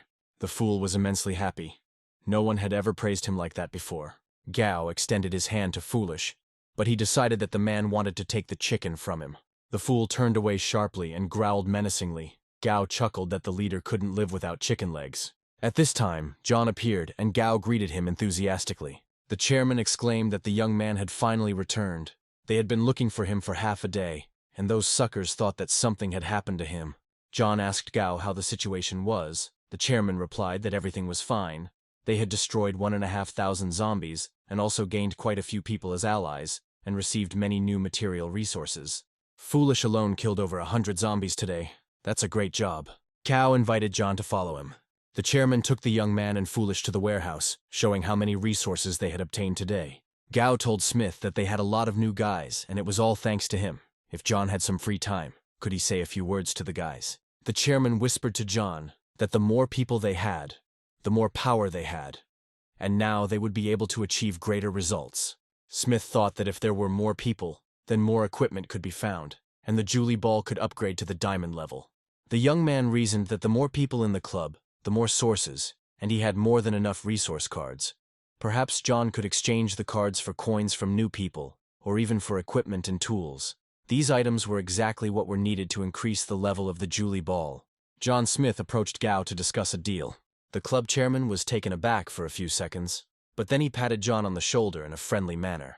Gao said that there was no deal. He and Foolish had helped them so much in this battle, so Gao was willing to give him whatever he needed. Just ask. Smith said he needed equipment. The chairman said that he had prepared a surprise for John. Gao placed the ring on Smith's palm. The club chairman was sure that it was just what he needed. Gao told Smith that if he needed anything else, he could just say they had so many people in the club, they could probably find everything they needed. John thanked Brother Gao, took the ring and said that he would come see him again at 8 o'clock in the evening. The chairman was confident that with this ring, John would be on his side. Gao was surprised why John was going to visit him at 8 o'clock in the evening. Smith explained that at 7 o'clock the protective period for newcomers would end, and he wanted to familiarize himself with the new rules. The young man said that at around 8 o'clock he would need to make a deal with the members of the Death God Club, and asked Gao to gather everyone. John was sure that now it was unlikely that Gao would go outside at 8 o'clock, so he would save his life and thereby thank him for his help at the museum and for the ring. The club chairman had completely forgotten about this protective period, but asked John not to worry, because they had long ceased to be newcomers, so they would cope. Gao was intrigued and asked John what deal he wanted to make. The guy explained that the deal was about resource cards. He would explain everything later. John thought that was enough information. There was no need to worry about the rest for now. Gao said that their club had a lot of resource cards, but John had already turned to leave, calling Silly to go with him. Meanwhile, the club members were celebrating their victory, not even suspecting that their fun would soon end. John stretched out on the bed. He needed to rest. He took off his mask and combined the combat knife and the Julie ball. The system notified the player that the Julie ball had absorbed enough energy and had entered the gold level. The young man didn't expect that everything would work out so successfully. He thought that he would need to go to level 30, kill a silver level boss, and only then would he be able to get such a tool. Now John had the Julie knife. It was able to penetrate armor by 20% and increase bleeding. After combining with the ball, the knife's characteristics increased almost twofold. The boy was practicing with a knife when he heard the sound of zombies coming from outside the window. John opened the window and chuckled that they had arrived just in time. The young man threw his renewed knife into the crowd of zombies. The blade was engulfed in the glow of the Julie ball and split into several pieces to hit more zombies. John Smith watched these wonderful transformations of the weapon with amazement. The blades flew through the crowd of zombies, destroying them with the first blow. The guy grabbed his mask and jumped out of the window into the street. Foolish followed after his master, killing the monsters that threatened John on the go. The blades of the sword flew across the square, killing the unfortunate mutants who could not escape from such a weapon. Soon all the zombies in the square were destroyed. John looked at the results of his new weapon with surprise. But then Smith looked at his phone. There was very little time left. The young man waved to Foolish and said that they needed to leave quickly. Foolish, as always, growled approvingly. From all sides, crowds of angry zombies were moving towards the building. Covering his owner with his body, Foolish went inside and closed the doors behind him right in front of the zombie's nose. A crowd of angry mutants pounded on the door. They tried to break in. The people who heard this were horrified. The fool held the doors, ready to repel an attack at any moment. John looked at the time. The clock struck exactly 7 in the evening. Smith looked out the window. The sky turned burgundy. At that moment, the rookie's defensive period was over. The delighted zombies howled joyfully. They thirsted for human blood. The system informed all players that the easy game time had come to an end. They had probably already become familiar with the fun atmosphere of the game. The letters on the blue screen turned red, and they said that the real end of the world had now arrived. The game offered all participants to get acquainted with the new conditions. Now the speed of zombie development increases. Some zombies will acquire new forms. Night is now equivalent to death. And all products not produced by the game will rot faster and become moldy. Food and drinks not produced by the game will lower the characteristics of players. From now on, all resource cards will increase in level. The environment and air will deteriorate significantly. All channels for transition to specialties will be open. All cities will be demarcated. The borders between cities will be impossible to cross. The next update of the game will occur when the specified conditions are met. John familiarized himself with the new rules of the game.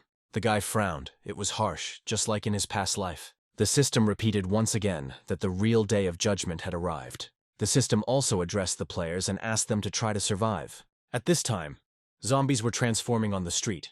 They were growing in size. Some were changing shape and turning into real monsters. John looked out the window and thought that now in this world you are either alive or dead. Now the game will force people who are already dragging out a miserable existence to fight to the death. Immediately after the new rules were announced, food began to grow moldy in the club's warehouse. Everything that looked fresh an hour ago has shriveled and begun to emit a foul odor. John heard someone screaming for help and begging the zombie not to eat him. Smith looked back at the scream and said, "You're either alive or dead. There are only those two categories in this game now." John called to Silly, inviting him to come with him. But the transformation also happened to stupid. John completely forgot that he was also a zombie. Smith stood in front of his slave and watched the transformation unfold. After a few seconds, Foolish had almost doubled in size. The worried guy asked the system trainer what happened. The changed Foolish immediately began to pound on the walls, and the system responded. Since changes had occurred in the Foolish panel and his progress, the system was changing the powers. Foolish was once again enveloped in a blue glow and began to return to his previous form. and the trainer replied that, according to the changes, Foolish would not be able to take a new form, and his characteristics had only increased by 50%. Since Foolish was John's servant, he would no longer be subject to game changes, while he would be able to make a transition to a specialty. John exclaimed that if Silly could switch to a specialty, he would organize a secret specialty for him. John Smith loved it all. He couldn't even describe in words how cool it was. The game reported that John was at the top of all ratings, both in players, reputation, and equipment, and the system asked whether to hide his name. Smith replied that there was no need to hide anything, let everyone see how cool he was. John opened the panel of the rating by levels. He was in first place, a player with the 7th level, without a specialty was in second place, and Stupid, also with the 7th level and without a specialty, was in third place. The young man was shocked by this information. His slave was in third place. Smith opened the reputation rating panel, and he was leading in almost all areas. The guy thought about hiding the information and becoming invisible to everyone, or let everyone know who they were dealing with. In his past life, John Smith hid his identity because of the Lee family. But now the Lee family has not yet regained its former strength, and therefore does not pose a threat to him. John thought how great it would be to not hide. Even if he was under close attention, he had a mask. I wonder how many more people he could use to help him get new equipment and make the Julie Ball even stronger. The young man looked at the rating. There were many titles, but the characteristics of the players were approximately the same. The guy thought that using this information, he could create a whole team. The system informed the player that if he remained at the top of the rating for 24 hours, he would be able to receive additional bonuses. The system also congratulated John on taking first place in all ratings and receiving the epic level title of the only one in the world. The young man screamed with delight. In his past life, he could not even dream of such a title. The title of the only one in the world increased all characteristics by 10%, gave a discount in all stores, including secret ones, increased the explosion coefficient, increased rewards for tasks, and also for a second after activation, the player received immunity to any injuries. The fool watched his master in amazement. He was screaming, jumping, dancing, and all because for 1 second even a level 90 war god could not injure him. The young man was glowing with happiness. He activated the title of the only one in the world. The system reported that after activating the title, you need to wait 1 hour, after which the title will begin to work. The guy was puzzled. He asked the system why the explosion coefficient was increased by 1%. Wasn't his explosion coefficient 100%? The trainer system responded that by raising the explosion coefficient by 1%, Smith would receive 2 items per explosion. John called foolish, saying that it was time to go and fool those fools from the Death Club, and at the same time check the words of the system. Smith carefully turned the handle and quietly opened the front door. There was a zombie standing almost at the threshold of his room. The mutant immediately attacked the young man, trying to kill him. The guy dodged, and immediately a sword flashed in his hands. One powerful blow of the blade and the zombie fell dead. John looked around. Zombies usually walk in groups, but there was no one in sight. Smith said that what bad luck. They just went out and immediately ran into a zombie hunter. The sky above the city turned crimson, as if human blood had spilled across it. Carefully peering out from around the corner of the building, John saw a group of zombies with greenish smoke coming from them. Smith said that these were highly toxic zombies and ordered Stupid to run. The young man thought that he didn't have the strength to fight them now. Even these creatures' saliva was toxic. But there was no point in simply running away either. John decided that he needed to get rid of these degenerates. After freezing for a moment, the guy immediately came up with a solution. The young man ordered Foolish not to lag behind and rushed towards the intended goal. John watched from the second-floor balcony as the transformed zombies wandered around the building and tried to get inside. The guy began to carefully descend from the balcony to attract the attention of the mutants. Cries for help were heard from the building where the Death God Club was based. Zombie giants were walking around the building. They had already managed to bite someone to death. When John went inside, he saw several dead bodies of people. The club members were in despair. Some said that there was no point in trying anymore. One of the club's fighters said that they had been working hard for half a day, and now they can't kill zombies at any time. And zombies can kill them at any time. The girl, clutching her head in her hands, screamed that in a few days they would run out of resources and they would all die. Some woman said that she had food and suggested that they eat quickly, because they wouldn't be able to do it later. Smith looked at this sad picture and thought, here is an opportunity. John climbed onto the container from which Gao usually broadcast. The boy stood up to his full height and told the crowd that he was here to help them survive, to give them hope for the future.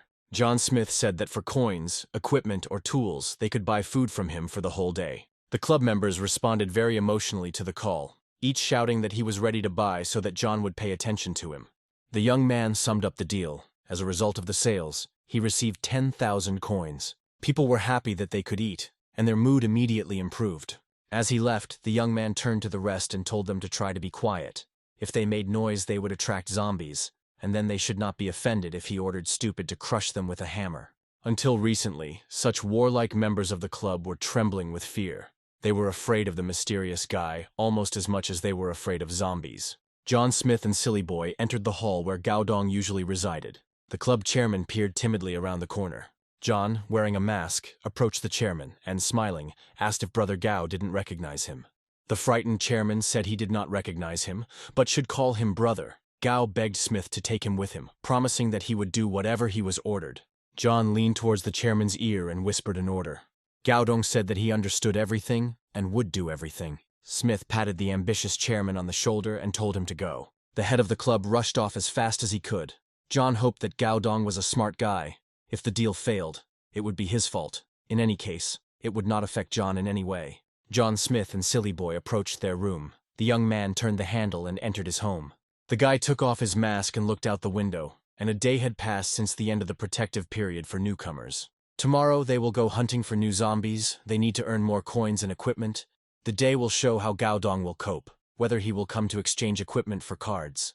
In the morning, John and Stupid went out to hunt zombies. They stood in the middle of the square and waited for the mutants to gather around. Seeing the people, the monsters moved towards them from all sides, hissing and growling. Within minutes, hordes of zombies were rushing towards the players. The fool, always ready to defend his master, prepared his favorite weapon, the hammer. When a large number of mutants had gathered, John launched the spinning swords. Soon, John Smith and Stupid were surrounded by mountains of zombies they had killed. The young man called Foolish to deal with a couple more zombies. At the same time, they will give the other players a chance to catch their breath.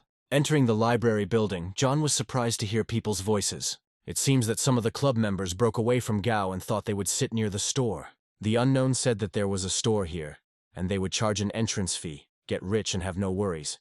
Besides, all the zombies here were already dead and there was no danger. Another voice suggested taking resource cards as payment.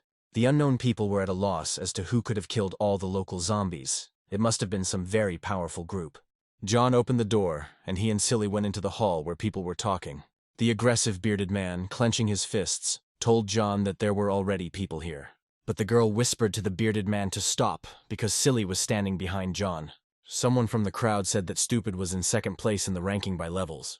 John looked at his servant in surprise. He had already risen to second place. And then John realized what was going on. Foolish had increased his experience by killing new zombies. Just a minute ago, the aggressive people were smiling and saying welcome to the guests. But the fool sensed aggression and rushed at the people with a hammer at the ready. Gao's former comrades were seriously scared. John stopped the guard by patting him on the shoulder and said that they needed to buy some things, so we would leave them alone today. Smith and Stupid headed towards the capital's Mo store. The club's fighters discussed how this Foolish immediately showed that he was an influential person. But although Foolish was strong, there were more of them. The bearded man objected that an ordinary person could not become second in the ranking of the entire Dragon State. The fool had killed more zombies than they had seen in all this time. He only did not touch them out of pity. John, entering the store, admired the honorary badge of the city of Mo. He really liked this thing. The guy's attention was also attracted by the sign of the defender of the city of Mo. The title of the only one in the world gave him a 10% discount. After standing for a while, Smith decided to buy the sign of the defender of the city of Mo. The store announced that the Mo City Defender sign has been moved to the map, and the player can pick up the card to activate it. The guy decided to immediately activate the acquired sign. The system informed the player that the token he had purchased was a special type of diamond-level tool, and that once activated, the player could use it with equipment. John activated the acquired sign. The system responded that the sign of the protector of the city of Mo was activated. Smith was surprised to read the description of this tool. In addition to various protective functions, this sign gave the opportunity to summon a robot defender once a day for 10 minutes to help in battle. The characteristics of the robot changed depending on the player. The system warned John that one player can only buy one sign. He cannot buy a similar thing. The guy thought with regret that he had thought that if he had enough coins, he would be able to buy whatever he wanted. As he left the store, the boy regretted that he wouldn't be able to summon an entire army of robot guards. Having attached a new sign to the suit of the defender of the city of Mo, John left the library together with Foolish. As the game promised, the situation in the city worsened. There was a feeling of heaviness and tension in the air. Everything around was filled with scarlet light. The city's pools emptied and everything around slowly began to crack. The walls and buildings slowly collapsed.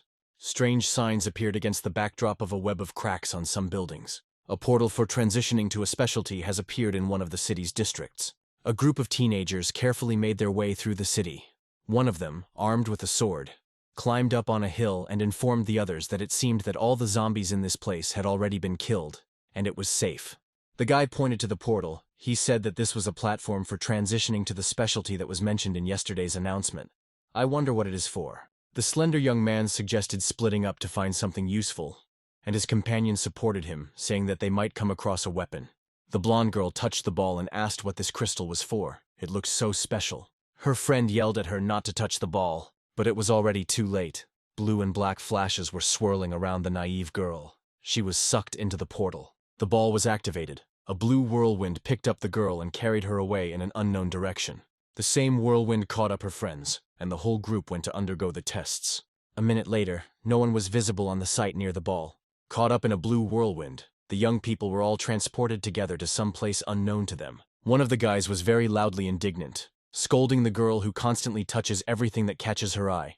This had been repeated many times already. The pretty blonde made excuses that she didn't know it was a portal, and promised to be more careful next time. The guy armed with a sword stopped his friends, asking them to stop arguing. He saw the lantern and decided to take it with him.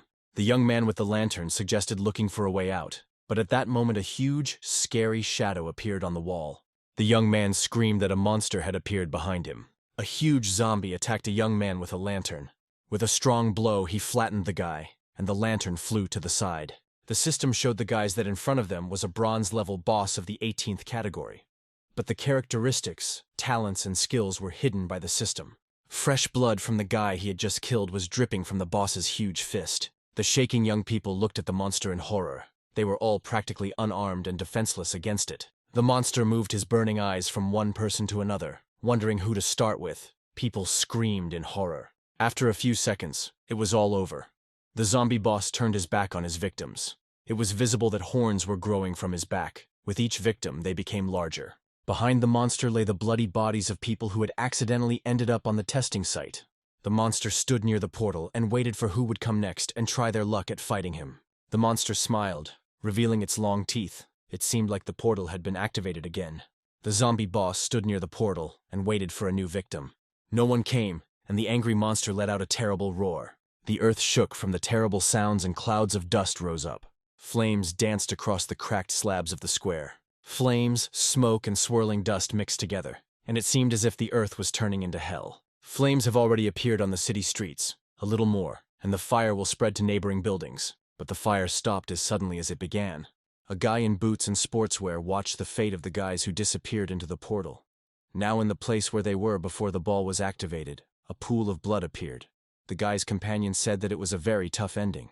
The observer replied that if they continued to touch and pick up whatever they could, they would be next. The boy and girl looked at their leader with embarrassment. Suddenly the boys heard John Smith's voice calling for Silly. The boys ran after John, trying not to catch his eye. Hiding behind corners, the boys watched the players who were calmly walking around the city. John, as always, was wearing a mask that hid his nickname and characteristics, and Stupid was wearing sunglasses and a suit.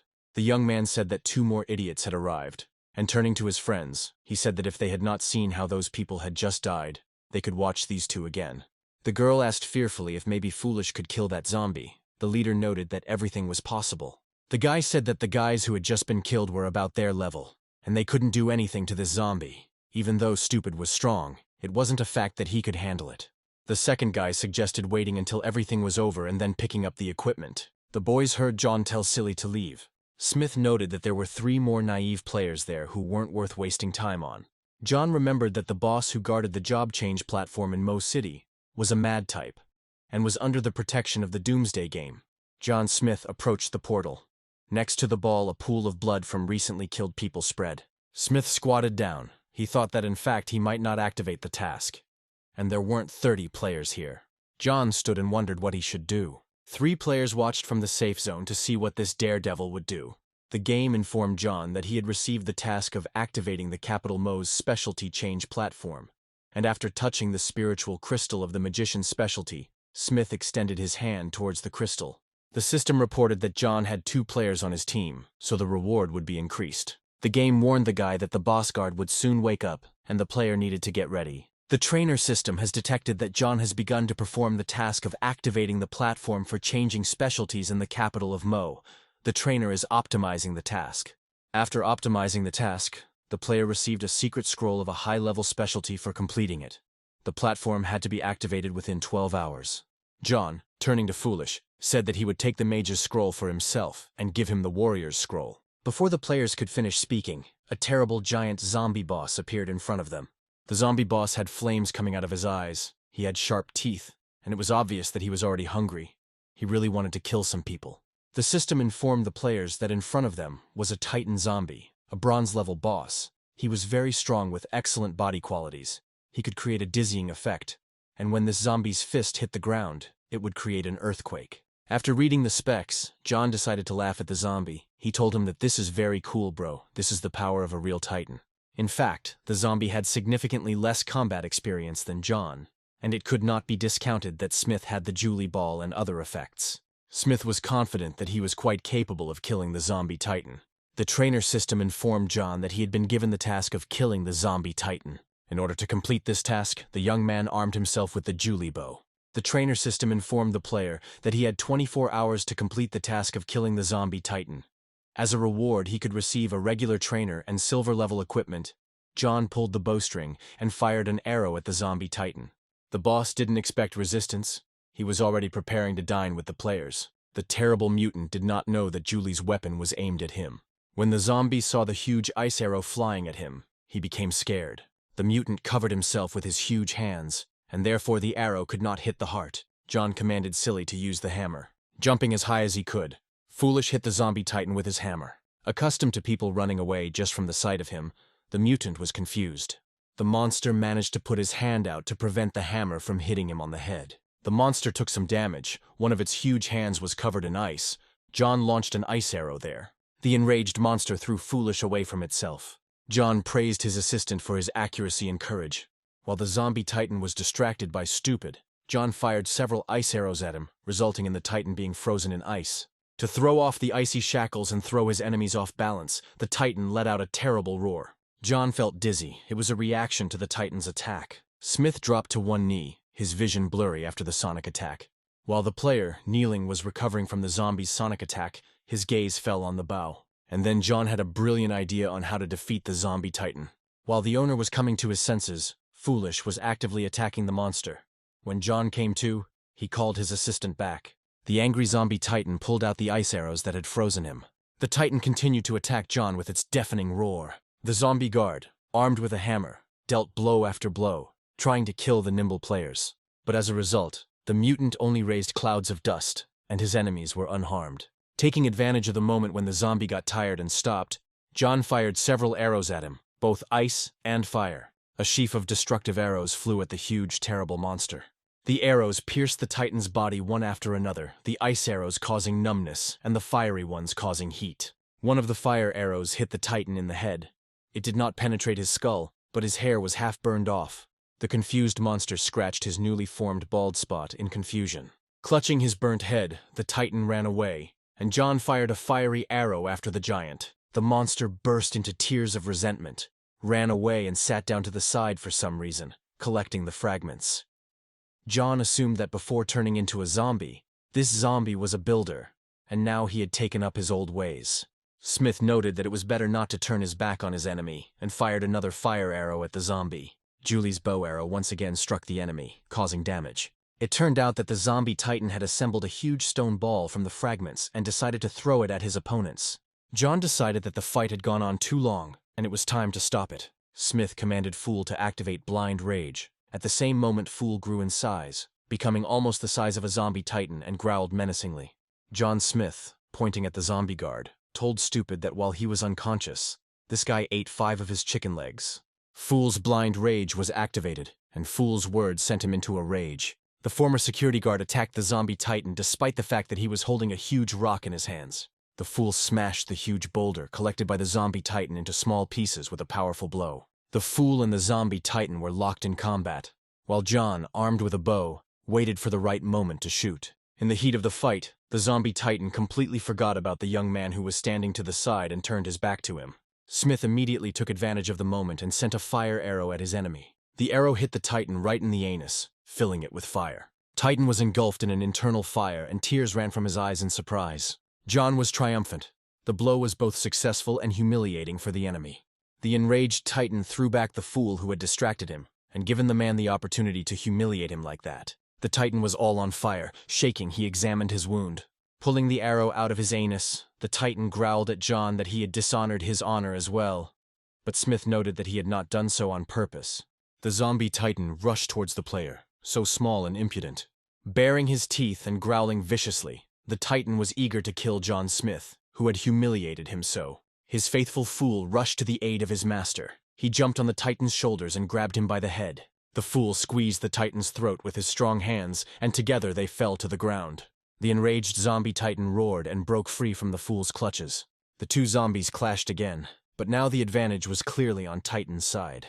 This time, John came to the aid of his fool, sending another fire arrow towards the titan.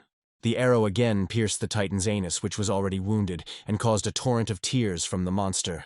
The player pretended that it happened completely by accident. The wounded titan dropped foolish and turned to face the player, shaking with both pain and anger. The zombie titan pulled the arrow out of his burning, painful ass. And then the blind rage of the fool entered a state of freezing, at which time he not only could not help John, but he himself was very vulnerable. Smith loaded his magic bow with 7 arrows at once and commanded Foolish to move away from the line of attack. Hearing the master's command, the servant quickly rushed to the side. All 7 arrows hit the wounded zombie titan at once, causing him terrible pain. John sighed in relief and wiped the sweat from his forehead. He was sure that the zombie titan was defeated. It was a very difficult fight for Smith, and if it weren't for the help of Foolish and a cool weapon, he wouldn't have won this fight. But then the game gave the guy an unpleasant surprise. It said that since his method of fighting was too offensive to the zombie titan becomes a silver-level boss. This meant that the titan was not defeated. Not only was he very angry, he also evolved literally on the threshold of death. The reborn titan flashed his bloody eyes and growled menacingly at Smith. The updated zombie boss had very good characteristics, especially strength and body quality. The weakest was energy. The revived zombie boss retained all of his talents, but they were greatly increased. All of the boss's attacks now created a dizziness effect, and his recovery ability was also greatly increased. After reading the enemy's characteristics, John thought that this boss was not far from being golden. The zombie boss was eager to fight, and without giving the young man time to collect his thoughts, he rushed at him. John Smith was a little confused. He had not yet figured out how to defeat the monster. The guy didn't even have time to finish reading what reward he would receive for the victory. But now it wasn't so important, because first he had to deal with the terrible enemy. John quickly jumped up to avoid colliding with the boss. Jumping back to a safe distance, Smith sent several fire arrows towards the enemy. The arrows, of course, caused concern to the updated zombie, but not as much as before. Wincing, he pulled them out of his huge body. Smith was surprised to see that the arrow wounds on the titan's body were healing immediately. But the guy still had the sword Julie, which never let him down and always brought death to his enemies. John jumped up and quickly rushed into battle, inflicting several wounds on his enemy. The titan did not expect such a quick and brazen attack from the little player, and staggering, he began to retreat. The wounds inflicted by Julie's sword weakened the titan considerably, but did not kill it. At this time, Smith saw with a smile that Foolish, having come out of the freezer, was looking lovingly at the fried chicken leg. The guy thought that it seemed that there was no point in hoping for Foolish now. And then the player remembered that he had not only Foolish, but also other helpers. To begin with, the young man called a robot defender, who could help him in battles every day for 10 minutes. He also remembered another effective defender of his, who had already been tested in battles, and he took out a horn for summoning a zombie cat. The next second, both of John Smith's assistants were already standing next to each other. The zombie cat, the bronze-level boss, and the mechanical warrior defender were ready to rush into battle. The player raised his legendary sword and declared a Julie attack. John Smith suddenly felt a surge of strength. As if he and the Julie sword had become one, the youth quickly rushed into battle. Julie's attack began. The titan, who had turned into a zombie boss, tried to deliver his deadly punch to the player, but he met with Julie's sword, and zombie blood gushed out. The Titan did not expect such an attack. The power of the sword and its extraordinary energy knocked the huge Titan off his feet. And then suddenly the game announced that the player had entered a state of freezing for 2 seconds, which threatened John with death. But then the player's assistants came to his aid. The zombie fell to the ground with a crash, and the impact shattered the square's slabs. The robot defender of Mo City rushed at the zombie boss that was defeated by Julie's attack. The mechanical warrior delivered a crushing blow to the zombie's jaw, knocking it to the ground. At this moment, a cunning and nimble zombie cat entered the battle. Without giving the zombie Titan time to recover, the boss cat pounced on the enemy. The Titan was gripped by the sharp, saber-like claws of a zombie cat. The bloodied and confused Titan didn't know who to fight off first, and before he could look back, he was covered in wounds from the zombie cat's claws and teeth. The boss Titan growled in confusion and anger, his entire powerful body covered in wounds from which blood flowed. The 2 seconds of freezing passed, and John Smith was able to enter the fight again. Without giving the Titan time to recover, John dealt him several heavy blows with his sword. Smith paused for a moment after the attack, and thought that controlling these 2 assistants with the power of thought was quite tiring. The huge zombie boss stood in a cloud of dust, all wounded, in front of his opponent. Titan knew he was losing, so he decided to resort to his most powerful weapon. John froze for a moment, realizing that the Titan was up to something. The fool also froze. He had already fully come to his senses and saw that his master was in danger. The Titan emitted energy that affected all participants in the battle. It was a multiplier of the Titan's talent to cause dizziness with its attacks. Everything was swimming before Gloopish's eyes, and the same thing happened to the other participants. John dropped to one knee to keep from falling, and the cat raised her front paw in surprise. Smith realized that the zombie boss had decided to activate the Titan's wrath. From the description, John knew that the zombie Titan's blows would become stronger and stronger, and soon the player might not be able to withstand it. But it was also impossible to run away from this enemy, because then the Titan's speed would increase greatly, and it would be very difficult to hide. After examining his enemy, the young man saw that one of his arms was badly injured, so he would not be able to reach maximum strike speed.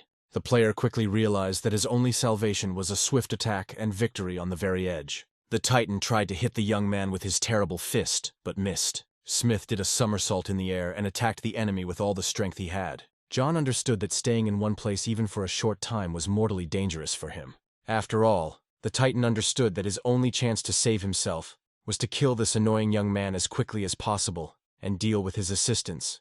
John Smith took his time, determined the trajectory of the blow, and rushed forward. It seemed like he was flying around the zombie boss. And then the monster's head shook. Blood gushed from its neck. The zombie was mortally wounded. Clutching the wound with his huge hand, the Titan tried to save himself. And then the game announced that new members had appeared on the player's team, so the reward for the task would be reduced. John decided to ignore the uninvited guests for now. He needed to finish off his enemy before he evolved again. Smith once again rushed at the zombie Titan together with the robot defender of the city of Mo. The terrible enemy is finally killed. The difficult battle is over. And then John saw that a group of guys were slowly descending onto the square, wanting to join his victory. The initiator of the idea to get a piece of John's victory had already gone down to the square and was encouraging his friends to also come in to receive a reward for the task. The guys went down and reasoned that they could certainly become famous throughout the world for opening the first platform. The girl who was watching them was outraged that it was not easy for this guy to defeat a huge zombie and how they could so shamelessly tangle with him. But one of the guys rudely shouted at her that he had been putting up with her for a long time. The end of the world had already come, and she was still pretending to be Mother Teresa and promised to beat the girl. The girl was afraid of the rude man, so she kept quiet and stopped shaming them. At this time, John Smith appeared behind the backs of the uninvited guests. The winner of the fight approached the guys without taking off his mask. He assumed why they came here, but still wanted to hear their version. The young man, who had just rudely cursed the girl, smiled broadly and said that he was John's biggest fan. Smiling flatteringly, the young man said that they saw John fighting and decided to come to his aid. Smith asked doubtfully if they had decided to come to help and if they were really fans. The boys shifted from foot to foot under the fighter's piercing gaze. John said that he saw how they had been hiding nearby from the very beginning, but for some reason they only came now. The main initiator of this brazen foray opened his mouth to tell another lie. John Smith realized this. He swung his sword and killed the liar. The hunters of other people's victories clearly did not expect this. The organizer of the expedition fell dead. The guys who introduced themselves as John's fans, seeing that their leader was dead, screamed in horror. Smith didn't even turn around at the shouts. He simply said that more than anything in the world he hated liars. The boys were confused, they didn't know what to do, and were very afraid that each of them could be next. Smith took advantage of the properties of his evil ghost mask, and sent terror into the intruders with his gaze. The young people looked at John as if hypnotized. They were shaking, and they began to have visions. Now it seemed to them that there were only zombies around them, and not their friends. A whole crowd of new fans had already gathered, and now, under the influence of the mask's gaze, they attacked each other. Smith, meanwhile, walked away from them, cursing to himself that these creatures decided to join the mission and get a reward for free. The game reported that the players were leaving the mission one after another, which meant they had killed each other. John was sure that these guys could not only share his reward, but if the opportunity arose, they would also finish him off. One of the surviving guys shouted after John that he was a hero of the Dragon State. The guy was indignant and said that Smith should help them, that they just wanted to cover for him and weren't up to anything bad. The second supported his friend. He advised John to think carefully that if he killed them, no one would consider him a hero. Before the guy could finish his fiery speech, John's sword slashed his throat, causing another player to leave the mission. Just a second ago, the loudly indignant guy covered his mouth with his hand in fear and began to shake. John caught his sword and shouted loudly that his name was synonymous with vengeful. He was no hero and was not going to help anyone. The boys ran away in fear, and Smith shouted after him that he wouldn't save the world either, that he lived only for himself. John Smith loudly proclaimed that anyone who angered him, interfered with him, or did anything bad to him would die. The game reported that all players who had previously joined the mission have left the mission. John returned to the dead zombie titan, grumbling that these guys were useless trash and they even dared to teach him. They should have thought first if they could fight him. Smith remembered that when the Lee family persecuted him, none of those cowardly yes-men lectured them about right and wrong. Meanwhile, the game informed John that he had completed the task, killed the zombie titan, and received many different rewards for this. Smith has received another title, and information about him and his achievements in the game will be published to the whole world. Only now the guy found out that the reward for the task has increased. He gets 2 simple trainers and silver-level equipment items. After the system announced the reward, a shining chest appeared in front of John. Smith was still young, and rewards always brought him childish joy. He happily picked up the treasured chest. The guy approached the pedestal in the place where the first platform in the city of Mo was to be activated. To the young man's surprise, there were 2 shining objects lying in front of him, a scroll and a pen. John picked up the scroll, sparkling and shimmering with different colors. The guy unfolded it. It was an agreement to activate the platform. The guy learned that the next day a sculpture of him would be erected on this platform, and he would be revered in the city of Mo. All John had to do was sign the agreement and receive the reward. The agreement was very honorable, so the young man took a pen and wrote his name, and the agreement indicated his real name, and not the nickname Dean, which he took in the game. The game congratulated the guy on completing the task of activating the platform for changing the specialty of the city of Mo. The system also informed the player that his level had been increased. He had received additional points, and that he was only a short distance away from the next level. The game continued to congratulate John. He became the first player to activate the platform on the blue star. This message was published. The young man was happy. It seemed that the trainer system had tried and greatly increased his reward. And then Smith heard some strange sounds. Someone was hiding near the battle site. John completely forgot about the unfortunate observers. But he needed to find a quiet place and count the reward. He was in no mood to lecture other players. The young man patted his sleeping silly on the cheek and said it was time to go. To cheer up his faithful servant, Smith promised Foolish that he would give him a chicken leg. The difficult task was finally completed, and John and Silly went home. At this time, a huge portal began to spin over the square. The guys who were watching John's fight were confused. They didn't know what was happening. One of the freeloaders suggested that Smith had activated some kind of mechanism to feed them to the zombies, while the second grabbed his head in horror. At this time, reports were heard all over the world that a player named Ding had become the first in the world to kill a silver-tier boss and activate the job change platform. The game advised everyone to follow this player's example. Mo City was the first to activate the specialty change platform, so as a reward, the level of all players in the city will increase, and within 24 hours, the reward for all killed zombies will be doubled. The residents of Mo watched in amazement as a beautiful golden glow appeared over their glorious city. Many people watched the amazing astronomical phenomenon with their mouths literally open. The girl looked at her game panel and exclaimed in surprise that her level had actually increased, and now John was her hero.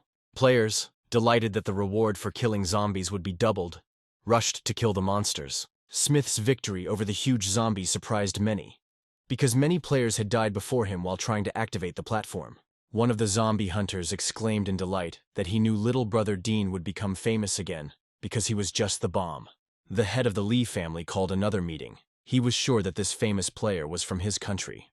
Old Lin guessed that before the game started, Ding had gone on a journey to the capital of Mo, and now he couldn't get out. But his heart would always belong to the Dragon Country. A quiet, starry night descended on the city of Mo. The streets were empty. People hid. The fool helped his kind master sort out the rewards he had received. John, propping his head up in his hands, was carefully studying the game panel, counting everything he had available. By this time, Smith had already reached level 16 and had become quite rich, and his storage had also expanded significantly. The young man was in a great mood. Now he was rising in levels even faster than during the protective period for beginners. John tossed a new specialty change scroll in his hand. He needed to see what it could give him. The new specialty was called Ruler, and it gave its owner the power to move mountains. So now John could change everything that existed. The guy read and reread the scroll. He figured out how best to distribute the points to increase his strength many times over. John's eyes were shining. Now he would definitely be able to begin implementing his plan for revenge on the Lee family. The assistant system congratulated John on winning a very useful thing called an information breakthrough. The guy chuckled. Now it would be much easier for him to deal with bosses and other zombies. The young man asked for clarification regarding the increase in explosion coefficients. The system explained that the initial explosion coefficient would be increased and another percentage would be added to it. John Smith didn't understand the message at first, but then it dawned on him that his explosion factor was now 201%. Among the rewards for defeating the zombie boss was new silver tier equipment. The first item was the demonic chainmail of concealment, which was created to fight against mages. The second item is the demonic pants of concealment. They were also created to fight magicians and were a headache for any wizard. John Smith decided to put on the demonic pants of concealment right away. After thinking for a bit, the player put on the chainmail of concealment, and the system congratulated him on successfully activating them. Looking at his game panel, John decided that his speed and energy were a little lacking and added a few free points there. After distribution, the player looked at his main characteristics with pleasure and was satisfied. The young man told the system that he wanted to receive one of the 2 trainers he had won. Instantly, John had a card with an elixir for physical strength in his hands, a very ordinary item. But it can help him win and help him out at a critical moment in the battle. The new rewards did not cause the player as much delight as before. He considered that they were not particularly useful. Smith decided to look at the characteristics of his new title, Silver Fighter. After reading the characteristics, Smith thought, compared to the title of the only one in the world, these were weak. Did his luck really go away when he received the specialty of the Ruler? John contacted the system and asked to give him silver-level equipment. A message appeared in front of Smith that the system was choosing equipment for him. The guy folded his palms in prayer and asked all the gods of the world to have mercy on him. John unrolled the scroll. He received the Butcher specialty. This improved his strength and body quality characteristics. John looked at the scroll. It was again a normal reward. It was useless for him and stupid. But the player decided to keep the scroll for now. The young man opened the panel of his warehouse and happily looked through the valuables he had. Here in John's hands was a golden chest, received for activating the specialty change platform. He had not opened it yet. The guy opened the lid of the chest, and the system reported that he had activated a golden chest in which he had found a treasure. Smith looked at the treasures. The glasses and coins no longer particularly worried him, because there were enough of them. Among other rewards in the chest was a watermelon knife and gold-level equipment. The fighter looked at the knife. It created a great intimidation effect during the battle. The guy decided to feed it to the ball of Julie. John remembered that thanks to his victory, the reward for killed zombies would double within 24 hours, and the guy decided to take advantage of this. There was no time to rest, so to enhance the effect, John activated the elixir for physical strength. The young man drank the magic liquid, and felt as if a volcano of energy had exploded inside him. The fool was literally thrown away from his master by an energy wave. The servant was puzzled. He had never seen anything like this before. Foolish had already fully recovered from the battle with the Titan, so John said it was time to work. Today he told Silly not to finish off the zombies to death, but to leave them for him to stimulate the servant. John promised him an extra chicken leg for every 20th zombie. Dreams of fried chicken inspired Silly Boy very much, and he happily followed after his master. The sword of Julie literally burned in John Smith's hands. The young man rushed through the empty streets of the city, searching for and killing all the mutants he came across on the go. And then the fighter heard an unusually loud and menacing growl behind him. Somewhere nearby there was a very large zombie. When the player finally saw the giant, John had a caustic thought that this mutant had probably eaten too much plant. Smith rushed at the enemy. Literally with every step his strength increased many times over. The player attacked the mutant with fury, and in his head he was thinking that he wanted 3 pieces of equipment. The game congratulated John, but it wasn't enough for him. He demanded that stupid attract more zombies. For this he ordered to hit the ground with a hammer and create an earthquake. The fool obediently fulfilled his master's will and began to hit the ground with a hammer. Soon a whole crowd of mutants of different levels gathered around the noisy fool. That was all John needed. He rushed at the monsters, killing them one by one. John had already lost count of how many messages about zombie deaths he had received. It didn't matter anymore. The main thing was to kill more. Smith stood in the center of a huge crowd of zombies. They kept coming and coming. The young man was drunk with blood. He cut, stabbed, chopped, without stopping. The guy stopped only when there was not a single living mutant left around him. The fighter smiled. He was pleased with the result. Now, in the equipment ranking, all the top places were occupied by John's equipment. None of the players could compare with him. The heads of the country's 3 richest families gathered for a meeting, with Smith on the top topic. Family representatives looked at the ratings and were surprised. Luck and fame were slipping away from under the noses of the heads of families. But the most important question that worried them was who this player Dean was. No one knew him. There was no agreement among the heads of families, especially since one of the representatives was a young man whose father had turned into a zombie, and the other 2 old men believed that he did not belong there. But the boy snapped back. He remarked to the elder Lee that it was not worth lecturing him. The young man apparently did not particularly like the head of the Lee family. But the 3rd representative decided to calm the disputants and reminded them that their topic today was the player Dean, and that they should not discuss family issues here. Senior Lee remarked that he had never heard of this person in the Dragon Country before, and could not believe that a common citizen could reach such a level in a few days. Chief Lee was confident that they should find this guy. With his current fame and ranking, he would help them a lot if he joined. The young council member noted that the end of the world was a great opportunity for them. The guy stretched and said that everything in this world had turned upside down, so why don't they take over this world completely?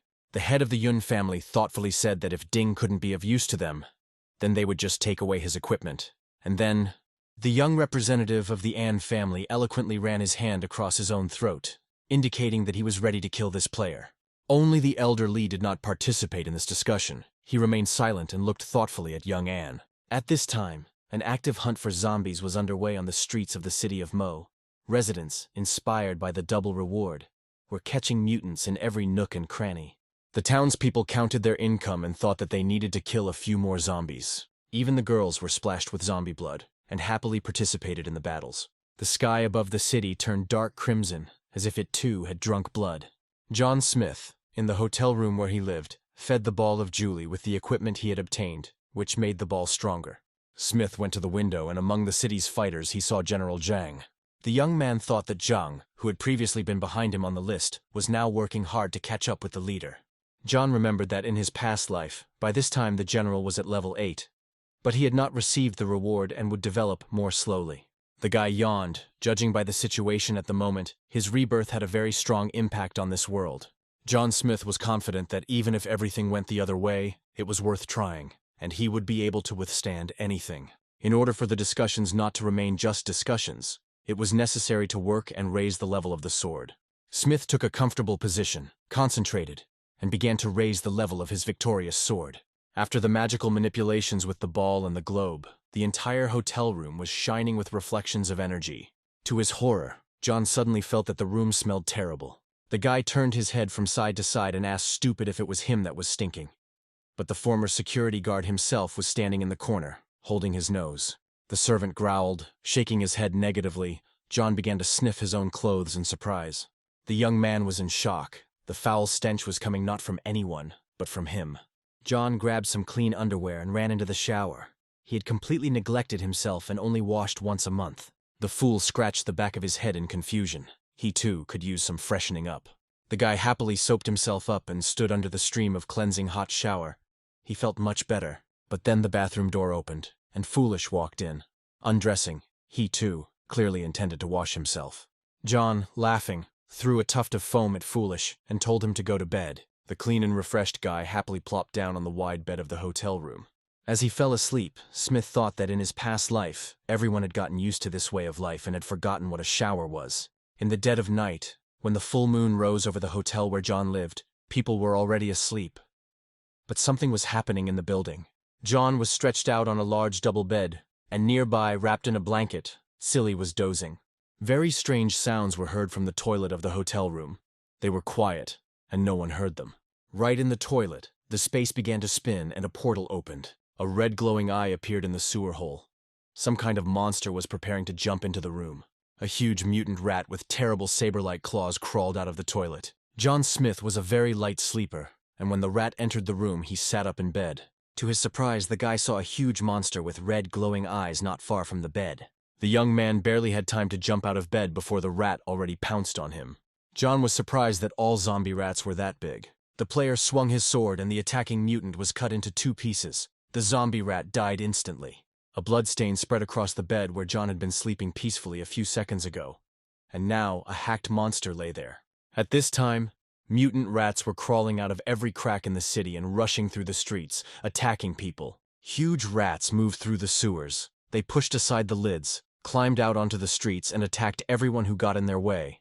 The townspeople, terrified, tried to flee from the new disaster. Screams were heard, but it was impossible to escape from the swarm of rats. They pounced and literally bit people to death on the run. Frightened townspeople threw down their weapons, and that night many streets were left covered in bloody corpses. A crowd of rats rushed through the city, and the sounds were as if a herd of horses were galloping down the main street. John and Silly prepared for battle, and from behind the door, they also heard the sounds of a large number of rat paws stamping. John understood that, judging by the sounds, either a crowd of zombie people or a pack of zombie animals was heading towards them. But for some reason, the system did not notify him of the attack or the task. The guy decided to leave the room to scout out the situation and be prepared for any situation. The young man walked around the hotel, but did not find any rats. Could it have been his imagination? Smith was perplexed. He decided to look around again. The player examined everything carefully. There were no mutants in the room. Through the hotel window, he saw several rats running along the street. Smith thought it was all very strange. Several rats could not make such a loud noise. The young man assumed that it must be a huge swarm of rats, and judging by the sounds, they were already somewhere close, perhaps in the building. Is an army of zombie rats really here to attack John? And then the guy saw through the window how the manhole cover moved aside and a huge crowd of rats crawled out. John watched the movements of the zombie animals and realized that, judging by their organization, these mutants were definitely being led by a boss with combat talents. Smith thought that he would most likely have another battle tonight, which meant he couldn't stay in the hotel room. In order to prevent the enemies from approaching unnoticed and to see everything for themselves, John suggested that Stupid go to the roof. The doors leading to the roof were padlocked, but that was no problem for Julie's sword. The guy opened the doors and he and Stupid found themselves on the roof of a tall hotel, from where they could watch what was happening in the city. John Smith and his battle servant, the faithful fool, looked around to take a good position. Smith, wearing the gear and mask of an evil ghost, sat down near the fencing on the roof and began to watch what was happening. The guy had never seen such a number of vile rats in his life. Huge flocks of wild monsters were running in a certain direction. John thought that there were so many of them, and it was very good that they did not attack him. The guy reasoned that if he killed these bosses, he would earn a good amount of money. Foolish listened to the owner's reasoning in surprise. After watching for a while, the young man decided that there were too many of these rats, and he did not know for what purpose these rats had gathered here, so it was better not to risk it. Smith was going to make a reconnaissance sortie. He told Foolish to stay here and not run away anywhere. To hide from the eyes of his enemies, John activated the Twilight Ring. Using magical equipment, John, invisible to the eyes of his enemies, rushed over the city. The guy landed on one of the roofs and began to quietly watch the mutant rats. Directly opposite the young man stood a large, beautiful house, the windows of which were lit up with lights, which meant that the owners were now at home. The guy chuckled that the end of the world had happened more than a week ago, but there were still simpletons who thought they would be saved at home. Smith saw that a huge pack of zombie rats was heading towards this house, and John had a thought that he could move to the roof of this house, but he changed his mind. The rats entered the house in an organized formation. The young man decided to see what would happen next, and only then act. The guy settled on the roof of the building opposite and watched the movement of a real gray army of mutant rats. In order not to attract unnecessary attention, John froze and made absolutely no movements. To the guy's surprise, The rats entered the house, but nothing happened. And then the player had a flash of thought that a hidden quest had appeared. Smith was delighted. He could not even imagine that he would be so lucky today. The young man mentally called to Foolish, telling him that it was time to work. The faithful servant, armed with a hammer, immediately rushed to the call of his master. Soon, Foolish landed on the same rooftop where John was standing. The youth drew his sword and prepared to attack. At this moment, Smith's attention was drawn to another strange sound. This time it came not from below, but from above. The boy raised his head and saw a huge flock of crows rushing rapidly towards the same house as the rats. These birds were also zombies, and John had already learned to identify them over the course of 10 years. Huge crows with bloody eyes flew whistling over the players' heads. John Smith and Silly Boy watched the diving crows in amazement, as if someone was calling them. John warned Silly not to move. There were too many of these zombie birds for the two of them to handle. The black flock, flapping its wings, landed next to the rats and went to the same house. The birds stood up on their paws. They did not conflict with the rats at all. Moreover, it seemed that they were talking to each other. John didn't understand what was going on here. Birds and rats could enter the estate in an organized manner. What was there? John secured the rope, and he and Silly began to slowly descend to the ground. Smith and Silly left their observation post on the roof and landed on the pavement. They were about to find out what strange phenomenon was happening before their eyes. Trying not to make any unnecessary noise, the players slowly moved after the gray-black army, which was entering the mansion illuminated by bright lights. Almost all the animals have already entered there, a few more steps, and John and Silly will also enter the mysterious house. An unpleasant surprise awaited the players near the mansion. It turned out that not only rats and crows, but also larger monsters were heading to this building. John and Silly Boy saw a lion, a tiger, a puma, a wolf, a boar, and a huge bear entering the mansion. The zombie predators bared their huge teeth, raised clouds of dust, and entered the mansion in an orderly formation. John thought that sooner or later this bear might crush him.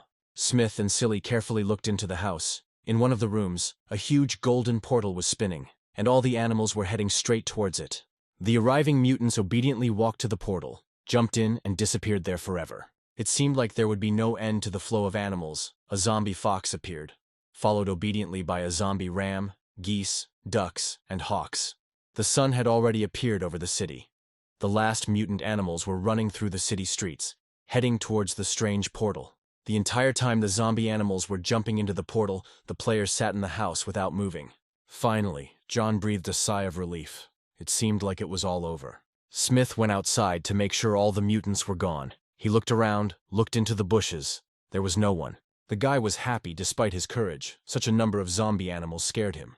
Now John had to figure out what kind of portal this was, so he called Silly. The guy entered the house again and approached the portal. It still hadn't disappeared. The game reported that John had discovered an unknown quest. There was no information about this quest. From his past life experience, Smith knew that the quests in the Doomsday game were divided into two categories. The first being competitions between players. The second type of quests transported the player to some place, and there he received tasks. An unknown quest John encountered for the first time. The young man relied on his rich experience of completing quests and assumed that completing an unknown quest would not be difficult for him. The guy asked the trainer system if it would protect him inside the quest. The system responded that if John didn't like the quest, he could finish it at any time and be transported back. Smith decided that since he was not risking anything, there was no point in hesitating, and agreed to go on the unknown quest.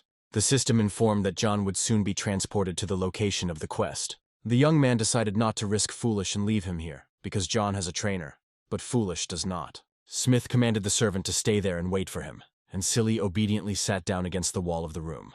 John looked at his faithful Silly. He looked so naive. The guy felt a stir of worry in his soul. But there was no time to think. A shining blue portal opened in front of John. The young man took the sword prepared for battle in his hands and stepped into the unknown. The space around him began to glow and spin. The room disappeared, and he moved to a completely different place. The glow disappeared. John looked around. He found himself in some kind of huge stone room. Lights burned on the walls, going up into the endless heights, casting dim reflections around. The young man moved forward cautiously, not yet understanding where he had ended up and what awaited him. The guy carefully knocked on the wall, trying to determine what was behind it, but the wall made a dull sound, meaning it was thick. John Smith thought that perhaps his sword would help him cut a passage. The boy swung his sword, trying to make a passage for himself in the blank wall. Julie's sword struck sparks and left a mark on the wall. but there was still no passage. The game informed John that he had activated a special quest called the Labyrinth of Despair. Smith looked around carefully. If this was a labyrinth, then there had to be a passage somewhere, and more than one. From the game's message, John learned that this quest exists only in legends, and for 1,000 years, no one has been able to complete it. This maze is home to many zombie animals and is also full of traps. Another unpleasant discovery was that John's storage was locked here. He would not be able to use his tools, titles, and equipment. Once the quest time is up, the player will be killed, and Smith is surprised to learn that he entered the yet-to-be-discovered quest in a special way. John was puzzled as to how one could get into an undiscovered quest, and this special method was apparently that very portal. The hint screens were empty, the maze was not yet open, and this proves that the danger is quite great. But John believed in himself, and although the vault was inaccessible, he still had the Julie sword in his hands, and he also had the Julie ball, which he was spiritually connected to. Everything else was unimportant. The trainer system reported that the data optimization was complete. The quest was adapted according to John's strength. The guy raised his head up and saw the starry sky and vortices of unknown energy above him. John felt much more cheerful. The wall next to him was still unimaginably high, but not endless. Red flashes slowly descended from the sky closer to John.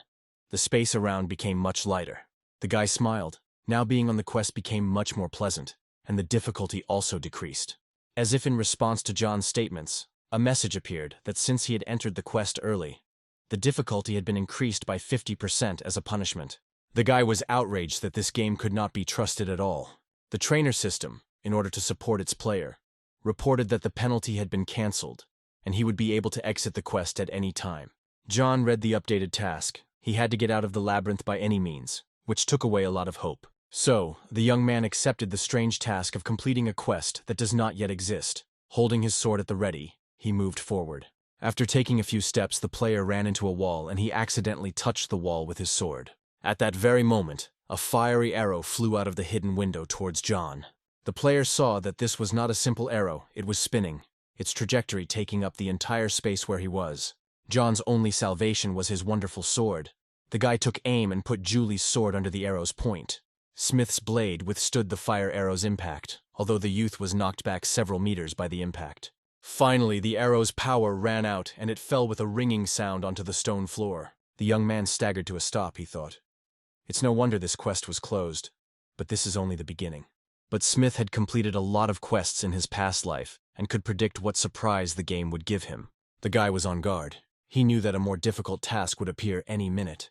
The main thing was not to miss where a new danger would appear, many times greater than the first. The player heard a quiet whistle. Now not one arrow was flying towards John, but several. The arrows were coming closer and closer. All of John's instincts were heightened. He knew that salvation must be very close.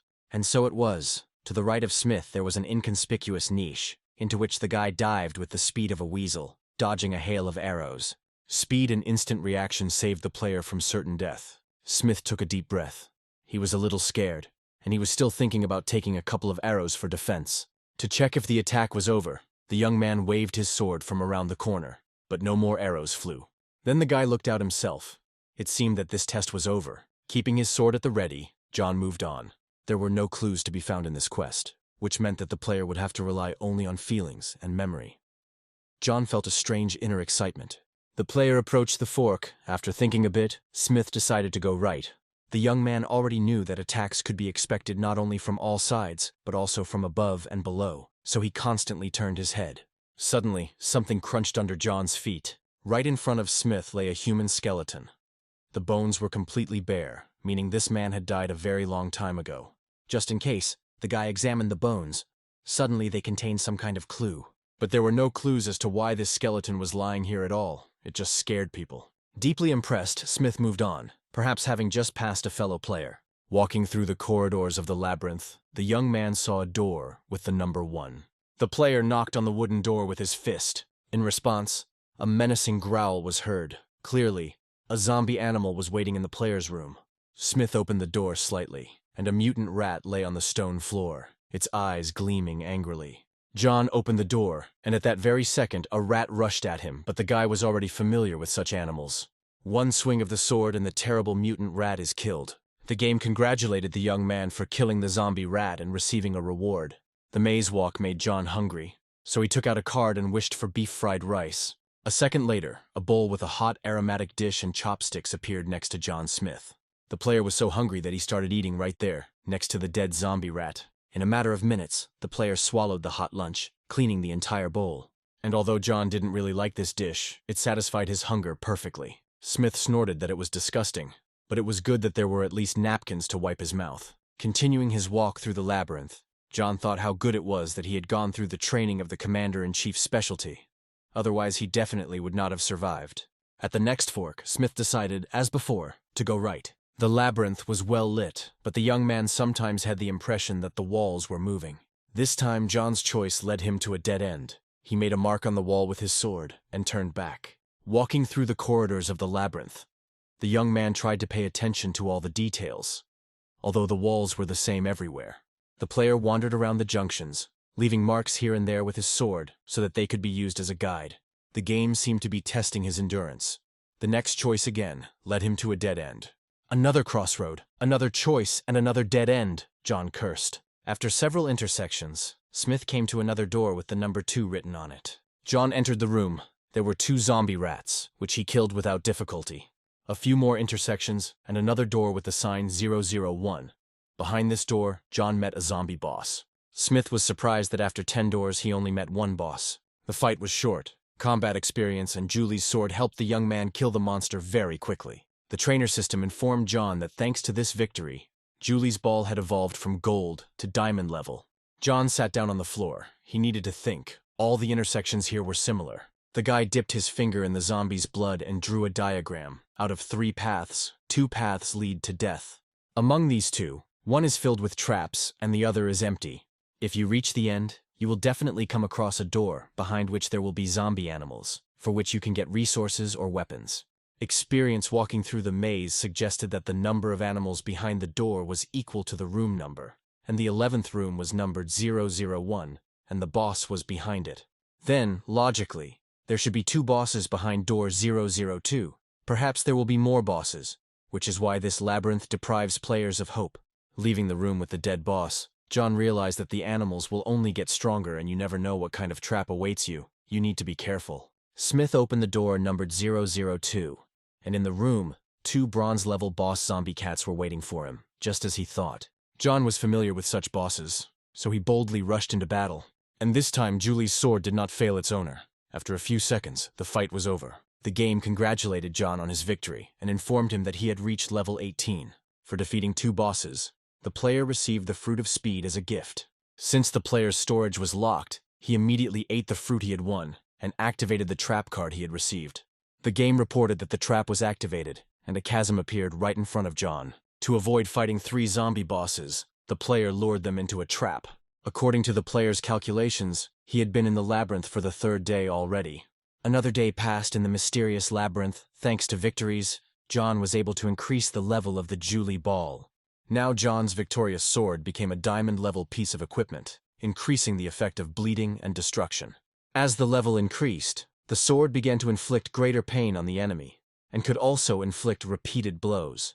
The characteristics of John's other weapons, which he could not currently use, also increased. With the upgraded sword, John could kill zombie animals much faster. The young man opened any door he came across in the labyrinth without fear, because he knew the sword would not fail. The bronze-level bosses that John had feared so much at the beginning of the game now fell to his sword like the most simple mutants. John Smith, armed with his deadly sword, triumphantly advanced through the complex labyrinth. Meanwhile, in the capital of Mo, players were leveling up and changing specialties. Those who constantly followed the game levels were surprised that the player Dean seemed to have disappeared. There was no information about him. Fans and supporters made all sorts of assumptions, but John still topped the rankings by level, which meant he was alive. Smith fought his way through the labyrinth of despair with exemplary tenacity, and with each battle his opponents became stronger and more dangerous. And so, in one of the halls, John met the animals he was so afraid of. They were mutant predators. John had Julie's youth, experience, and strength on his side, so any bosses were no longer so scary to him. The blow of his sword had already killed a scary zombie buffalo, a zombie puma, and a rat. The guy entered the next room and was surprised to find that there were more bosses. Well, that's better for him. He'll get more rewards. The young man fought mutants like a man possessed. It seemed that this had become his usual way of life. He could no longer do otherwise. The more bosses Smith killed, the stronger his sword became, as if it was absorbing the power of the monsters he killed.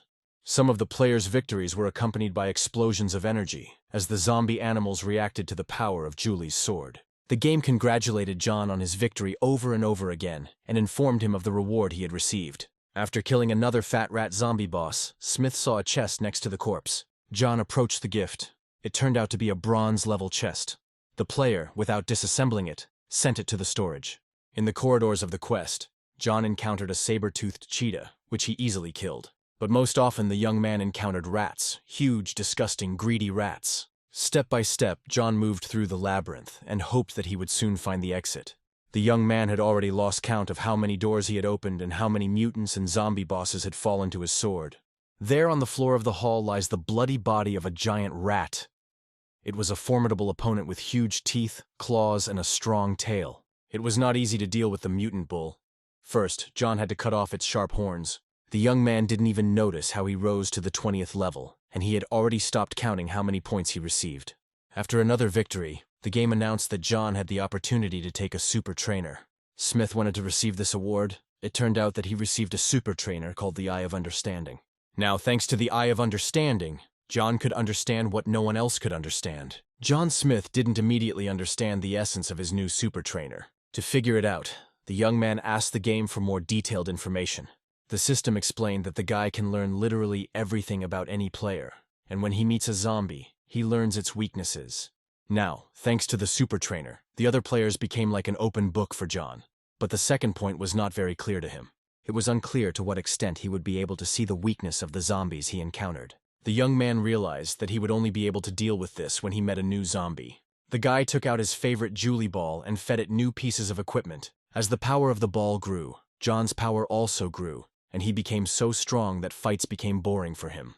He walked into the halls of bosses without fear and emerged victorious. The young man saw another door in the corridor of the labyrinth and approached it to see what was there. But the number on the door puzzled him a little. It said 41, after all. Even for him, it was a bit too much. The guy opened the door and looked inside. The whole room was filled with mutant crows. It was a great opportunity to test how the Eye of Understanding works. John received a message that these zombies are afraid of fire, and also that they can be dealt maximum damage if you hit their wings.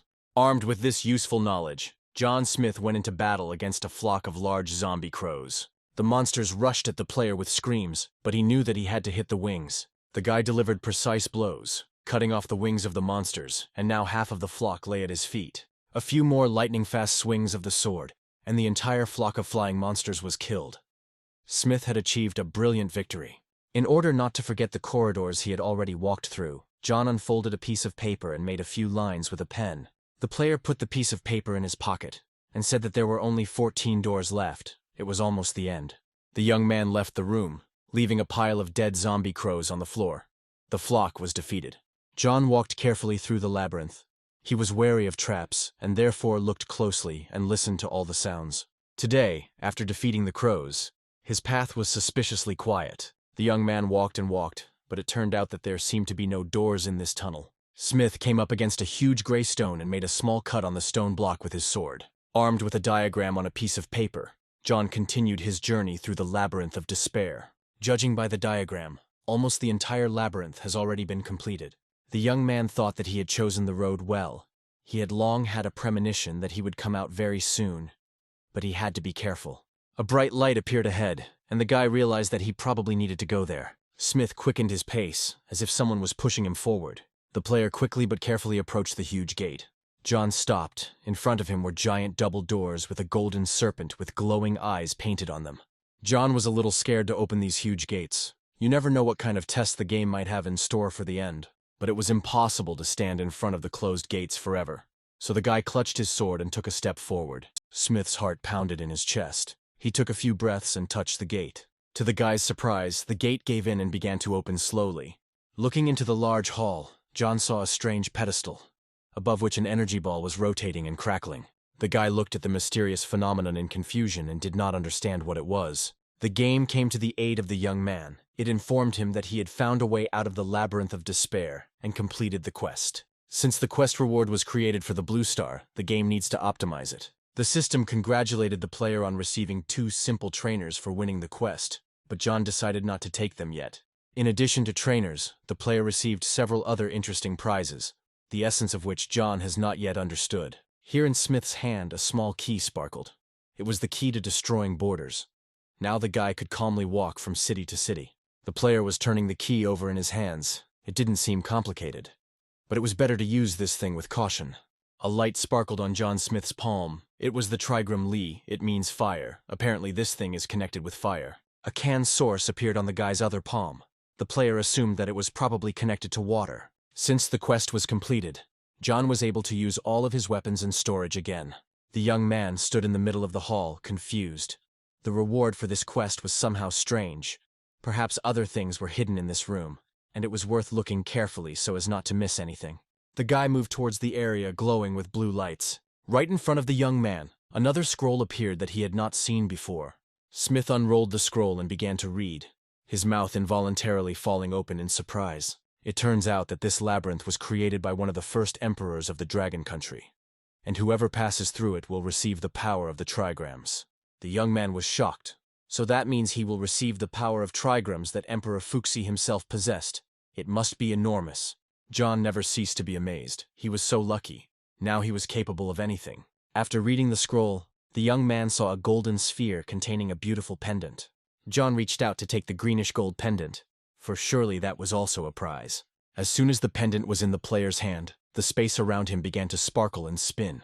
Multicolored rays emanated from the pendant and wrapped around the player. And now the multicolored waves picked up John and spun him around in a furious whirlwind. The young man was confused. He did not understand what was happening, what he should do, and where this whirlwind would take him. A few seconds later, John Smith turned into a huge cocoon, which was picked up by multicolored rays and carried away in an unknown direction. John felt multicolored rays passing through him, piercing his body like needles. He clenched his fists to stop the trembling that was beating him. The guy realized that some kind of transformation was taking place in his body because of the colored rays. He felt blood running from his eyes. Smith clenched his teeth. Now not only streams of blood were oozing from his eyes. A serious transformation is impossible without pain. It must be experienced. The young man felt as if he was in zero gravity. Constellations were flying before his eyes. Big and small stars were looking with interest at the lucky player. The cocoon that contained John Smith was spinning, flying through the universe, the transformation continuing. Smith didn't know how much time had passed, but he felt the cocoon returning. The multicolored rays became thinner and softer. They no longer tormented John's body as much, and he began to slowly come to his senses. Multicolored rays burst out of the strange cocoon in different directions, and the capsule in which John Smith was hidden began to crack. The guy gathered his will into a fist, and then he felt the cocoon shatter into small pieces, and a glow began to emanate from Smith's body. The guy realized that he had returned. The system informed him that he had received an unknown power. The Doomsday game was a combination of an unknown force with the Blue Star culture and the game system. A surprised John learned that he had made the transition to the Green Emperor specialty. In order for the specialty to undergo digitalization, the young man had to complete a quest. And only then did the young man realize that the beautiful green pendant was the sign of the Green Emperor. John stared with wide eyes at the small green circle around which a light and a drop of water were dancing merrily. The guy took the green pendant, and in his hands was the same legendary trigram power that Emperor Fuxi possessed. And now, thanks to a painful transformation, John Smith also possessed this power, for which many were willing to give anything. The player's thoughts were interrupted by a message from the system, which congratulated him. He received the power of flame and the power of water. The rest of the powers he will receive gradually. Surprised, John stretched out his hand and thought about the power of fire, and a tongue of flame obediently appeared on his palm. The young man thought about the power of water, and a drop of water appeared on his palm. Smith laughed. These two powers were already awesome, and if he got all the others, the Doomsday game wouldn't be able to defeat him. The quest was over, and John confidently walked towards the exit of the hall. Before the guy had time to reach the doors, he heard the hall begin to collapse. The floor was cracking, and stones were falling from the ceiling. It seemed like this room was only held together by the Fuxi trigrams. The game panel asked John if he wanted to leave the quest. The young man confidently pressed the yes key, because he had been in the labyrinth for a long time. And there, in the game, Foolish was waiting for him. At that very moment, John Smith found himself in the room of the mansion where he had left his faithful servant. The young man sighed with relief. He was finally back. The guy picked up the phone and looked at the date. He was horrified by what he saw. It turned out that John Smith had been on the quest for 2 weeks and hadn't even noticed it. The guy remembered about Stupid, who probably hadn't moved from his place for the past 2 weeks. He needed to hurry. John found the faithful and obedient silly boy where he had left him, the servant very weak. Surprised, John asked the servant if he had really been standing in one place since Smith entered the quest. Good Fool growled affirmatively. John asked the silly boy if he was hungry, and he nodded his head affirmatively. Smith patted Foolish on the shoulder and said that he would finish here now and give him some chicken legs. John opened the levels panel and was surprised to find that there had been no significant changes in the ratings in 2 weeks. Smith handed Foolish a scroll and said that it was time for them to refresh their strength a little. The refreshed fool obediently activated the scroll of the master specialty given to him by his master. While John was on the quest, General John reached level 18. The general wiped the sweat from his forehead and said that he had finally surpassed this ding in level and could be considered to have regained his lost face. But when the general opened the rankings, he was furious. Dean was again in first place, jumping from 17th to 20th level. Seeing the updated level rating, the young townswomen happily chirped that their beloved Dean had finally returned. The young player, looking at the rating, fell into despair. He did not know how Foolish could reach level 20 so quickly. Fans all over the world were discussing how in just 1 minute the ranking table had changed so significantly, with the fool reappearing there. But John Smith and Silly Boy were not worried. They made themselves comfortable on the floor in one of the rooms of the mansion, and dined with gusto. John kept one eye on his game panel and the messages from the system. Now she combined his 2 specialties, Commander-in-Chief and Green Emperor. The game told John that he had 50 points of free characteristics, which he needed to distribute as he wished.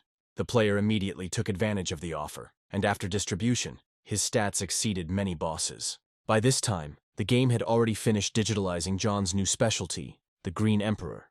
The young man read the description with surprise. The specialty he had received gave John powers he had never seen before.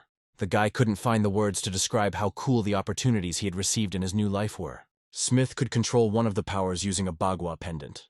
With this Jasper pendant, the player could control the power of the flame by expending energy. John looked at the pendant and laughed. He felt an unprecedented sense of strength. He even felt a little awkward that he was now so much stronger than the others. The system informed the player that all of his characteristics had come into balance. The specialty of a mage and a warrior had been combined into one, and he could master an unlimited number of skills. And suddenly John saw that something strange was happening to his silly boy. He was shaking all over and growling in confusion. Suddenly, Foolish jumped up from his seat, began to tear his suit to shreds and growl loudly.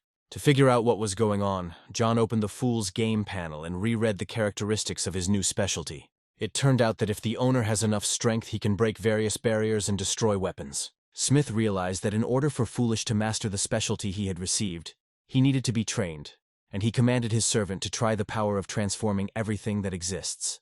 The fool dropped to his knees, extended his hand, and concentrated. Foolish obviously had enough strength because, obeying his call, everything around began to crackle and rumble. Stones began to fall from the walls of the mansion, the floor slabs began to break off, and stones began to fly from there too. The surprised fool discovered that the hand he extended was covered in an even layer of stones. John approved of the result. Since the strength of the fool had reached such a level, this was excellent. The specialty of the ruler greatly increased the strength characteristic. Smith told the system that he wanted to pick up 2 simple trainers, and they were immediately loaded. John received an absolute servant and a multiple breakthrough. Since he already had an absolute servant trainer, his level increases to 2. The young man shrugged. It seems that coaches have their own rules. John Smith and Silly Boy left the mysterious mansion and returned to the city streets. The game has warned Mo City players to be careful. The Mo City Battle Merit meeting has officially ended.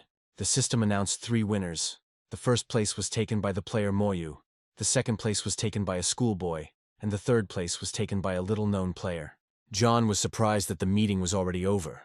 It seemed like all those winners had been hard at work leveling up while he was in the maze.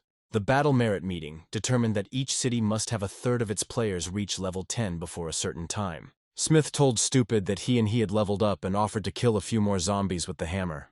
The fool struck the ground with his hammer with all his might, and the stones that jumped up began to spin around him and turned him into a stone giant.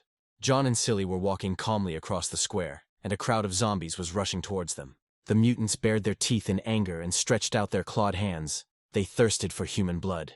John threw the spinning sword of Julie into the approaching crowd of mutants.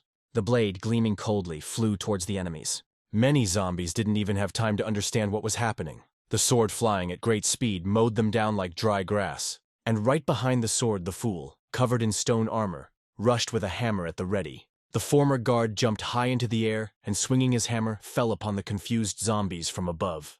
The mutants looked at the stone giant, spellbound, as he crushed them with a huge hammer. Almost the entire crowd was now lying on the square amid clouds of dust. The fool walked around the square and finished off the remaining survivors. Some of the unfortunates managed to escape, but John paid no attention to them. The guy sat comfortably right on the pavement and carefully studied the game panel. The young man had a scroll of fireball mastery in his hands, and he decided that now he needed to learn how to use this gift. John Smith studied the technique of fireball mastery carefully. The guy thought how good it was that he didn't feed it to Julie's ball. He didn't even think that he would try this technique now. The young man concentrated, and small fires flared up in each of his hands. John closed his eyes and surrendered completely to the power of the fire. He merged with it. And now the fire was not only on his palms, it engulfed his entire body. John was fire himself. The young man looked at his palms with sparkling eyes. Surprisingly, he could now hold fire with his bare hands. Smith began studying the technique of creating flying fireballs. Concentrating, he created a huge fire cloud with the power of thought, after which the young man tried to direct it in a certain direction. The player didn't succeed right away. Sometimes the fireballs flew in the wrong direction and exploded. After each unsuccessful attempt, John persistently analyzed his mistakes and tried again. The day was already drawing to a close. Smoke was rising around Smith. Many objects were burned, but progress was evident. The boy worked hard, ignoring the abrasions and burns. He mastered the skills of the Green Emperor. John tensed up and with the power of his energy lit 2 fires in his palms. To keep the fire from getting out of control, John concentrated on it and did not get distracted for a moment. Here the fires separated from John's palms and twisted into one large ball of fire. The system praised the player and congratulated him for learning the Green Emperor Specialty's Fireball Mastery ability. Smith sighed with satisfaction. He had finally mastered the art of fire control. Fireballs were a magical skill that allowed one to create fireballs, direct them towards a target, and detonate them. Now, after a few training sessions, John could easily create fireballs and send them in the desired direction. The guy decided to exchange his scroll for a skill because it was worth it. The young man thought about it. There were still many different scrolls in the store in the capital of Mo, and the stores in other cities were probably the same. He needed to buy some scrolls for a rainy day. Pleased with his work, John called Silly and promised to give him a chicken leg. The Mo City Players Battle Merit meeting has already been completed, and meetings in other cities should also begin soon. There is no guarantee that in other places some of the players will not rise in the rankings. It is necessary to study their real strength. In the residence of the Lee family, they were preparing for the meeting in the capital. The head of the Lee family insisted that being in the top 3 was not enough. He needed a Lee family player to take first place. One of the leading fighters of the family said that he could compete for second place, but now General Zhang is in first place. Senior Lee asked the fighter who said he should fight to the death, but the fighter reminded the chief that Zhang had an entire army behind him, and Lee was just a family. Old Master Lee said that their families had united together, and if the enemy had any intelligence, he would not quarrel with them, so the fighter could do his job in peace. Senior Lee's nerves gave way and he shouted that they must get first place at any cost. The fighters exclaimed that they would fight to the end. The head of the family was satisfied and let them go. The meeting was over, and the participants began to disperse. But the chief asked Fighter Sure to stay. Senior Lee gave the order to find out why Uncle Rong had not yet appeared in the rankings, and also to prepare equipment and tools. The chief also said that it was necessary to quickly deal with this Zhang. He did not assign anything else to the fighter. The warrior went to carry out his orders, and the head of the Lee family nervously drummed his thin fingers on the table. Old Master Lee couldn't understand why he was always so uneasy. The leader remembered that there had been chaos in the family before. It couldn't be allowed to happen again. He had to seize this opportunity to promote the Lee family to the top, and also find Habo. Thinking in this way, the head of the Lee family entered the secret room. The old gentleman moved the blue vase, setting a secret mechanism in motion. The cabinet smoothly slid aside and revealed a secret passage. Old Mr. Lee entered the secret corridor. As soon as the man entered the gallery, the cabinet fell into place, hiding the passage. Only a few people, especially close to the leader, knew about the existence of this secret passage. Everything in the room became the same, as if no one had ever entered it. John Smith never stopped training. Now he decided to try this skill directly on zombies. In the suburbs of the capital Mo, a young man concentrated, created fireballs, and launched them into a crowd of mutants. The system congratulated John on destroying new zombies and announced the number of rewards. But for the young man, this was not the main thing now. With the increase in the level of the sword, Julie, killing zombies was no longer a problem. Now John was faced with the task of mastering new skills. While Smith was honing his skills, he moved on to the next 21st level. The young man distributed his free points, adding energy to himself, because mastering fire required a lot of energy. Having made sure in practice that the skill of fire control had been mastered, John called foolish, and they set off on a journey. John Smith and Silly Boy confidently approached the border of the city of Mo. There were only 50 meters left to the border. The players approached the border. The conditions of the Doomsday game prohibited crossing the city borders. Crowds of different mutants wandered aimlessly along the border. Smith approached the border. The city was sealed with a magical barrier. The system warned the player to wait until the city was opened, and then he could go further. To overcome the magical barrier between the cities, the young man summoned a key from his warehouse, one in the quest of despair. The system asked if he wanted to use the boundary destruction key to open the passage to Jing City, and the boy answered in the affirmative. A ripple ran along the magical barrier and a glowing circle appeared, the place where the key had to be brought. After John touched the magical barrier with the key, glowing cracks appeared. The outer magical barrier was very similar to the frozen, shaky water of the sea. But then part of the magical barrier shattered into pieces and an opening appeared in front of the players. In front of John and Silly there was a starry darkness. The young man was very surprised. Shouldn't there be a road behind the screen? The guy was sure that if there was a key to destroying borders, then there was also a way to get to another city. Leaving the mutants strolling in the daylight, John and Stupid stepped into the area that was behind the magical barrier. After the players passed the city's border, the magical barrier tightened again, turning into a solid wall. Smith and his faithful servant walked in pitch darkness at random. They could not see anything, neither the road nor landmarks. But among the star nebulae and glare of the system, John saw a strange room without windows, but with a door. Smith opened the door, and he and Silly went inside. The room was empty. The guy was surprised why there was nothing there. The system reported that players violated the ban on crossing borders between cities and will be sent back in 10 seconds. The countdown began, but the young man shouted loudly, asking to be sent to the city of Jing.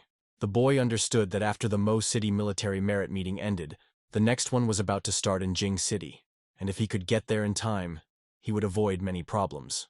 The game informed John that his request had been accepted, and they would be sent to the outskirts of Jing City. John Smith breathed a sigh of relief. He had expected to encounter more difficulties. The guy and Stupid walked towards the exit of the strange room. But it turned out not to be as simple as John Smith assumed. The game still punished them for breaking the rules. As soon as the players left the room, they found themselves on the outskirts of the city, surrounded by a huge crowd of zombies. John, armed with the sword Julie, rushed to attack. The fool swung his huge hammer, inflicting huge losses on the attacking mutants.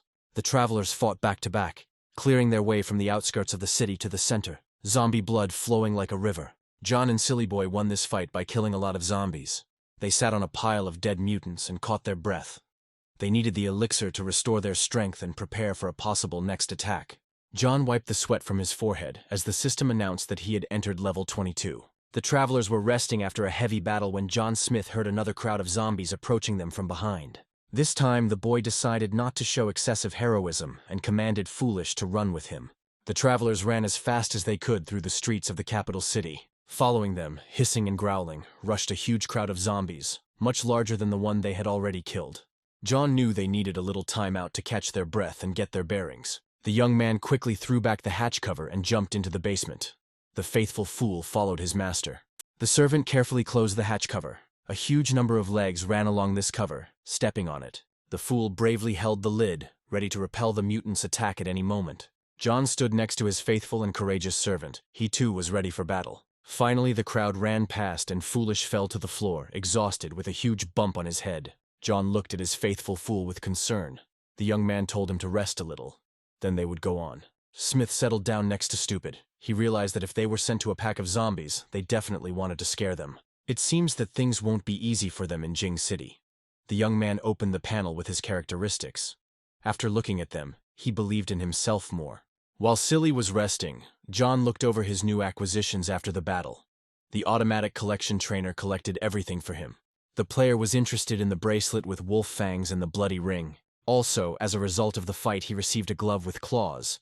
John decided that it looked good, and he would use it. The guy also liked the small ring of space, and he decided to give this thing to Foolish. Thanks to this ring, Foolish will now have his own storage. Although it is small, it can be used to store food cards. John told the servant about this. The noise of the chase died down. It seemed that the zombies had lost the travelers. The players caught their breath and decided that it was time to move on. John and Silly walked shoulder to shoulder through the city streets, Smith believing that strong players like them could handle anything.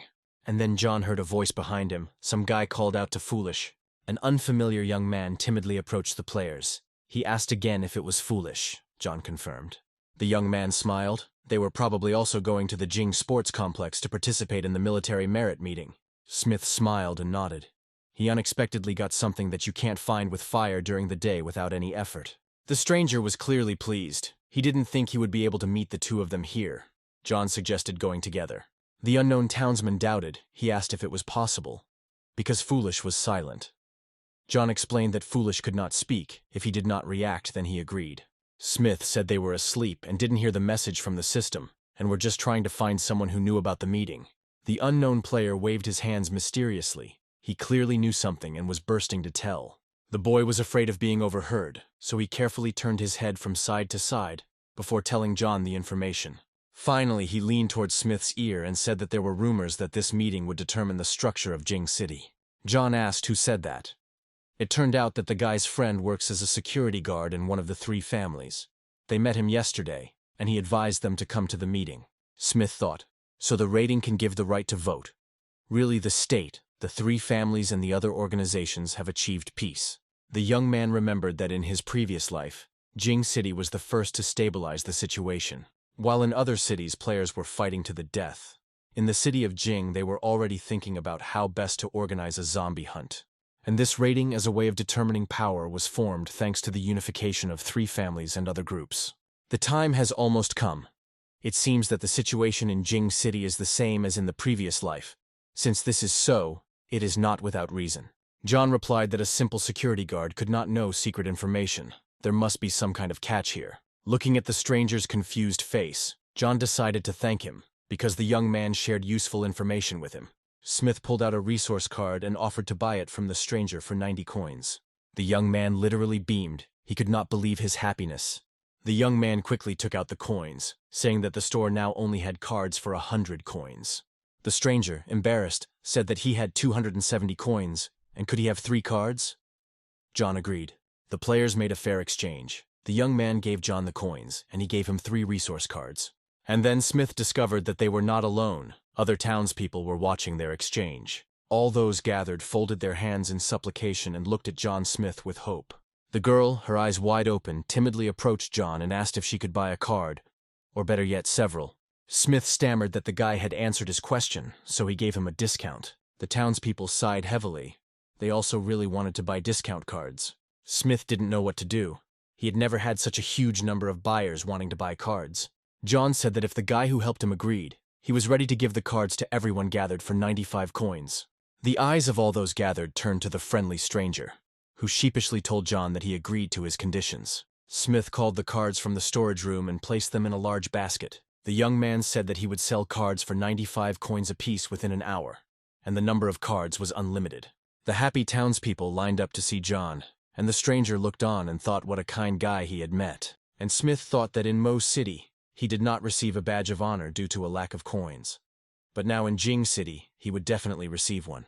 After a successful trade, John Smith and Silly headed towards the sports complex to make it to the meeting. One of the players commented that it seemed like the guy selling the cards was going to be in trouble. But the interlocutor in the long coat replied that next to the guy was a player who was in 5th place in the ranking, who would dare to create problems for him. The guy said that Leopard sent people for these too. Those 3 people can handle even 20 to 30 top-level masters. The player offered the mysterious interlocutor to help John and earn a tidy sum. Even though Foolish is strong, he can't handle it alone.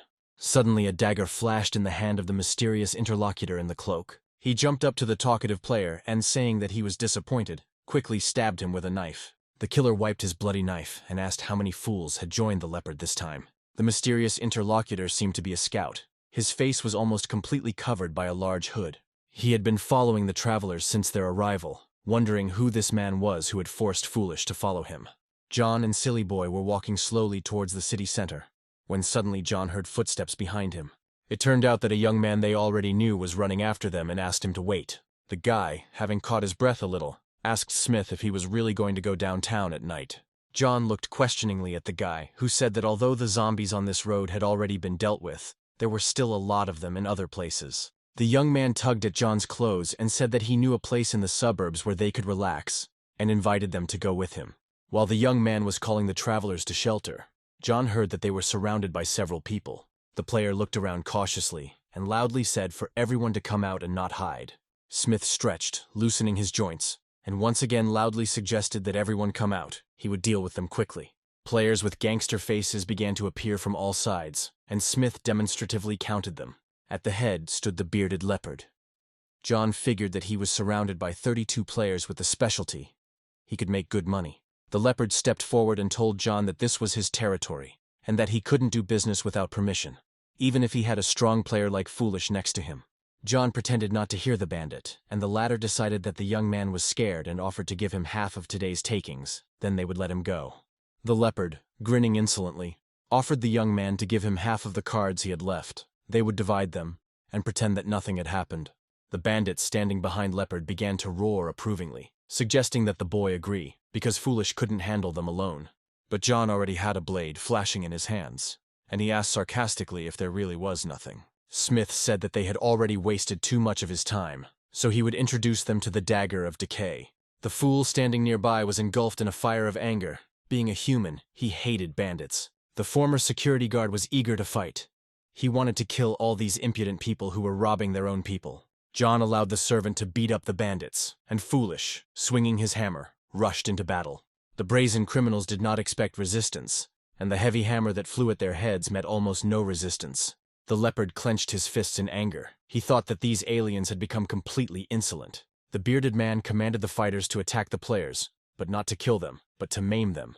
He wanted them to know what real pain was. John smirked, even though the bandits were in the top 10 players with a specialization and could stand up to zombies. But today they stumbled upon him and will bitterly regret their prank. Smith entered the battle calmly, wielding a dagger that, while inflicting wounds, did not kill immediately, but caused terrible pain. John's new acquaintance stood in the middle of this carnage and shook. He was definitely not a fighter. Smith concentrated, and a water ball began to spin above his palm. With each passing second, the water ball became larger and larger, and so John directed the water mass at the crowd of bandits. The leopard and his chief assistant looked in horror at the wall of water approaching them. Smith smiled and clenched his fist around the water balloon, crushing it. At the same moment, a wall of water fell upon the confused bandits. The bearded man was squirming. He didn't know what to say. The hooligans hadn't encountered such fierce resistance and fighters with such skills for a long time. Smith looked with a smile at the confused faces of his recently formidable opponents, and asked if we should continue. The enraged leopard ordered the 2 obstinate bastards to be killed. The bandits, enraged by the resistance, silently began to advance on the 2 travelers and the shaking townsmen. The jokes ended and the sword of Julie flashed in John Smith's hand. John swung his sword and threw it towards the bandits approaching them.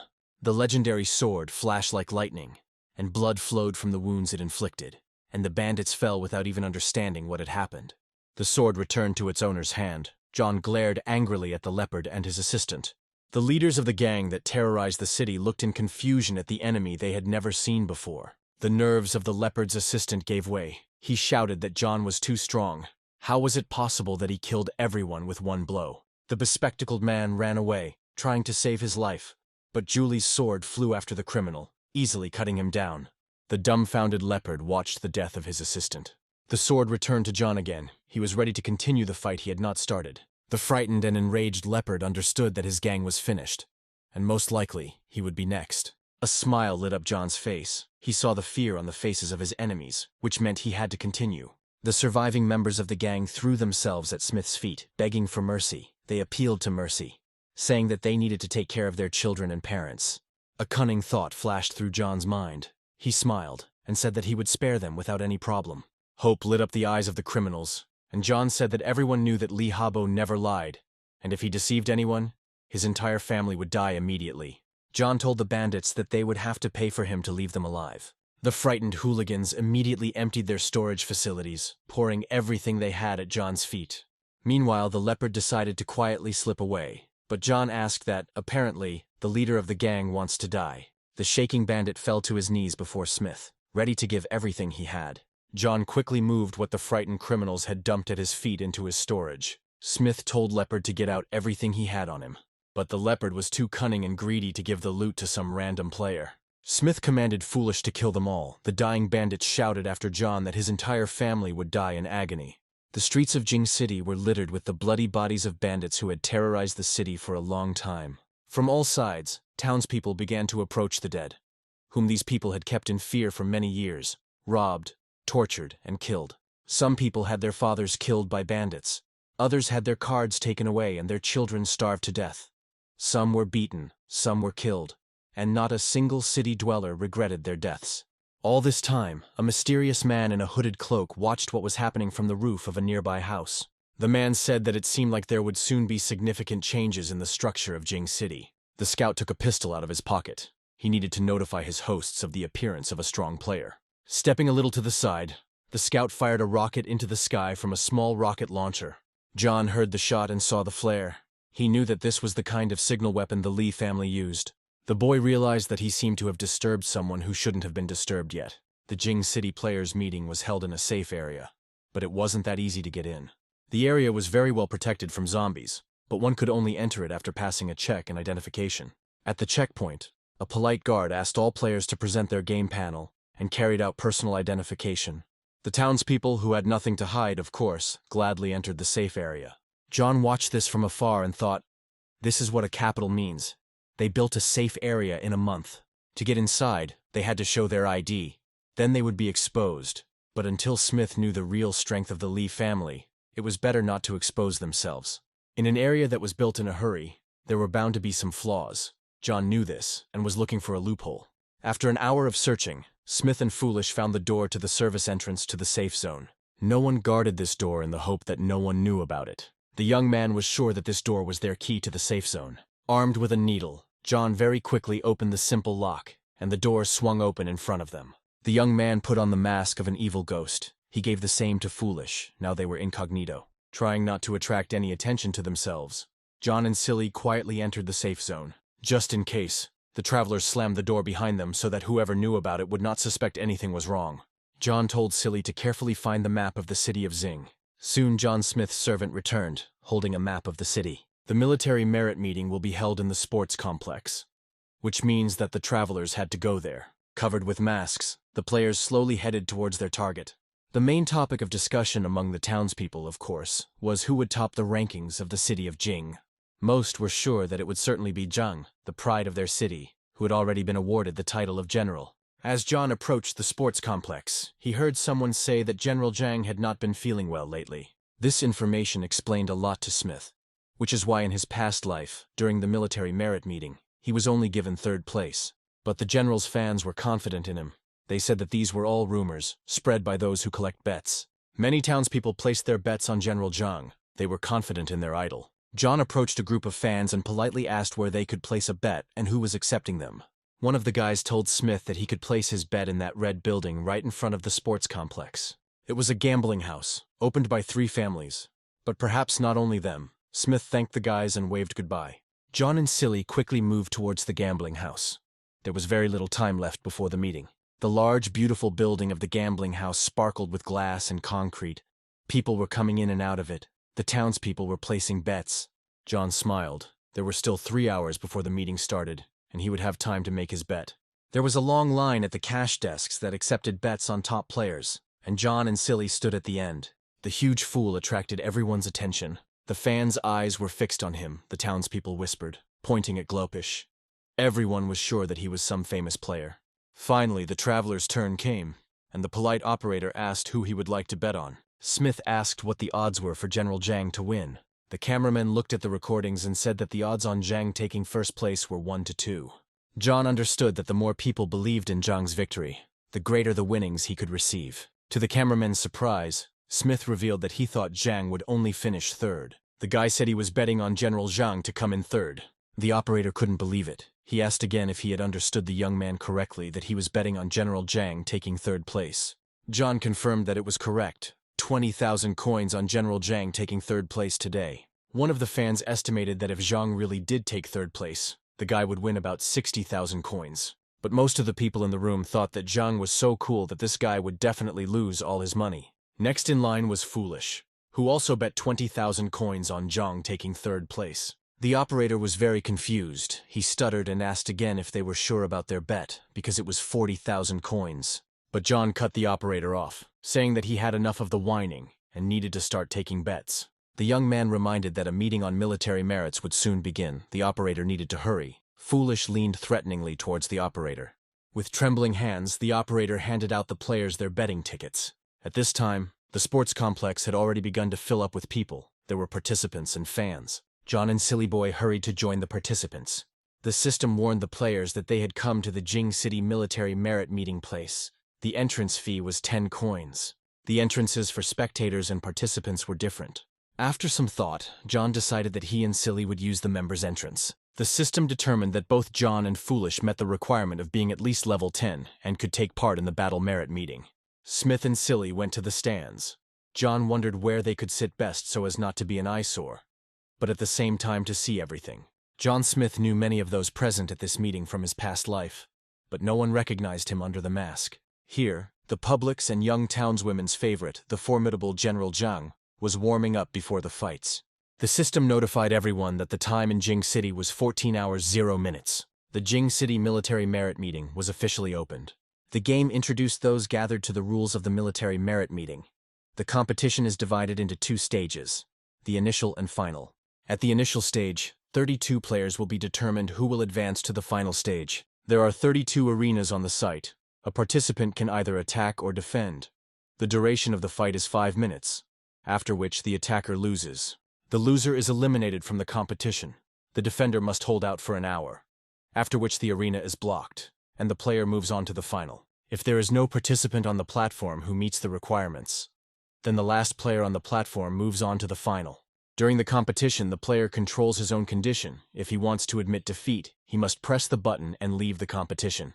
All arenas are made of special material, so players do not need to worry about safety. And now everyone who wants to can go to the site. John watched what was happening and thought that this was going to be some kind of mess. The players ran as fast as they could onto the court, trying to take over the arenas. The system reminded John that he had to get to the court within 5 minutes, otherwise he would be disqualified. John and Silly were forced to join the participants in order not to be eliminated from the competition. The stands were completely filled with fans, and the townspeople watched the beginning of the competition with bated breath. 32 arenas were ready to host players ready to fight each other for the title of the best and the strongest. The trainer system told John that during the competition he could gain the status of an attacker through the control panel. The system warned that if he did not enter the arena, he would not be able to strike, and if he attacked later, he would move to the audience. The competition began, and John had to choose between an attacker or a defender. In front of Smith, on the game panel, there was a diagram of the arenas. Only 2 buttons were glowing red. The system explained that during the arena battle the button would be red. The rest of the time the button would be white. John was interested in who had managed to occupy these very arenas. One of them was literally red for a few seconds, and then turned white again. General Zhang stood at the nearest arena, and it seemed like he was the only one who managed to get into the arena first. The opponents of the famous Zhang hesitated. Everyone was sure that they simply had no chance. Among the players, John recognized Shai, one of the leading fighters of the Li family, who taught techniques to the kids for free so that they could stand up for themselves. John knew this fighter very well in his past life. He was one of the 3 war gods of the Li family. Smith never thought he would see Shai here, but John was lucky. General Zhang finally had an opponent. The muscular player cursed that no one dared to go against the general. The strong man jumped into the arena and told Zhang that he would be his first opponent. The fans started making noise. The fight had finally begun. Some were shouting at the general to kill the impudent guy. Others that everyone was a coward and no one could stand up to Zhang.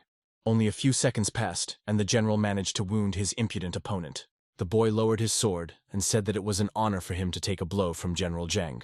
General Zhang's fans chanted that he was cool. Fans watched the action through game panels. The squares representing the arenas periodically lit up red and then went out. Mysterious figures in long cloaks and hoods walked back and forth around the competition venue. John recognized these mysterious figures. It was a group of death gods of the Lee family. But what were they doing here? Smith quickly covered the Mo City Defender's badge on his suit with his hand.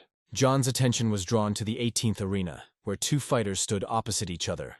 The defender was the special fighter Shin Bao. The one who attacked him was one of the Lee family's war gods, whose name was Lee 76-4.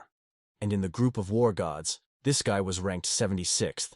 Smith noticed that Lee's equipment 76-4 was much better than Shin Bao's. Apparently Lee had already taken a lot of things from the other participants. The fight began. Shin Bao dealt a strong blow to the boy from the Lee family, trying to throw him out of the arena. The guy flew a considerable distance, but still remained in the arena. John knew that Shin Bao would lose, even though he was playing by all the rules. But Lee 76-4 was playing black. The Lee family fighter wiped his slapped face, and a treacherous blade flashed behind him. In violation of all the rules, the guy decided to kill the enemy, because the leader of Lee said that they must achieve victory by any means. The young man struck Shin Bao, and taking advantage of the fact that he had bent over and exposed his body, slashed the enemy with a knife. Lee's knife 76-4 entered the enemy's body in the liver area. Blood was dripping from the bloody blade, and the wounded Bao kicked the guy in the chest. Fighter Lee was thrown back a considerable distance, but was able to stop again. The guy knew that his opponent was wounded, so he boldly rushed into the attack. Shin Bao was not mortally wounded, and he never expected the young man to attack again. When the young player approached within striking distance, the experienced Bao struck him. Shin pressed his hand to the wound, but did not leave the fight. Suddenly, the fighter Lee slashed Bao's blade straight across the neck. This time the wound was fatal, and Shin staggered back from the killer. A Lee family fighter knocked the mortally wounded Bao out of the arena with a powerful blow. Shin Bao, to the great horror and anger of his colleagues and friends, bled to death on the competition ground. The fans were shocked. It was an outright bloody murder in front of everyone. There were outcries that the Lee family was not playing by the rules. They were killing people in a competition organized by the government.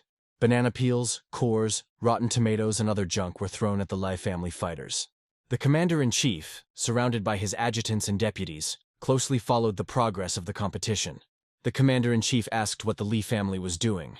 Had they really decided to completely break off relations? The outright murders angered the commander-in-chief, who said that after the meeting, action must be taken against the three families. The commander-in-chief was angry, but nevertheless he knew that it was dangerous to quarrel with the richest families. They could kill him too. At this time, a scandal broke out in the Lee family's office, and furniture and interior items were scattered on the floor. Representatives from other families came to the office and shouted at the head of Lee, saying that he had crossed all boundaries and did not know what he was doing. But Old Master Lee only laughed in response. Sipping tea from a cup, he asked if they really thought they could hide or run away. Lee 76-4, openly mockingly, declared that his hand slipped and he accidentally killed his comrade, admitting defeat. Opposite the brazen killer, blazing with anger, stood the murdered man's colleague, Shin Bao. It was the elder of Shin Bao's group. His name was Chen Shuo. The murdered Bao was dear to him, and he dreamed of avenging him. But then another, stronger fighter from the Lee family, the fighter Shi, appeared in the arena. He told the elder Chen to calm down. Shi informed the angered avenger that he would be his opponent. Good-natured Foolish clenched his fists in anger. He really wanted to teach these impudent people from the Lee family a lesson. John watched silently. Finally, Smith calmed his servant down, saying that he would kill the man himself. He just had to wait. John noticed that, in addition to fried chicken, the appeal of the hammer could also instantly raise the IQ of the fool. Smith also promised his loyal servant that after he killed Shai, his hammer would of course go to Silly. Now, John kept his eyes on what was happening in Arena 18. As soon as they finished, he would immediately go up to the arena. The fans were delighted. Commander Chen from the Shin Bao squad entered the arena, and the second Shi from the Lee family. He is also very strong. Smith was amused by the fans' behavior. These spectators switch their attention so quickly and forget about everything else. The Lee family fighter looked very formidable. Both opponents were strong and well known in the game. Shin Bao's comrade was driven by anger, which replaced his equipment and special weapons. The fight began. The opponents aggressively rushed at each other. She immediately used a meteor attack, hoping to break his enemy's fighting spirit. The player hit the arena with a huge hammer, causing an earthquake and a burst of fire. Unable to withstand the meteorite's attack, Chen flew back, thrown back by the powerful blast wave. The spectators were disappointed, and there were cries that this fighter Chen was so weak compared to Shar. After recovering from the blow, Chen rushed into battle again. Chiu knew that he must not lose, so he activated the war demon body. Bao's comrade rushed at Chiu, hoping to wound him with his sword, or better yet, kill him and avenge his friend. The war demon's talent awakened an unprecedented bloodthirstiness in Chiu. He swung his hammer, trying to kill the enemy. Chen knew he couldn't get hit by the hammer, but his strong point was his sword. After somersaulting in the air, Senior Chen delivered several sword strikes to Chiu's body. But the Li family fighter was not asleep either. He missed several times, but once he still hit his enemy. Chen was shocked. He struck several blows with his strong sword, but there was not a single scratch on Chiu. The talent of the war demon body protected Chiu from injury. But the longer Chiu remained in this state, the more bloodthirsty he became. Taking advantage of the momentary pause, Chiu delivered a crushing blow with his hammer to his opponent. Chen dropped his sword and fell, blood gushing from the fighter's numerous wounds. The hammer blow was so terrible that those watching the fight thought that Chen would die immediately. The player flipped over several times in the air, spraying his own blood. Chen lay helplessly on the ground, in death throes, with a pool of his blood spreading around him. Chiu took the enemy's sword and swung his hammer. Another second, and he would flatten the wounded man, finishing him off. Commander Chenya shouted at the top of his lungs that enough was enough. He didn't want to lose another valuable fighter. The commander ordered Chen to surrender immediately. This was the only way to protect him from death at the hands of a Li family fighter. Obeying the commander's order, Chen said in a weak voice that he surrendered. The system recorded the player's message, but it was unlikely to save him. A weak stream of blood flowed from Chen's mouth. Several people had gathered around the arena of 18, some helping the wounded Chen, and some supporting the Li family fighter. Chiu casually threw Chen's sword out of the arena and asked if there were any others who weren't afraid to come up to his arena and avenge the idiot Bao. John Smith waited for his moment. He pressed button 18, signaling the system that he wanted to fight Chiu. To the astonished murmurs of the spectators, John Smith entered the arena. Chiu, drunk with blood, looked at him in confusion. The fans were puzzled. Did this guy really decide to fight Chiu himself? Perhaps he was tired of living or decided to show off. Someone present remembered that this was the guy who had bet 20,000 coins that John would come in third. John intended to kill Chiu because he was one of the main protectors of the Li family, and their loyal and strong slave, who could kill anyone the head pointed at. She mockingly said that he would have to break all the guy's bones to stop him from showing off. To the Li family's war god's surprise, his opponent remained silent and looked at him with hatred through the mask's eyes. Fighter Li was surprised that he couldn't read the information about him. Maybe this was the mysterious leader player. First, John activated the evil ghost mask's intimidation talent, and the shadow of the devil looked at the stunned Chiu. The Li family fighter began to realize that he was possibly facing a very dangerous opponent, as he was acting too confidently. John knew that the main thing was to break the fighting spirit of the god of war. But Chiu understood this too, because he was a very experienced fighter. Chief Li would not forgive Chiu if he lost to this young man, so he had nowhere to retreat any further. He could not lose. The Li family's war. God gritted his teeth and rallied, commanding himself to fight. Chiu summoned up maximum aggression, clutched his bloody hammer and rushed at John. Smith prepared the sword duly for battle and calmly waited for his opponent. He was confident that he would win. Chiu swung his blood hammer, shouting that it was a weapon of blood, and hovered over the boy. All the spectators leaned forward. Everyone was sure that now Chiu would flatten the daredevil, and in his place there would be only a bloody mess. But to the great surprise of the fans, the young man easily stopped the huge hammer with his sword. Smith swung his blade and knocked the huge hammer out of Chiu's hands. Everyone froze. The bloody hammer flew to the side. The young man was unharmed. Chiu watched in shock as the weapon that no fighter could resist flew off to the side like a piece of wood. Humiliated and enraged, Chiu clenched his fists and screaming "Die!" rushed at his enemy. But Chiu was unable to strike with his huge fist. John slashed at him 3 times with his sword, cutting the famous fighter into 4 pieces. Chiu was still standing in the arena, but his entire body was covered in blood. The fighter was killed, and the Li family had one less war god. The hall literally exploded. No one expected this. The famous fighter of the Li family, one of the gods of war, lay in the arena in a pool of blood. Shouts came from the stands that it was impossible. How could the guy kill such a strong opponent in a second? Some of those who constantly followed the game ratings realized that most likely the leader of the game, nicknamed Dean, was in the arena. The Li family's supporters were especially furious, as they had just now lost one of their best fighters. John removed his mask, and his main characteristics became visible to everyone. The guesses turned out to be correct. It really was a player with the nickname Dean. The young man loudly declared that his name was Dean, which meant vengeful. The guy looked at the players' reactions and thought that since he had defeated Shy, they would have guessed who he was anyway. It would be better to say it himself. John Smith looked around with a sullen gaze and loudly asked if the Lee family was ready for revenge. The commander-in-chief watched John's fight and his subsequent statements with interest. The soldier thoughtfully repeated the young man's name. It seemed he had found a comrade in the fight against the three families. The players discussed Ding's statement that he was going to take revenge on the Lee family, and some of the men who were going to join them changed their minds. One of the girls even said that Dean was now her god, and asked him to help her, to give her more equipment today. At the Lee family residence, they were also discussing the latest events and Ding's statements about his intention to take revenge on the family. Young An was literally on a rampage, kicking and breaking furniture in Lee's office. An asked Chief Lee, "This is the surprise he spoke of. The surprise is really good." An was indignant. First Lee had brought the wrath of the government upon them, and now this Ding.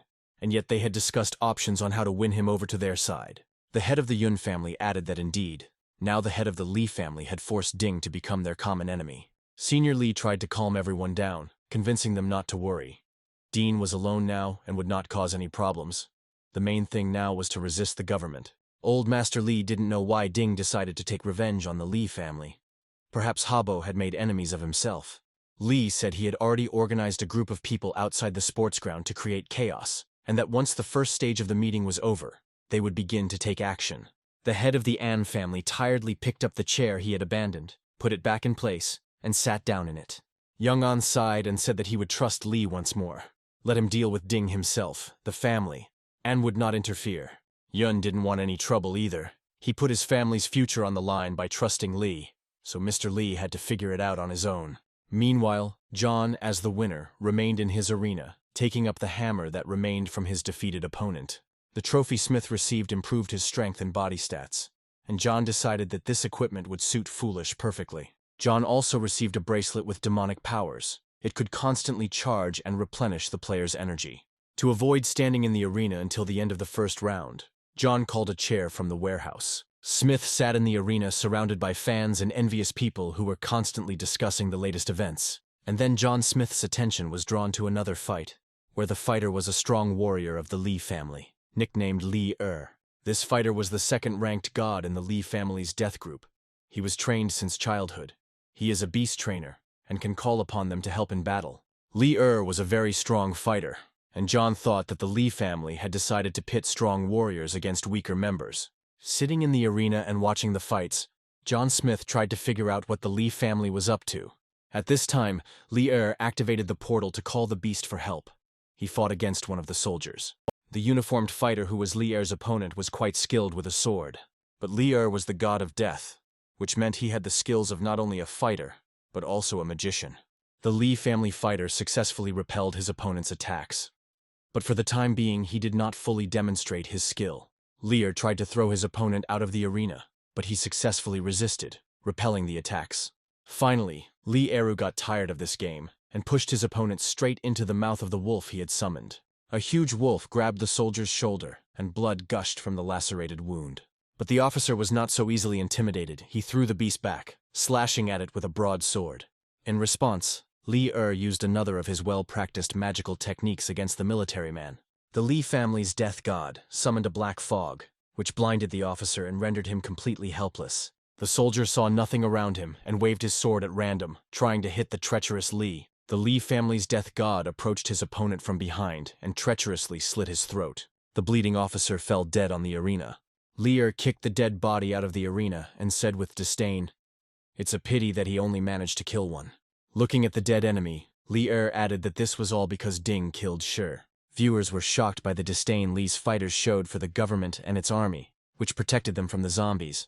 General Zhang gritted his teeth in anger. He had lost another officer and a fine fighter. Zhang dreamed of fighting Lee and avenging the death of his subordinate. But the general was too late.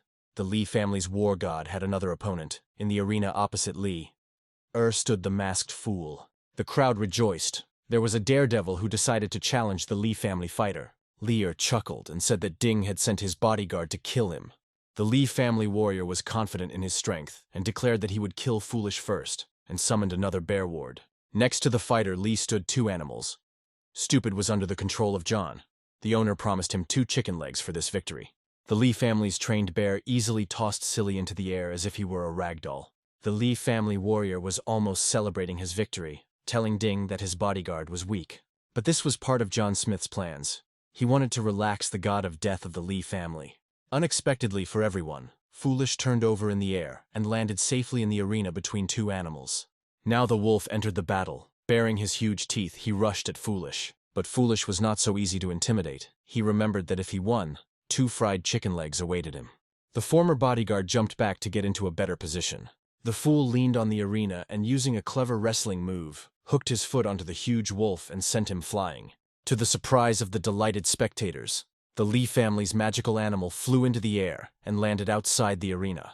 Now it was the bear's turn. In order to prepare, Stupid did strange somersaults that were incomprehensible to the enemy. Turning from head to head and back again, Foolish approached the puzzled bear. John Smith's servant concentrated and caused a huge explosion that buried the huge beast. Li was at a loss. He realized that Foolish was hiding his true strength, and perhaps Li couldn't handle him. In order to stay alive, Li decided to admit victory, but Foolish did not give him such an opportunity. He delivered a crushing kick to the death god's face. Li fell to the ground, blood pouring out of his nose and mouth. The Li family fighter frantically called up the game panel that gave him the opportunity to admit defeat. But this time too, Foolish arrived in time and pinned Li's hand with his heavy hammer. The fool slashed the Li family's death god with his sword, taking his life, and the officer was avenged. John stopped controlling the mind of the fool, and the fighter's victory was met with thunderous applause. The fool took off his mask and everyone saw his characteristics. The former security guard was bathed in recognition. The fans were delightedly shouting that this was Dean's partner, Stupid, the 5th in the Dragon Country rankings, which is why he was so strong. John Smith watched the action in the arena with pleasure, and he enjoyed depriving the Li family of their protectors. First Uncle Rong, today also Shi. The Li family has already lost 2 future gods of war. There is still one left, but he is not in Jing City. John stretched and thought that the Li family was probably blaming their soldiers now, so the future was still unclear.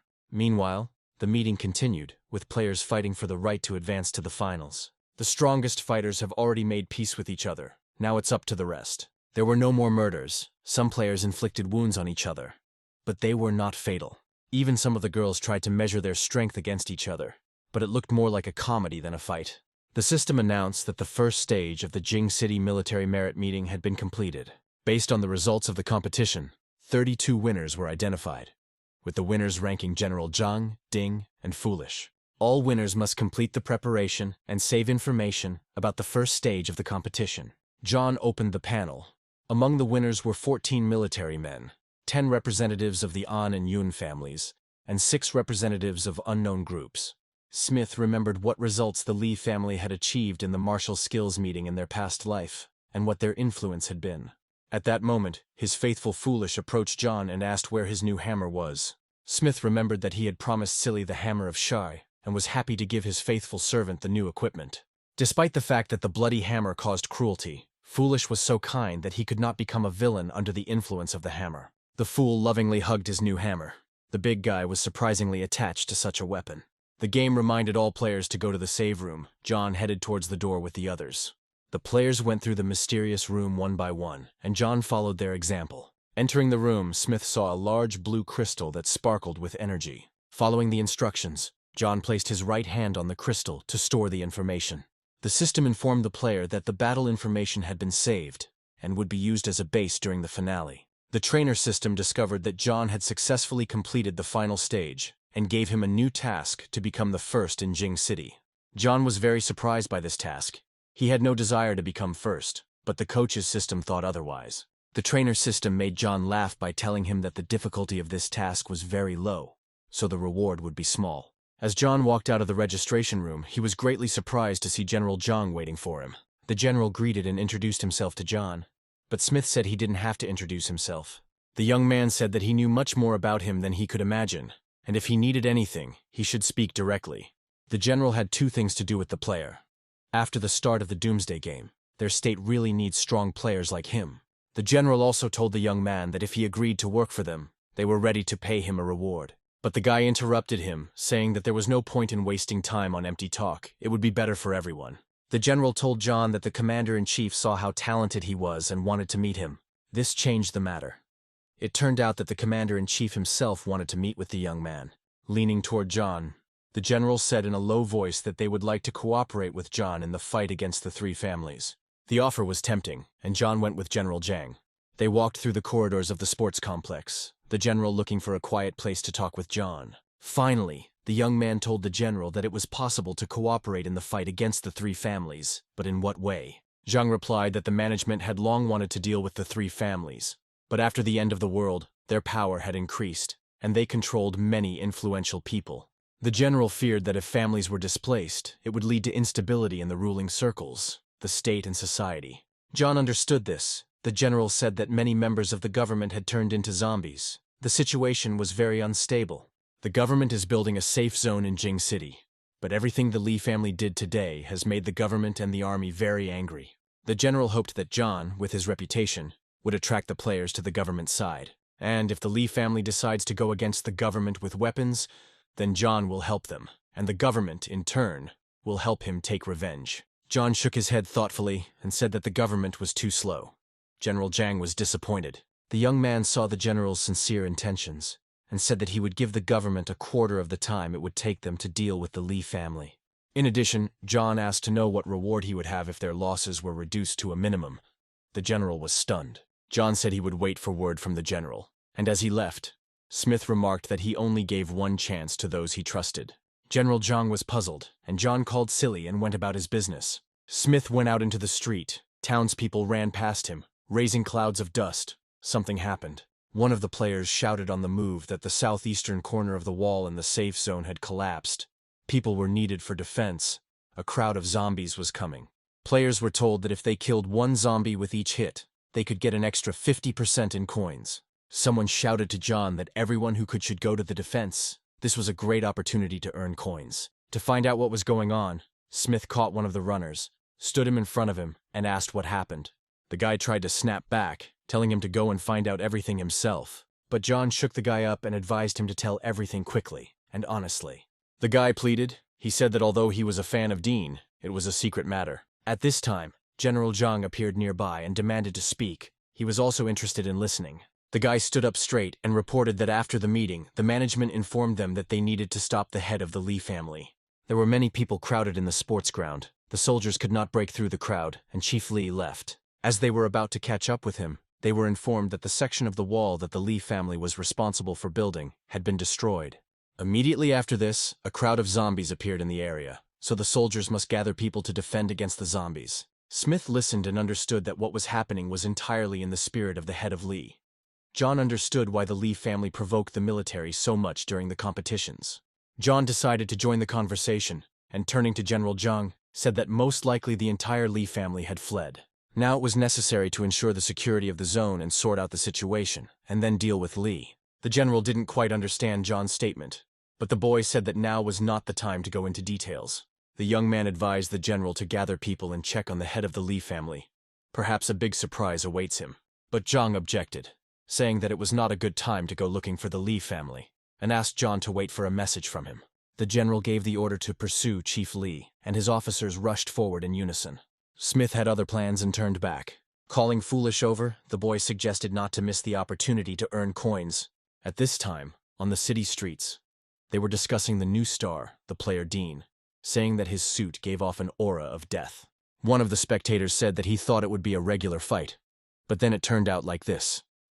You definitely need to go to the final competition. But not all townspeople believed the stories about a player named Dean. Some insisted that the spectators were making them up. At this time, John and Foolish appeared behind the backs of their rivals, and the frightened townspeople scattered in all directions. People were afraid that John would take out his glowing sword and kill them. Someone was shouting at them not to even think about staring at Dean. If he saw them, he would rip everyone's heads off. John didn't expect such a reaction. Smith walked calmly through the city, humming a song under his breath, while the townspeople stood along the road, shaking with fear. John walked through the city and thought that the fans in Jing City were quite strange. Instead of approaching the star, they hid from him. Smith and Stupid were on their way to the store in Jing City, which was located in the building of the television station. The area around the store was crowded, but when the townspeople saw John, they parted, telling each other that Brother Dean had arrived. The people of Jing City parted, and a clear path formed in front of John and Silly, which led to the store. Silly stood proudly behind his master. John looked at him and thought that Silly would need to be taught good manners. Smith politely thanked the townspeople for letting him out of line. John went into the shop, leaving Silly Boy near the door to guard the entrance. The system greeted the player who entered the store in Jing City. Smith was interested in the honorary badge of the city of Jing, the uniform of the Guardian of Order, and the emblem of the Protector. All this equipment was available in the store, but it cost significantly more than in the city of Mo. The surprised player asked why everything was more expensive here than in the city of Mo. The system explained that this was due to differences in the city's area, population, zombie strength, and other reasons. John thought that if he had known earlier, he would have saved up the coins. Anyway, the money would be provided by the government, and 3 families. The guy decided to buy himself a new suit and emblem, and give the old things to Foolish. This time John bought scrolls of the Oath of Flame, Waves of Water, Poison Trap, and others. After transferring his purchases to the activation cards, Smith left the store. It was already late, and they needed to think about a place to stay for him and Foolish. This day went wonderfully for John. He stretched quite a bit. It was time to go to bed. And then the young man discovered with surprise that it was already late evening. The phone showed 10 o'clock. John invited Silly to follow him, saying that it was time to feed him some fried chicken. The players were walking along deserted streets when they came across a military patrol. One of the patrolmen made a remark to the players, saying that they can't go out at night. He will write them a fine or take them to the police station. So they are in big trouble. John and Silly turned to look at the soldier in surprise. They didn't know the local customs, but the second patrolman, for some reason, hissed at his active colleague and told him to shut up. To John's surprise, the second patrolman hit the first one and said he hadn't seen anything. The soldier shook his colleague, saying that he was crazy, pestering Dean. The second agreed that he saw nothing, and no one was there. John and Silly Boy walked on slowly, while the soldiers hurried off in the opposite direction. The An family's mansion was sparkling with lights, and no one was sleeping in the house yet. The young head of the family went berserk and smashed dishes, exclaiming that Head Lee had decided to set him up. The young man shouted that old Lee had prepared in advance, but had decided to hand him over to the government to be devoured. Young An shouted at his advisors that when they entered into an alliance with the Lee family, they had told him a lot of lies, but now they had swallowed their tongues. The advisors stood with their heads down and did not know what to answer the young head of the family. An grabbed one of the advisors and shook him, asking how they could now fight the government. At this time, the secretary entered the room and bowed to the gentleman and told him that Dean had come to see him. Surprised, An released the advisor from his hands and looked questioningly at the secretary to see if she had made a mistake about what the Din was doing here. The guy frowned. This couldn't be. He had a score to settle with the Lee family, not An. Why did he come? The secretary lowered her head and said that Ding said that the An family will soon be gone. Do you want to continue to support it? The young head of the An family thought about it. It was quite a risky statement, and decided to meet with the guest. He ordered to bring him and clean the conference room. Anya was interested in why John came to him. Young An sat comfortably in a chair in the conference room, and out of habit put his feet up on the table. The trembling secretary led Smith into the room and introduced the owner as Mr. Dean. John noted with a smile that they were quite cautious. So many guards and assistants. They probably had a lot of weapons with them too. And asked that, as far as he remembered, they had not had any disagreements. So why did John come to his family's house? Smith propped his head up with his hand and replied that indeed, he had no disagreements with them. But Anya and the Lee family had, and frowned and said that if he had come to interfere in their relationship between the families, then he should leave. But John replied that he had come to him because of one person. Smith asked the surprised Anya if it was true that the person in charge of food in their family was now a man named Pan Gaochi. Anya knew that this man had been in the family for many years and was managing things well, and there were no mistakes in terms of food either, really, and asked John if he really thought Pan was sent by the Lee family. He didn't seem to understand how the 3 families worked. John grimaced. This is Anya about the secret brainwashing technique. From birth, they give their soldiers pills with magical properties, and they grow up to be obedient slaves. Anya's eyes widened. No one knew about this. John continued that the main thing is not the technology itself, but its origin, and thought that only 3 families knew this secret. He shouted at the guest that why should he talk to him about this. John chuckled that he didn't have to say anything, and suggested that Anya press on her stomach and then hit her in the heart area. The young head of the An family was very surprised and decided to conduct an experiment on Ding's advice.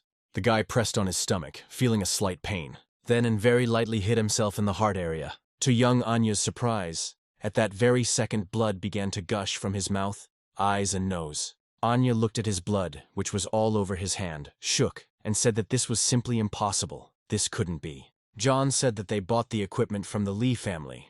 They have another secret technique that allows them to control those who have been brainwashed. Is there a problem with it? And shouted that it was impossible. They had been using this technique for centuries without any problems. What was happening now? In his past life, young An became the god of magic of the entire world. His body was reborn, and only then was he able to get rid of the threat of the Lee family's technique. But it was too late. All the power and capital were in the hands of the Lee family. In addition, young Anya's wife and child became hostages of the Lee family, and he continued to work for them. Smith really hoped that in this life he would not allow this to happen, because An was a very talented magician and could be useful to him. An wiped the blood from his face and asked John how much longer he could live. Smith replied that this should be asked of the Lee family. How long An would live depended on how quickly he received the antidote. Anya suggested that John leave because his business was none of Smith's business. But John was in no hurry to leave. He said that he had a profitable offer. An didn't think that the Lee family only controlled Pangauchi, so An asked John, puzzled, what he meant. Smith put a piece of paper on the table. He said that this was not a complete list of people controlled by the Lee family, but everything written on it was true. Anya looked at the piece of paper as if enchanted. He was very interested in reading the list. The owner of the house asked the guest what he wanted. John said the price was 200,000 gold coins. Anya was shocked. 200,000 coins. That was just robbery. John quietly whistled a song. After waiting a while, he asked Anya how much he could give him, and replied that 80,000 coins, no more. John laughed, surprised by this answer. The guest said that Anya's greed would lead to losses far exceeding 80,000 coins, and thought for a moment, and said that 100,000 coins was the most he could offer. John agreed, moved the piece of paper closer to Anya and offered to transfer the money. The deal was made. John left the piece of paper and walked away, leaving young Anya to ponder. The An family's manor was plunged into darkness. Everyone was asleep except for the young head of the family. John and Silly went to the hotel room they had chosen to stay in the city. Smith unrolled the scroll with the Oath of Flames and decided to study it in detail. This scroll gave the ability to give the weapon the skill of a fire attack, after which the weapon began to have the effect of incineration. The young man trained tirelessly, mastering a new skill. He wanted to give the effect of incineration to his victorious sword. John meditated in the air, summoning flames from his palms until he mastered all the lessons of the scroll. By midday the next day the skill was mastered, and the flame obeyed Smith. John was tired. Working with fire took a lot of energy. The system informed the boy that he had obtained the Flame Oath skill through the Green Emperor specialty. The system reminded him that he could use the flame seal on his weapon, allowing him to use a fire attack. Smith decided to experiment and mix the Oath of Flames with other properties of his sword, Julie. At that moment the sword burst into flames. John was pleased. His experiment with the sword was a success. Now the young man could use his sword not only to wound or kill his opponents, but even to incinerate them. John was eager to test the power of his upgraded weapon and was looking for an opportunity to test it. And then the young man's eye caught sight of a stool. John lightly touched the corner of the stool with his sword. At that very moment, the furniture, starting from the corner that the sword touched, began to turn to ashes. John admired the new power. The young man called foolish and said that it was time for them to take part in the final of the competition. Spectators gathering for the final discussed whether the player Ding would be in the final. Someone told how he cut Shi with one blow. The system asked all participants to go into the room to read the characteristics from the initial stage of the competition. John was already heading into the room, but the general called out to him from behind. Zhang said he told his superiors about John's demands, and they want to meet him after the competition is over. John agreed, and thought it was a great opportunity to meet with the government. The young man approached the crystal, near which he had already been in the semi-finals. The guy put his hand on the crystal, and the system reported that the information was being loaded. The system gave the player information about him and the conditions of the final competition. The player read and spoke the command for teleportation. The space around John began to spin. The game was preparing to teleport him to the office of the other players. John found himself in the participants' restroom, where General Zhang and his faithful Silly were already sitting. The game informed John that his participant number was 001, and he could choose an opponent. Smith looked at the list of participants and selected opponent number 13. John Smith clicked on the card where the arenas were marked to find himself on the battlefield. The space around John began to spin again, the system preparing to teleport him to the arena. John and his opponent found themselves in the battle arena at almost the same time, and they had to fight first. With the help of the Eye of Understanding, John learned that his rival had laced the knife with poison and intended to poison Smith. John snatched the knife from the vile fighter and made a small cut on the poisoner's face. To avoid death, John's opponent very quickly admitted defeat and rushed for the antidote. The system congratulated John Smith on his victory and reported the number of points he had earned. The fans in the stands argued among themselves about who was louder or who shouted greetings to Dean longer. One of the weird fans said that he used up all his lung air sacs when he screamed, and now all the girls are making eyes at him. Having defeated his opponent, John froze in his arena. Smith had nothing special to do and could not leave the arena, so he watched the fights of other fighters. Foolish's opponent turned out to be General Zhang. This fight was interesting to John, so he came out of his resting state and took control of the Fool. Foolish wielded his new hammer, which he had taken from Chiu in battle, and General Zhang wielded his famous sword.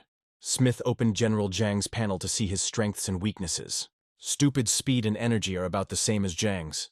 It's good that they don't have too many characteristics in common.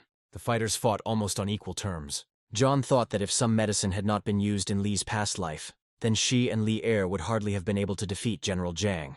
The general actively attacked Glopish, and he very skillfully repelled his attacks. The opponents advanced and retreated. None of them gave in or took the lead. Zhang decided to use his talent, a sword that splits the earth, against which almost no one could resist. The general struck the arena with his fiery sword. The Fool flew away very puzzled, but soon rose. The general thought that it was not for nothing that Foolish was Dean's assistant. He was 2 levels lower than him, but he was able to withstand the split of the earth. Zhang sympathized with Foolish, but he knew that he couldn't lose to him, otherwise his reputation in combat would fall. To his surprise, Zhang saw that the Fool froze for a moment, while John passed information to the servant. Smith told Foolish that if he didn't defeat Zhang, he wouldn't eat fried chicken or pork for 3 days. This was the most terrible punishment for Foolish. Having learned of such a prospect, he became mega aggressive and rushed at the general. Swinging his bloody hammer, Foolish continually attacked his opponent. Zhang defended himself, but he understood that with such active attacks he would soon have a hard time. The new hammer of the Foolish inflicted very strong wounds, so Zhang had to defend himself very actively or dodge it. The general activated the talent of the Blessing of the God of War. This talent gave the body immunity from injuries, as well as increased recovery speed. Energized and immune to injury, General Zhang attacked Foolish. A strong and experienced warrior, the general did not want to kill John's assistant. He only planned to wound him. But unexpectedly for the general, Stupid swung and hit him with his bloody hammer right in the center of the body. Zhang was thrown back, but remained in the arena with the help of his sword. The general summoned the talent of immortality in order to counter his aggressive and fast opponent. After activating the talent, in front of the astonished public, the spirit of an immortal warrior began to enter the general's body. Now the general's entire body was covered in fiery armor, and instead of Zhang, an ancient Eastern warrior stood before the astonished fool. The general's several talents combined together posed a serious threat. It could frighten any enemy, but not Foolish. And so, the god of war, General Zhang, blazing with eternal fire, rushed into battle against Foolish. Behind the immortal warrior stood a whole army, each warrior holding a sword at the ready. Foolish was facing a difficult attack. John froze in admiration. He didn't think he would be able to see the spirit of an immortal warrior in its initial stage. The fool called upon his talent to turn all things into form in order to strengthen his body and stand against the ghostly army. From the blows of the Foolish, stones began to rise from the arena, forming a stone armor around the fighter. The fool, who had strengthened his body, jumped high, swung his hammer and rushed towards General Zhang's immortal army. The general responded by calling forth a hovering triple attack, summoning his warriors to his aid. And so, in the arena, two enormous forces collided. The bloody hammer of the fool, his stone energy, and the light and fire of General Zhang. There was a loud explosion in the arena, and the bright light blinded not only the fighters, but also the breathless fans. Bright rays of light made the audience scream in fear and tremble. No one understood what had happened and what would happen next. The flash went out and everyone saw that the arena had been turned into ruins. The fighters were lying among the stones, from which clouds of dust were rising. General Zhang was wounded. His whole body was covered in blood. But Zhang was alive. Not far from the general, in the arena, with his arms and legs spread out, lay Foolish. He was also wounded, but also alive. Foolish's suit was in tatters. He was shaking with chills, and blood was oozing from his mouth, eyes, and other wounds. Ignoring his wounds, Foolish stood up and swayed towards General Zhang. The game announced that the winner of this competition was a player nicknamed Glutish. General Zhang, leaning on his sword, rose to his feet with difficulty. He had no serious injuries. Zhang looked at his opponent. He hadn't received such a blow to his reputation for a long time. The fool smiled amiably. For him it was just a battle. the reward for which was fried chicken and pork knuckles. The opponents walked towards each other without expressing any hostility, which caused a storm of applause in the stands. People were shouting that this was a real battle, a clash of the strongest, and that the rest were just weaklings compared to these fighters. One of the fans shouted that the hardest thing is to defeat the opponent with all your strength, and not to choose a weak enemy. John admired these wars and thought that General Zhang was just awesome. And stupid was also cool. In the restroom where the soldiers had moved, a doctor came up to examine the general's wounds. But Zhang brushed the doctor off, telling him to examine Stupid first and not to worry about him. John thanked the general and said that there was no point in doing this. That Stupid was fine, the general insisted. Smith said that they had enough medicine, and besides, Stupid had a special skill, he just needed to be fed. Zhang was very surprised and said that if they needed anything, they should definitely let him know. John understood perfectly well that if Stupid was subjected to medical treatment, then everyone would know the truth, that Stupid was not a human being. The doctor bandaged and treated General Zhang's wounds, and Foolish happily devoured the fried chicken and visibly recovered. At this time, the system announced the winners. In the competition, the first in the ranking was the player Ding, the second was Stupid, and the third was Zhang. For the viewers, the news that Ding was in first place was not a surprise, but that Stupid would be second was not expected by anyone, and many felt sorry for General Zhang. The townspeople were discussing that the gold-level equipment had gone to Dean. The conversations of the townspeople praising Dean and Stupid were overheard by a strange character, who was difficult to recognize because of his cap and mask. The stranger, who was clearly hiding his identity, was emitting dark energy. The man was angry. The masked stranger scolded Dean and Silly, asking where these two came from. Everyone only talks about them. The man narrowed his eyes angrily and said that it was their Lee family that should enjoy fame and respect. One of the fans heard the words of the strange man. They began to pay attention to him and ask who it was and what he was saying. The man didn't want to be recognized, so he pulled his cap down lower and hurried away from the audience. The townspeople, seeing that the grumbler had retreated, laughed cheerfully after him, which further increased the irritation of the head of the Lee family. Meanwhile, John had arranged a celebratory dinner for himself and Silly, since they had both won today's competition. While devouring his dinner, Smith loaded up the gold-tier equipment he had received as a reward for his victory. The system informed John that he had received shimmering boots, experience points, coins, and had reached level 23. The young man was surprised that he was given such a generous reward for first place in the skills meeting. John studied the characteristics of the gift. These boots had a spatial skill. The Doomsday game gave this equipment a quality label. John looked at his stats after reaching level 23. Even without equipment, the stats were very impressive. The trainer system congratulated John on completing the quest, and announced that he would receive a simple trainer and silver-level equipment. John decided to immediately take the equipment. It turned out to be demonic gloves that protected him from magicians. The guy thought he had gotten something demonic again and he had a kit. It seems the system doesn't like magicians, since it tries in every way to protect him from them. John immediately activated the received equipment, the demonic gloves. He learned to trust the trainer system. To John Smith's surprise, the 3 pieces of equipment he received together increased spatial powers, and he will probably need them soon. Meanwhile, the fool was attacking the food. He looked at the chicken legs with love and devoured them, as long as there were no fights. John looked tenderly at his servant. The simplicity and naivety of the fool very often caused a kind and heartfelt smile in him. While John was sorting out the equipment and characteristics, Foolish ate everything that was on the table, leaving only empty plates with sauce. Smith decided to see what Foolish got for second place in the competition. It turned out to be silver armor, soft gloves. In John's opinion, it was just trash for second place. John fed all this equipment to the ball of Julie to energize it and raise its level. After the injuries he received in the fight with the general, Stupid's head was spinning, and he felt like he needed more chicken legs. But dinner had already been eaten, and Foolish was afraid to ask his master for more food.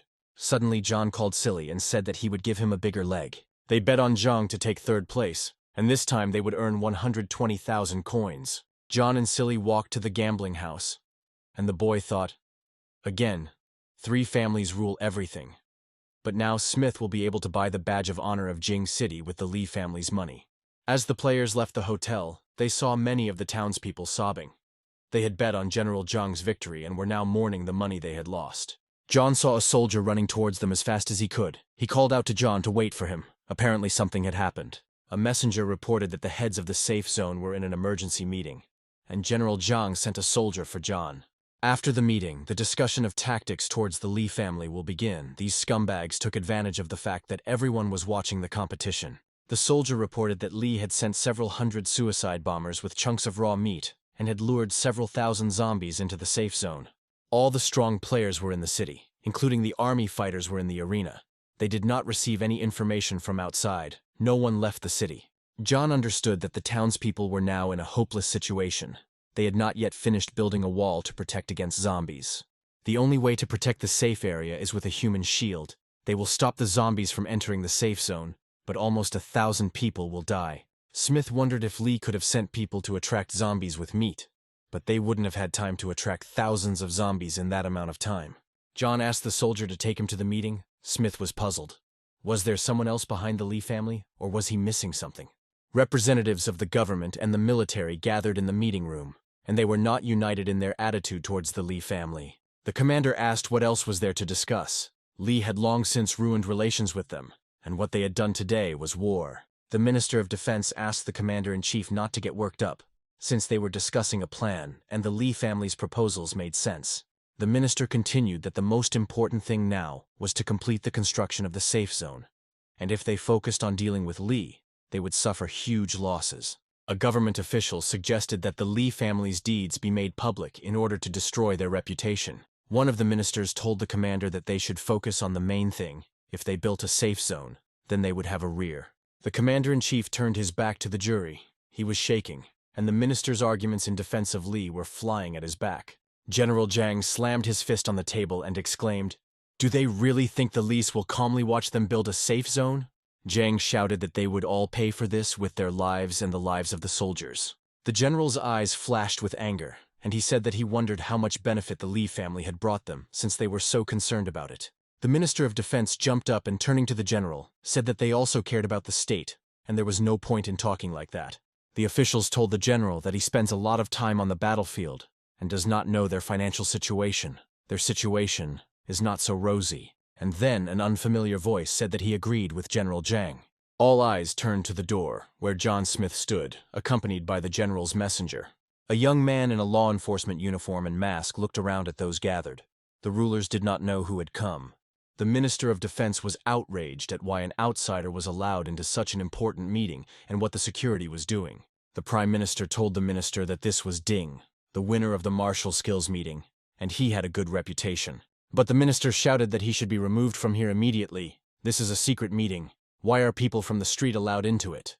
General Zhang said that it was he who invited Ding to the meeting. The minister had some problems regarding this. The Minister of Defense objected. They didn't know this man at all, and Zhang brought him to a secret government meeting. The minister raged, saying that this was all too much. Then John entered the conversation and said that the minister was being too hasty in making decisions regarding the Lee family. He may not know who John is, but he knows who the minister is. The minister's wife died early, and his daughter turned into a zombie. Despite this, he still stands in the first line of defense of the safe zone, and thanks to his merits, he was promoted and took this position. John leaned towards the minister and asked if he was familiar with the name Lin Chiu. The minister was dumbfounded. He thought that this information was unknown to anyone. The participants of the meeting watched the conversation. John continued. When the minister was told that he also had a son, he was very happy. Moreover, when he was offered to work for the Lee family to provide a better life for Lin Chiu, he agreed without hesitation. The commander-in-chief slammed his fist on the table in anger, his worst fears having been realized. The commander turned regretfully to his minister and asked if he was going there too. At this time, the system sounded an alarm, informing all players in Jing City to prepare for battle. The game announced that in 5 hours the zombies would reach the city of Jing. Residents learned that zombies were launching a massive attack on Jing City, and everyone needed to evacuate to a safe zone within 5 hours. Safe zone players should prepare themselves. After the attack is repelled, the safe zone will receive system confirmation and safe zone rights. The Minister of Defense exclaimed where the attacking zombies came from. And then the traitor minister became hysterical. He laughed loudly and said that the Lee family had its own methods. The minister shouted that your fucking zone definitely won't withstand a zombie invasion. It's the end for everyone. Everyone will die. The commander-in-chief gave the minister a resounding slap in the face and called him a bastard. Rubbing his bruised cheek, the minister said that he had been doing things under everyone's nose for a long time. He would still die, but his son would be safe with the Lee family. John thought, The Lee family decided to act earlier, so they sent zombies here. From his past life, John knew that for an area to attract a zombie infestation, 3 conditions had to be met. And they weren't met now. The construction of the safe zone is not finished yet, so why did it attract an invasion? It does not comply with the rules. But the strength of these zombies would be much greater than that of the city of Jing. The young man understood that there would be a mess here again. The guy grabbed the traitor by the collar and turned to the general. He helped to find the spy. He provided them with this information for free. As a reward, John wants this man, John agreed. He hoped that this traitor would die painfully. Smith asked the cabinet members if they had any questions, and if so, let them ask. No one had any questions. Everyone was depressed by the information they had received about the traitor and the zombie invasion. John headed for the exit, telling those gathered to continue their meeting. But he had to go. He still had things to do. Smith led the traitor through the streets of the city, which he condemned to a terrible death. The guy wanted to interrogate the minister. The soldiers patrolling the city looked in surprise at the minister, who was kneeling before John Smith. Someone said that Ding even tied up the minister. He became so cool. Another noted that the minister probably got involved with the Lee family. The Minister of Defense looked at his whistleblower. He did not know why John Smith had taken him with him. The young man was angry at the traitor. He had been betrayed many times, and the feeling was not pleasant. The guy threw the official to the ground with all his might, who easily condemned thousands of people to death. The minister told John to kill him faster. When the zombies break in, they will destroy the entire safe zone, and then everyone will die. The soldiers who heard this realized that the minister was a traitor, and had something to do with the zombie invasion, and that their brothers were dying because of this shit. Smith feared that the ruined soldiers would tear the traitor minister to shreds, and he still needed to interrogate him. To ensure that no one would disturb him, the guy activated a soundproof dome with a diameter of 5 meters for half an hour. Once under the dome, John ordered Foolish to guard them. The military gathered around. They watched the interrogation of the traitor. The minister exclaimed that the safe zone was sealed. No one could escape. Everyone would die. To cut short the traitor's useless speech, John punched him hard in the face. The blow caused blood to flow from the minister's mouth and several teeth to fly out. The minister was shaking. He understood that now John could do anything to him. Smith asked where the head of the Lee family was now. In an attempt to stop the bleeding, the defense minister said he would not tell John where Mr. Lee was. Smith chuckled, saying that he liked the brave, and took out the dagger of decay. The boy asked the minister again if he was ready to tell where old Mr. Lee was, but he answered in the negative. John plunged the dagger of decay into a sore spot on the minister's arm, causing terrible pain. The official howled. He didn't expect the guy to torture him. John moved the dagger to enhance the effect and repeated the question, curious as to what the Lee family had promised him.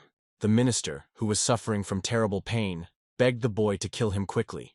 But John said that he had not yet told where Chief Lee was. Tormented by bouts of pain, the minister shouted that he did not know where Mr. Lee was and asked to kill him quickly. John pulled the dagger of decay from the official's hand, but it did not stop the pain. Smith asked if the minister really didn't know where Lee was, or if he was lying. John decided that the official was lying, and plunged the dagger into his other hand. A piercing scream escaped the minister's chest. John decided to ask him another question, which Lee had ordered to be done. He advised the minister to think about his son before speaking. The minister rattled off that they first ordered him to transport the funds through the safe zone, or to give the army such an assignment that the soldiers would die. But John wasn't asking about that. He was interested in the message Lee had given the traitor yesterday when he fled. The minister said Lee had told them to stall for time before the family was attacked, and Smith asked how Lee was contacting him. The Lee family spy replied that the leader was contacting him through the fire they had secretly set up, and Lee ordered him to act. John understood, with the help of fire, of course. It was the source of energy of the Lee family. They had mastered fire since ancient times. John asked the pained and bleeding minister if he had anything else to say, but the minister didn't want to. The traitor looked at John and thought that if he told him everything, then how to neutralize him. The minister wanted to run away. The guy patted the official on the shoulder and said that he was a good guy. At that very moment, Smith's sword flashed in his hands, and he struck the minister several times, inflicting mortal wounds on the traitor. John said that useless people have no reason to live. In front of the astonished military, the Minister of Defense was killed by the city's best player. To avoid getting dirty with the blood that was flowing like a river from the traitor's wounds, John used an umbrella. The townspeople looked in horror at the minister's hacked body. John no longer paid attention to him. He called Foolish and left.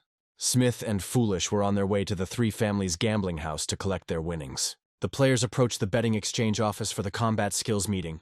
There were few people there. Smith placed the tickets in front of the girl and asked her to exchange them for winnings. The girl looked at the tickets and asked to wait a minute. The operator smiled and said that Mr. Ding had correctly bet that General Zhang would take third place. He gets 123,556 coins, according to his bet. Foolish presented a pile of huge fried legs. The girl activated the game screen, made a few manipulations, and asked the guy to wait a bit. A few seconds later, the system informed John that 123,556 coins had been credited to his account.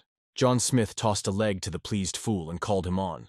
Now the city's top players headed to the Jing City merchandise store. Happy Fool gnawed on a fried chicken leg, not paying attention to the surprised looks of those around him. John entered the store, and Stupid guarded the entrance, devouring chicken legs. Smith bought an honorary badge of the city of Jing. The players who stood near the store and heard the amounts of money John spent on his purchases were perplexed as to where he got so much money. From behind the half-open door of the store, it could be heard that Smith had successfully purchased the uniform and emblem of the Jing City law enforcement officer. The rumor that John had killed the minister quickly spread throughout the city, and the townspeople, not understanding what had happened, were very afraid of both John and Foolish. Smith changed his Mo City law enforcer uniform to the Jing City law enforcer forum and studied his new purchases. The Jing City honor badge turned out to be epic-grade equipment. The system has announced that the highest-level Jing City honor badge will now be permanently bound to the player. Now John could make announcements around town. The impression he had previously made was doubled, and the rewards were also increased. But most importantly, John could summon the ghost of the mythical animal of the city of Jing to help him in battle. After looking at the specs, Smith thought that this badge couldn't even be called epic, but rather a diamond level. John reasoned that although the mythical beast could only be summoned for 2 minutes, perhaps the time could be increased later. The young man decided that it was necessary to change the equipment of the fool as well. The guy activated the game panel and ordered that his Mo City law enforcement outfit would now go to Stupid. At that moment, the fool's suit disappeared, and the uniform of a law enforcement officer of the city of Mo appeared on him. Now John and Stupid were dressed almost identically, and the system informed everyone that new epic-level equipment had appeared, the owner of which was player Dean. Players who followed the game's news discussed the appearance of some new types of equipment. One of the players exclaimed that there was a new silver-level equipment. It must belong to his beloved Ding. The girls sighed, dreaming that they would have silver-level equipment, or even better, gold-level. An updated equipment rating appeared. Among the leaders were mainly Dean and Stupid. The soldier joked that someday there would be no one left in the equipment ranking except Dean. It would be good if they became as cool. But the soldiers had no time to chat. They had to go on patrol and guard the city. There was very little time left before the zombie army invaded the city of Jing. Army commanders held an emergency meeting to coordinate actions in the event of an attack. The scout sent by the general on reconnaissance entered the conference room and reported his arrival. The general asked if they had found out what the situation was outside, and the officer reported that they had searched everything around. At a distance of thousands of meters on all sides of the safe zone, there is a protective barrier of the Doomsday game, like a transparent dome. The scouts said that they could see the situation behind the dome, but they couldn't break through it, no matter how hard they tried. They also found no traces of a zombie invasion, so they only find out how many zombies there are when they get really close. The situation was difficult. It was good that due to the competition, many players remained in the safe zone, but Lee also took away a lot of people. General Zhang understood that their fighting strength was only enough for 2 directions. It turns out that the military will have to guess which side the zombies will come from.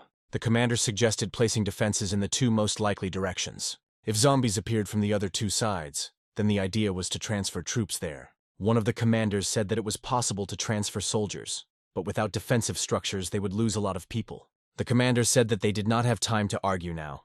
They needed to protect 2 directions. The commander-in-chief turned to General Zhang. He had rich combat experience, and the commander listened to his opinion. Zhang proposed to protect the east and west. The wall in the west was still not finished. On the east side, the Li family had made a hole. If the zombies attack from these directions, they will lose more people. The commander-in-chief agreed with the general's arguments. General Zhang left the meeting room with the scout to prepare his defense. Meanwhile, John Smith, lying on the bed in his hotel room, was calculating the possible developments. The system said that if a safe zone was damaged by a zombie, he would receive a fine and the prices in the store would double. The boy thought that he could escape from the safe zone, but if they were defeated, the safe zone would suffer great damage. Smith decided to take advantage of the honorary badge of Jing City and make an announcement. The young man wanted to inform the residents of the city of Jing about who was to blame for the upcoming zombie invasion. After typing a text that exposed the head of the Li family, the young man sent the message for publication. Smith wished the text had limitations. Otherwise, he could have written 1,000 words without repeating anything about the Li family. The system announced to all players in Jing City that player Ding had sent a message. The message said that Old Master Li was hiding like a cowardly rat. That Li has completely lost his conscience, sent a horde of zombies to the city of Jing, that he is a mistake of nature, a real coward, and Dean wants him to die. At the Li family office, Smith's message provoked a torrent of obscenities from the chief. Chief Li shouted that Dean was forcing him, and if he fell into his hands, Li would break his spine. Old Master Li swore that no matter what it cost him, he would kill that impudent Ding.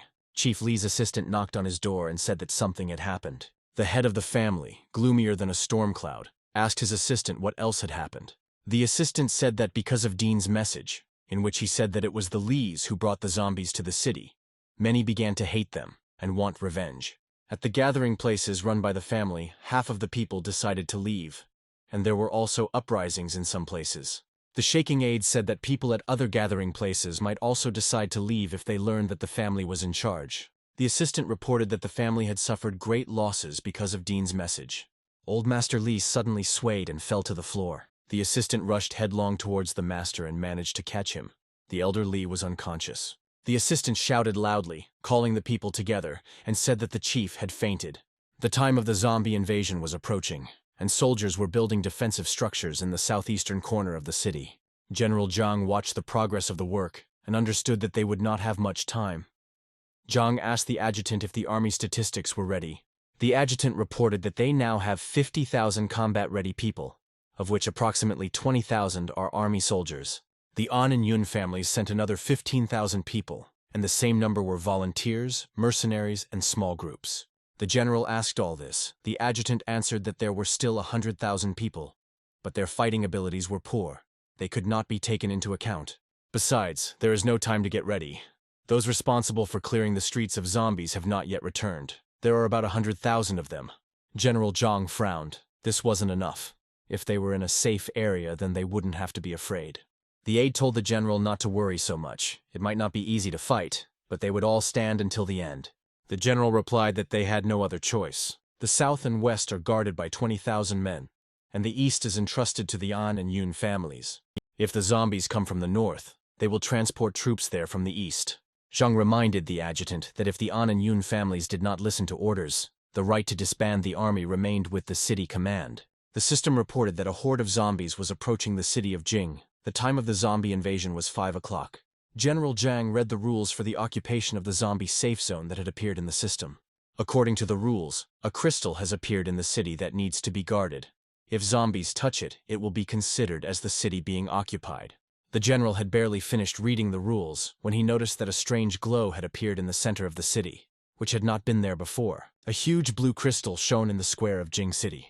The townspeople approached and looked at the huge oblong crystal with curiosity, but did not dare to touch it. First of all, the crystal attracted those citizens who had a high rating in terms of merit points for the city of Jing. The players flocked to the square. General Zhang hurried them. He ordered the adjutant to leave all the players with high combat ratings. Zhang said that the strongest should go guard the crystal in Jing Square. The rest should be placed in other buildings. The officer asked the general if they needed to call the players Dean and stupid. Zhang didn't know what to answer the officer because he didn't know if he could command the players who had defeated him in the arena. The general barked at his subordinate that he should stop asking stupid questions and let him convey the order to everyone. General Zhang walked through the city and thought, of course, the help of such strong players as John and Stupid would not hurt them now. Meanwhile, John was in the hotel room mastering the scroll, Water Waves, to control water. The system congratulated the young man that thanks to the Green Emperor's specialty, he had obtained the special skill of Water Waves.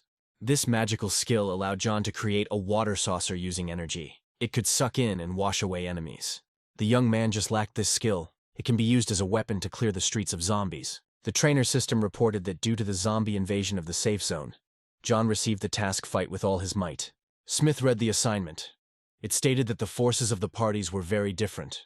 The requirement was to resist the zombies and become the first in the ranking by merit. The young man wondered if the system had considered him, and at the same time the zombie was stronger. Maybe this time the zombie's strength was so great. When the owner mastered a new skill, Foolish continued to eat as long as he could. John grabbed the servant by the collar and ordered him to throw the food. They had a task. Smith told Stupid that it was time to stop eating and go to work, defending the city from the zombie invasion. Players dressed as law enforcement officers left the hotel in the middle of the night. As John walked outside, he noticed something unusual was happening over the city. Reflections of a crystal were visible in the evening sky. John and Silly headed towards the city gates, where zombies were most likely to appear.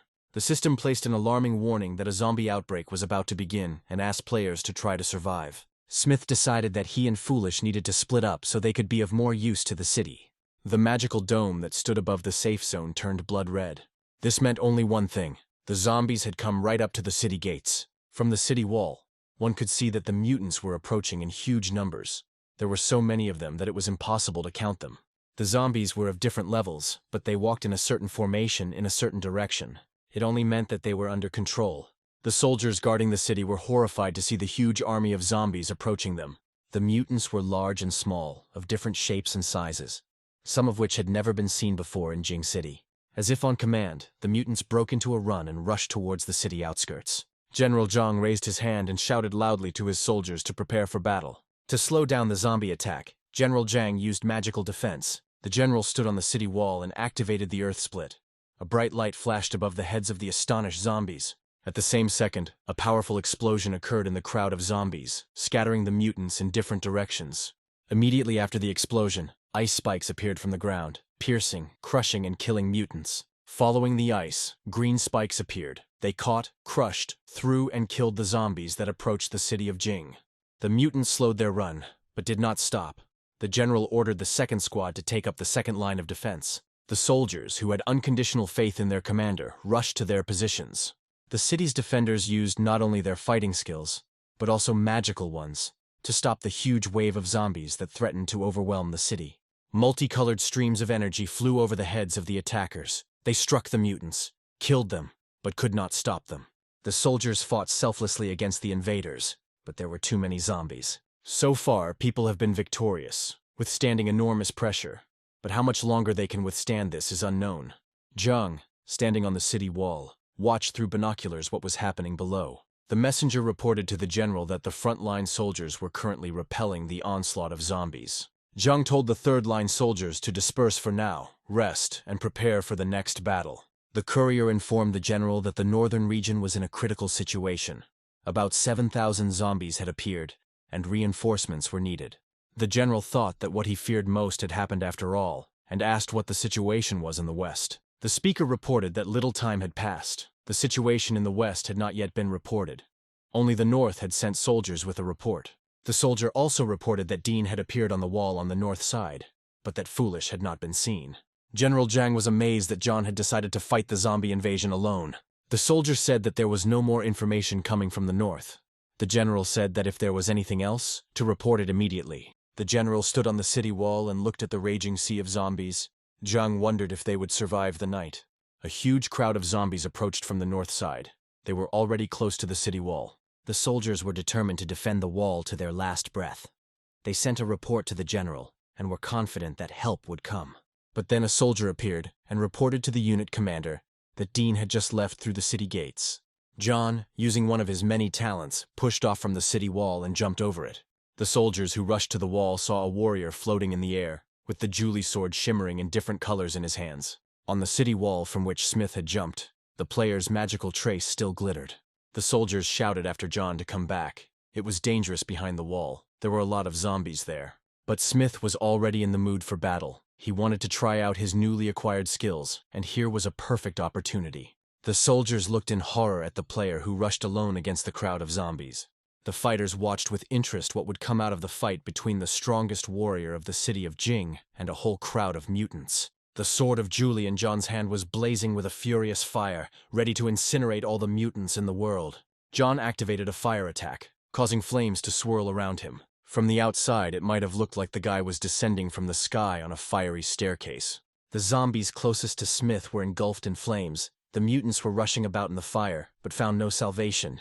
The entire area around the northern city wall was engulfed in a fiery whirlwind, which swirled and burned the mutants. Finally, John stopped and looked around. As far as he could see, there were corpses of zombies killed by the fire attack. The fighter raised his head and looked into the distance. It was not the end yet. John saw another crowd of zombies rushing towards him, and the young man rushed towards them.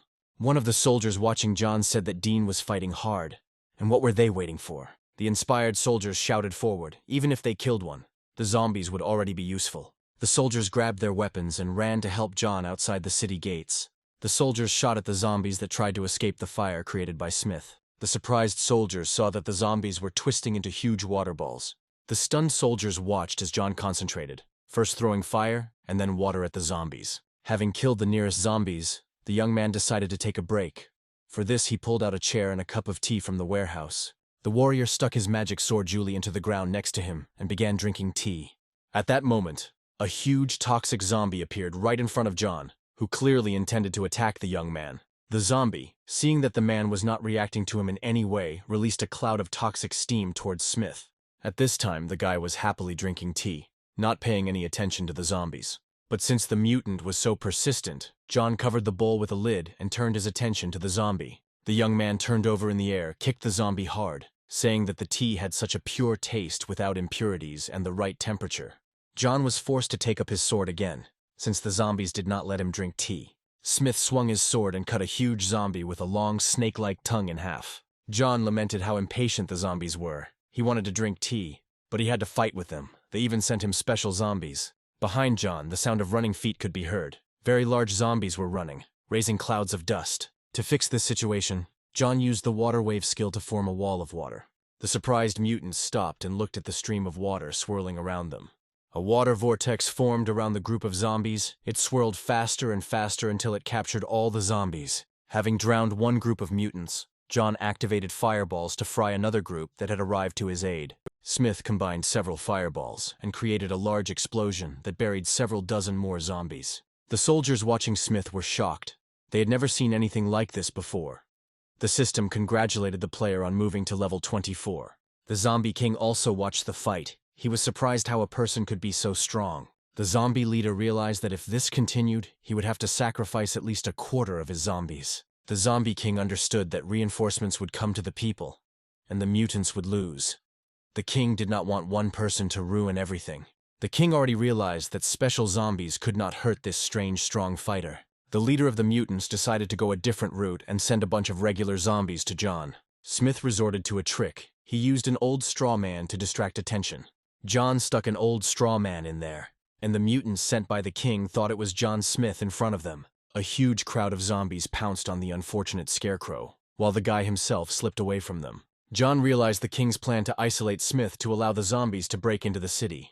The guy came to the aid of the soldiers in time, who were already being attacked by a crowd of zombies in order to break through to the city gates. The zombie pressure was growing stronger. A little more and they would break into the city. Then the defeat of the northern front of the safe zone could be declared. John realized that he needed to decide quickly. It seemed that the number of zombies in the north would soon reach the limit. Smith realized it was time to take emergency measures. He crouched down, coiled like a spring, and jumped high. Using a short freeze, the young man literally hovered over the city, flying over the city wall. The surprised zombies looked at the flying man and waited.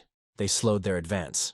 The young man called out to the city's honorary ruler, Jing, and addressed him, saying that it was time to show his skills. The boy touched the sign and called upon the protection of the spirit of the mythical animal, which was the patron of the city. To replenish his energy reserves, the young man drank the elixir, and at that very second, golden and purple tongues of flame began to swirl around him.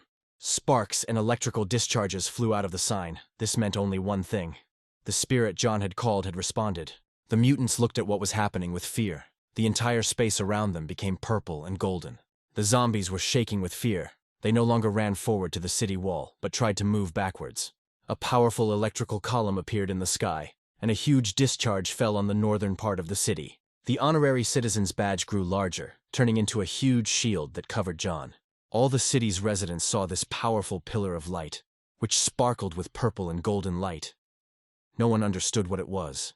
The soldiers who were fighting the zombies saw a powerful discharge and heard pleasant music, which encouraged the defenders and instilled fear in the attackers. Everyone was asking each other what had happened, but no one could answer definitively what this phenomenon was and who had caused it. Suddenly, glowing greenery began to appear in different parts of the city. on which beautiful flowers immediately blossomed. The city, which was attacked by zombies, literally blossomed before our eyes. People looked at this and smiled. One of the soldiers, seeing the flowers and hearing the music, said that this was a happy omen. Smith, having driven the zombies away from the gate, ran to see what was happening nearby and whether his help was needed there. John heard the soldier's words about the omen and looked at him in surprise. At that very moment, John saw a miracle. The spirit of which he had called upon finally appeared and took shape. An amazingly beautiful animal, purple with golden highlights, trampled and killed zombies that were attacking the city. One of the soldiers recognized this animal. In the city it was called Chiu. It was the patron saint of all the townspeople. But someone was afraid of Chiu and shouted that they had to disperse, because this creature would turn the battlefield into a real hell. John admired the spirit he had summoned. Chiu was very beautiful, graceful, and at the same time formidable. The system reported that the purple golden snow and thunder Chiu was a legendary level ghost, one of the auspicious beasts of the Long State. Chiu is the guardian spirit of the city of Jing. The young man realized that he had summoned a good beast.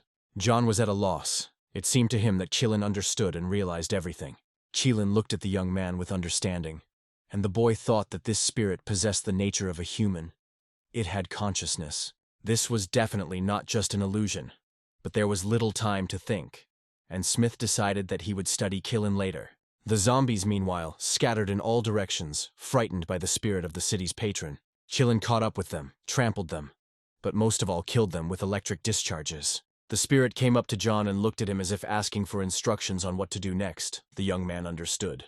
Under the control of John Smith, Chiu rushed into battle into the thick of the zombies, where there were the most of them. The zombies tried to run away from the terrible beast, but fell dead, struck by electric shocks. Smith looked at Chiu with admiration. A magical beast with electric current, that's cool.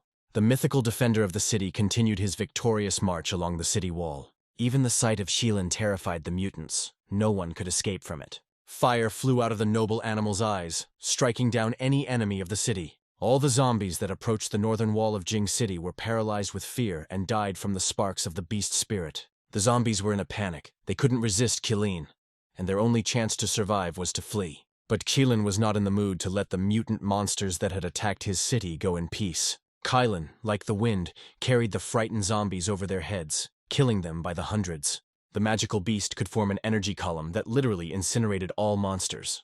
But the time for Chiu's help was over. He disappeared, leaving behind a mountain of zombie corpses and purple flashes. The system congratulated John Smith on reaching level 26 and receiving points and incentive gifts. The guy was delighted. In 2 minutes of Chiu's help, he was able to rise so much in levels. Remembering the formidable, handsome Chiu, the young man thought that this mythical animal with its skills was simply the bomb. It seemed to the young man that the patron of the city was still nearby, and looking at him with understanding. It was strange, but the guy felt like he and Chiu understood each other very well. John recalled the minutes spent next to the mythical animal. The young man felt the unprecedented power and kindness of the beast. John was very interested in understanding this animal, and whether it was an animal at all. The space around John was still filled with the purple glow of the Chiu, which protected the young man from the onslaught of enemies. It seemed that Chiu protected the young man with some kind of special dome. The boy looked with gratitude in the direction from which Chiu appeared. But it was time to get out from under the protection, because the battle for the city was not over yet, and John broke the protective dome. The lilac light still enveloped the guy. It seemed to John that this light was entering him and making him stronger. The system counted all the zombies killed by Chiu and John and reported that the young man had already reached level 27. One of the guys ran up to the young man and said that he thought it was the Green Emperor's Chiu, and he ran up to look. The players guarding the crystal in the square discussed whether it was true that Chiu had appeared. Some were delighted, while others did not believe it, saying that it was nonsense. The girl watching the rankings exclaimed, "Dean's level rose from 24 to 27 in an instant. It was simply unbelievable." For a successful battle, the system rewarded John with the scales of the purple gold Chiu of snow and thunder, and the source of the earthquake. It turned out that John had received another trigram pendant, which allowed him to master the power of thunder and lightning. The scales of the purple golden Chiu of snow and thunder gave the youth the blessing of a legendary animal. The young man was incredibly happy that he received a scale of this wonderful animal. He could not describe in words how cool it was. The player was delighted. Now with these new opportunities, he will definitely not lose in the battle with zombies and will protect the city. Smith looked lovingly at the scale of the animal he liked so much. It had come to him for a reason. The guy was sure of it. John thought if he wanted to get more scales, Keelan wouldn't be left bald. He would be able to restore his scales. Smith heard familiar sounds behind him and realized that the zombies had approached again. It was time to return to the fight, but the zombies were in no hurry to engage in battle with Smith. John mockingly asked if they were already scared. The guy activated the automatic collection, but nothing happened. John asked why the function works when he kills zombies, but does not work when he kills Keelan.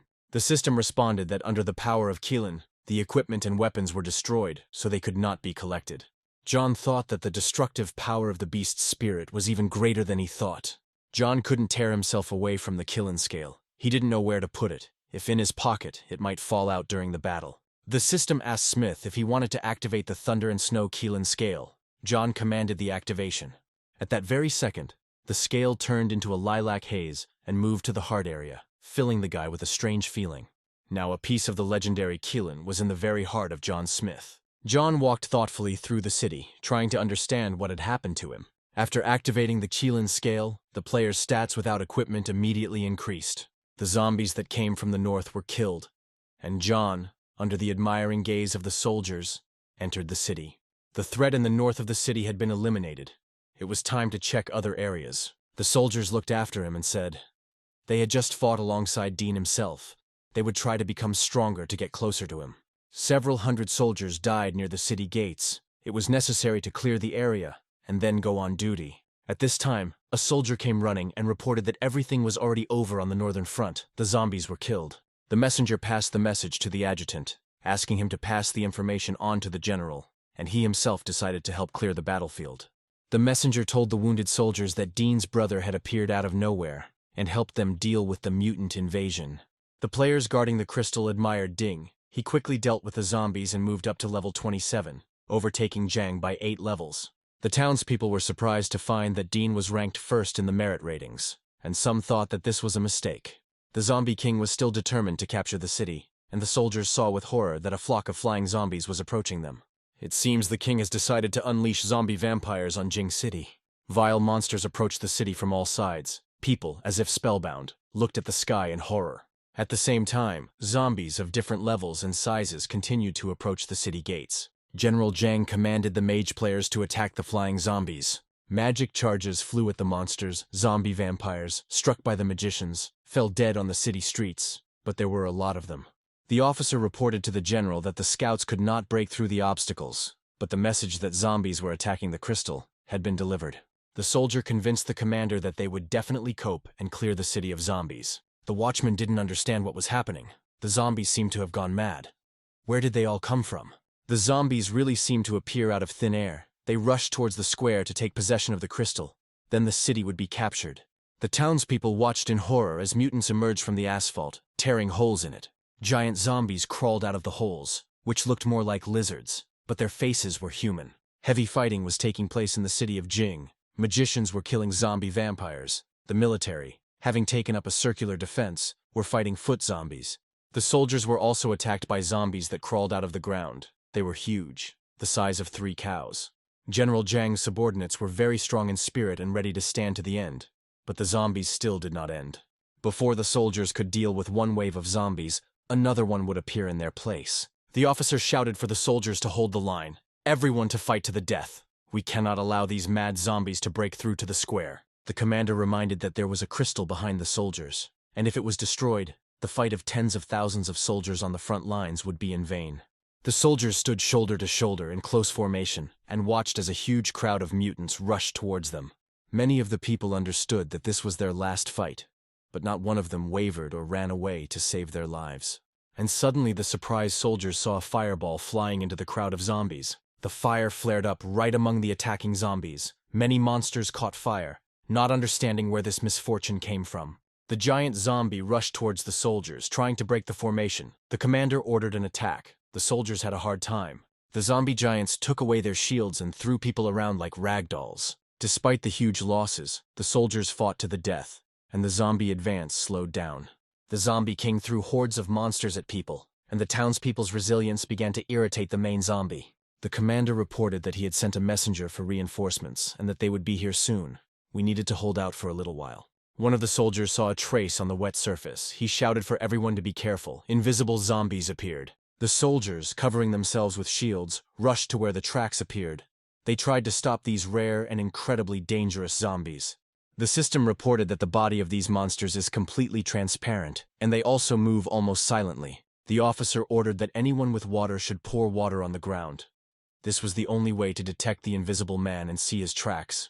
The soldiers quickly covered the street surfaces with water to see the invisible and terrible enemy. An expert on invisible zombies warned everyone to be on the alert and keep a close eye on places where invisible ones appear. Before the soldier could finish speaking, the invisible zombie crept up behind him and slit his throat. To the horror of the townspeople, the soldier who had just spoken to them fell down, covered in blood, and the invisible man took his bag of water. The players were in a panic. They were afraid of an invisible enemy that was impossible to even fight. And suddenly, the bloody hammer of the fool whistled over the heads of the surprised townspeople. The hammer landed in the middle of a seemingly empty street, and the explosion of a meteorite attack thundered. The amazed spectators saw blood flowing from under the hammer, and the dead invisible zombie became visible. The soldiers and townspeople turned with hope in the direction from which the hammer had come. To the people's incredible joy, the city's second strongest player, Jing Foolish, was walking towards them with huge strides. Foolish, armed with his favorite hammer, entered into battle with the zombies controlled by John. The young man who controlled his servant stood nearby and watched the fight. The fool was also a zombie, and so he saw invisible zombies. Swinging his hammer, he quickly killed invisible enemies. Joyful rumors spread among the people that Foolish had arrived. One of the soldiers shouted that Dean was here. With him, they had a chance to survive.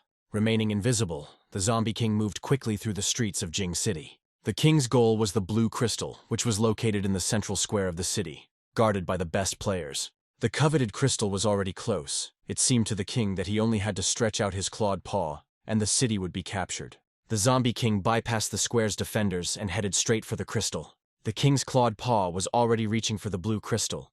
Another moment, and the city would fall. And then the surprised Zombie King heard a strange whistle behind him.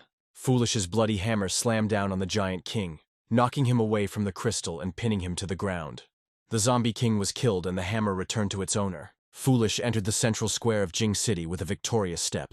He came to the aid of the players defending the crystal. The zombies that the king brought to the square rushed at Stupid, trying to avenge the death of their leader. The fool worked tirelessly with his hammer, driving the mutants away from the crystal. But its blue light, like a magnet, attracted them. Soldiers broke through to the square to help the players. They stood shoulder to shoulder with the players and chopped down the attacking zombies. The fool stood right next to the crystal, not allowing any mutant to touch it. Zombies and humans fought in a fierce battle. Everyone understood that this battle would decide whether the city would be captured or not. People defeated the mutants, but it was naive to hope that the zombies would retreat just like that. A strange rustling sound was heard in the square. A magical act was taking place. The battle was over. The people had won. The soldiers were clearing the area of zombie corpses and counting their losses. The surviving players breathed a sigh of relief. The most difficult invasion had been repelled. The city was free. Suddenly, the young leader of An appeared in the square near the crystal. One of the officers patted him on the shoulder and told him to rest a little. He had been fighting without a break. The young man nodded silently. Players said that An rushed into the thick of the zombies without fear of death, and that he entered the top 10 strongest fighters in the tournament. One of the guys exclaimed that Anya needed to get some proper rest, because who knows when the zombies would attack. Anya silently waved his hand. Young head An sat down next to the crystal. It seemed like the guy was very tired. The head of the An family took out his blade. It seemed like he was waiting for some convenient moment. Suddenly Anya's attention was drawn to a giant who came directly up to him. It was Foolish. The players thought that Foolish wanted to meet Boss An, because the powerful always find a common language. To the horror of the players in the square, Stupid quickly swung his bloody hammer at Anya. He wanted to kill him. Anya looked at Foolish in horror, expecting a blow, but for some reason did not resist. The fool struck with all his might, flattening the young man, and there was a loud bang. The fool wiped the sweat from his forehead. The players looked at their defender in bewilderment and did not understand what was happening. And then one of the young men attracted the attention of the others, inviting them to see what was happening with the body of Boss Anya. The bloody mess that remained of the young man bubbled and began to change color, emitting a terrible stench. Suddenly the mess exploded, and everyone saw that there was a monster inside the head of An. The players were shocked. A strange lizard lay dead near the bloody pool. It had a gray body and sharp claws, and turned out to be a zombie. The zombie werewolf killed by Stupid was considered the most insidious and disgusting ace in the sleeve of the zombie horde. People were shocked. Who would have thought that zombies have so many faces? The players decided that after the battle, everyone should talk. John and Silly Boy left the Jing City square calmly, their mission accomplished here. John told Silly that their path now lay to the east. After knocking back the crystal in the central square of Jing City, John ended Fool's mental control. Now Smith and his faithful servant had to go to the east of the city, where heavy fighting was taking place. On the eastern front of Jing City's safety zone, the ground was littered with the corpses of both zombies and humans. General Zhang observed the battles and was informed that 5 lines of defense had been broken through. Only the last one remained, and the soldiers' morale was at its limit. The defense was greatly weakened. Zhang had almost no men left, and he knew that they could no longer fight. Zhang told his assistant that they needed to retreat, move their line of defense, and retreat to the buildings that would provide them with cover and give them time to catch their breath. But the assistant objected that this should not be done under any circumstances. If they moved, they would lose control over the zombies. If the mutants get to the other side, the military will be in a vulnerable position. And there are many civilians in the buildings who are unable to fight. Zhang understood everything perfectly, but he had no choice. The soldiers were at their limit. They needed to retreat to the buildings to survive. The assistant bowed understandingly. It was a difficult decision. At that moment, John Smith appeared behind them. The general's assistant turned slightly and was delighted to see the renowned warrior next to him. John smiled. It seemed he had arrived just in time. Zhang's assistant joyfully shouted, "No retreat."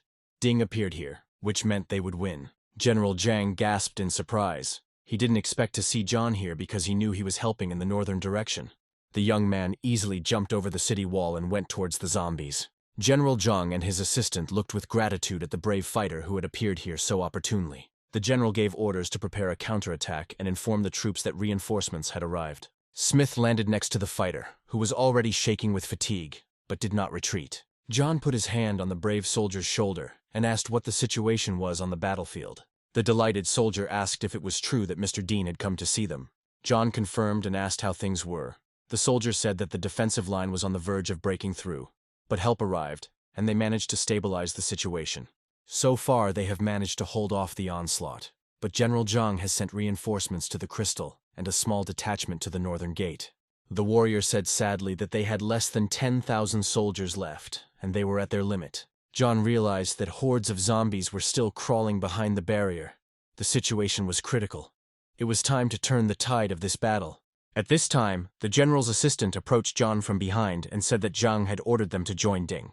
In order to destroy many enemies at once, Smith decided to use the 9-Lai spear. This spear absorbed the enemy's strength and also created a powerful shockwave, dealing massive damage to all enemies in the affected area. In order to increase the spear's damaging effect, John added the ability to inflict a fire attack to it. The 9-Li spear blazed with fierce fire, promising the enemies imminent death. Smith pushed off the ground and flew with the spear over the heads of his enemies. John, armed with a fire spear, flew into the center of a huge army of zombies. In order to hit as many enemies as possible, the player thrust the spear into the ground, causing a shockwave and flames to fly from it. The soldiers could watch as their enemies fell one after another, overtaken by the terrible flames that flew from the spear. The fire destroyed every single attacker who was within sight of the spear. The zombies tried to escape, but they failed, frightened and burned. The mutants forgot about the occupation of the city. John pulled a flaming spear out of the ground. Flashes of fire and clouds of smoke flew around it, but there were no living zombies nearby. It was too early to relax. There were still many mutants in the area who dreamed of avenging their murdered relatives. Smith spun his spear, creating a wall of fire around himself. A huge flame erupted around the young man as he swung his spear, directing the fire straight at the approaching zombie warriors. The zombie giants running towards the city gates were instantly engulfed in flames. The monsters rushed about in search of salvation, but only spread the flames further and set others on fire. John carefully examined the battle formation of the zombies, spotted the leader, and threw a spear at him. The spear, having struck a high-level zombie, immediately absorbed its power. The leader of the zombie eastern front of the Jing City safe zone has been killed. A huge explosion indicated that the target had been hit, and John called his weapon back. Smith held the spear tightly. It was no longer burning, but only glowing slightly. Streams of energy surrounded the amazing fighter. The military personnel observing the battle were amazed. They had never seen such effectiveness, and did not expect to see it. Armed with a spear, the young man ran to see if there were any living zombies left in the area. The system congratulated John on reaching level 29. With a spear on his shoulder, the young man walked around the battlefield near the eastern gate and finished off those zombies that still survived. After making sure that there were no more surviving mutants, John felt like he was out of place here. The soldiers whispered admiringly. They did not understand what to do to avoid feeling awkward, because the world had never seen such a battle. John opened the game panel. His strength, spirit, endurance, and agility stats, even without taking into account equipment, were breaking all records. The young man was surprised to find that a skill book had fallen out of the crowd of zombies and was picked up by the automatic collection trainer. His storage space was running out again, and his mental strength was not enough to feed the extra to the Julie Pearl. There was only the simplest way left, to temporarily disable auto-selection. Now the equipment of killed enemies remained on the battlefield. John walked towards General Zhang, who was waiting for him. The battle was over. The people had won. The general, standing at attention, thanked the soldier and said that if his help was needed, he was always at his service. Smith modestly replied that he was not worthy of thanks, and said that there were weapons and equipment left on the battlefield that they could use. The guy was tired that night and felt that he needed to rest. Hanging his head, he headed to his hotel. But John didn't make it to the hotel. He found an empty room and decided to stay there. That night, Smith received very valuable prizes for his battles, and he was interested in what kind of skill book he found on the battlefield. The young man closed his eyes and turned to his patron, asking the sacred Qilin to bless him with a powerful skill. The pages of the book glowed purple. The patron heard the young man. Smith opened the book. Purple light poured out from the pages onto him. He read the description of the skill and couldn't believe his eyes. The young man had no idea that this could happen, and that he would be the one lucky enough to master this amazing talent. The new skill was called Bloody Gaze. It could create an illusion in the enemy's mind. The owner of this skill was difficult to deceive. The Bloody Gaze allowed the player to recognize illusions and mirages. John understood the advantage of Qilin's blessing. Now he needs to take Qilin to all important matters. With him you can move mountains. The system asked the player if he wanted to learn the Bloody Gaze skill, and the young man answered in the affirmative. The boy felt his eyes begin to burn, as if Qilin had scorched them with his electric discharges. John's eyes were very sore and burning, but through the fog he could see that he was enveloped in the purple glow of the Qilin. Gritting his teeth and clutching his head with his hands, the young man endured the pain. Mastering the skill was not as easy as expected. Drops of blood appeared on the floor at John's feet, which had run from his eyes during the transformation. The system congratulated the player on successfully learning the skill. John looked at his hands. They were covered in blood, as was his face. Extending his bloody hand, the young man was surprised to find that his blood had changed and began to glow. Looking around, the young man exclaimed that his vision seemed to have been upgraded from 360 to 1080 pixels. The young man immersed himself in studying the skill book. He wanted to know every little detail about the talent he had received. The Bloody Gaze activates X-ray vision. The guy began to carefully examine the objects around him. To John's great delight, a faint glow now emanated from his eyes, much like the glow of the Qilin. Thanks to X-ray vision, the boy was surprised to see General Zhang walking towards him. I wonder why he came back so early. The game announced that 15 minutes after the end of the zombie wave, a vote for a counterattack would begin. John hurried to remove the Pearl of Julie, which had been illuminating the room for him all this time, before the general arrived. Covering his face with a mask, John walked towards the general who was hurrying towards him. Zhang was as gloomy as a thundercloud. He could not get along or come to an agreement with government officials. John opened the door and went out to the general. The military man thanked John and said that if it weren't for him, the consequences would have been terrible. Zhang was a grateful and fair man, and he bowed deeply to John for everything he and Silly had done during the zombie outbreak. John repeated that there was no need to thank him, and asked if Zhang knew at least 4 of the top 10 in the merit ranking. The general said that he knows almost everyone. John asked Zhang to gather them all here. When everyone is gathered, he will explain why. The leaders of the raiding lived nearby, but the general was afraid to attract unnecessary attention by gathering so many strong players in one place. Soon, General Zhang brought 10 of the most distinguished people of the city. John spoke to them. The talk was about the recent zombie invasion. The young man said that they knew for sure that there were overlords behind every wave of zombies. The general was surprised. He was sure that this was the work of people and that there were no zombie masters. Smith continued that, in addition to the Lee family, the overlords were also guilty of this massacre, and he had an idea of how to present the Lee family with a gift.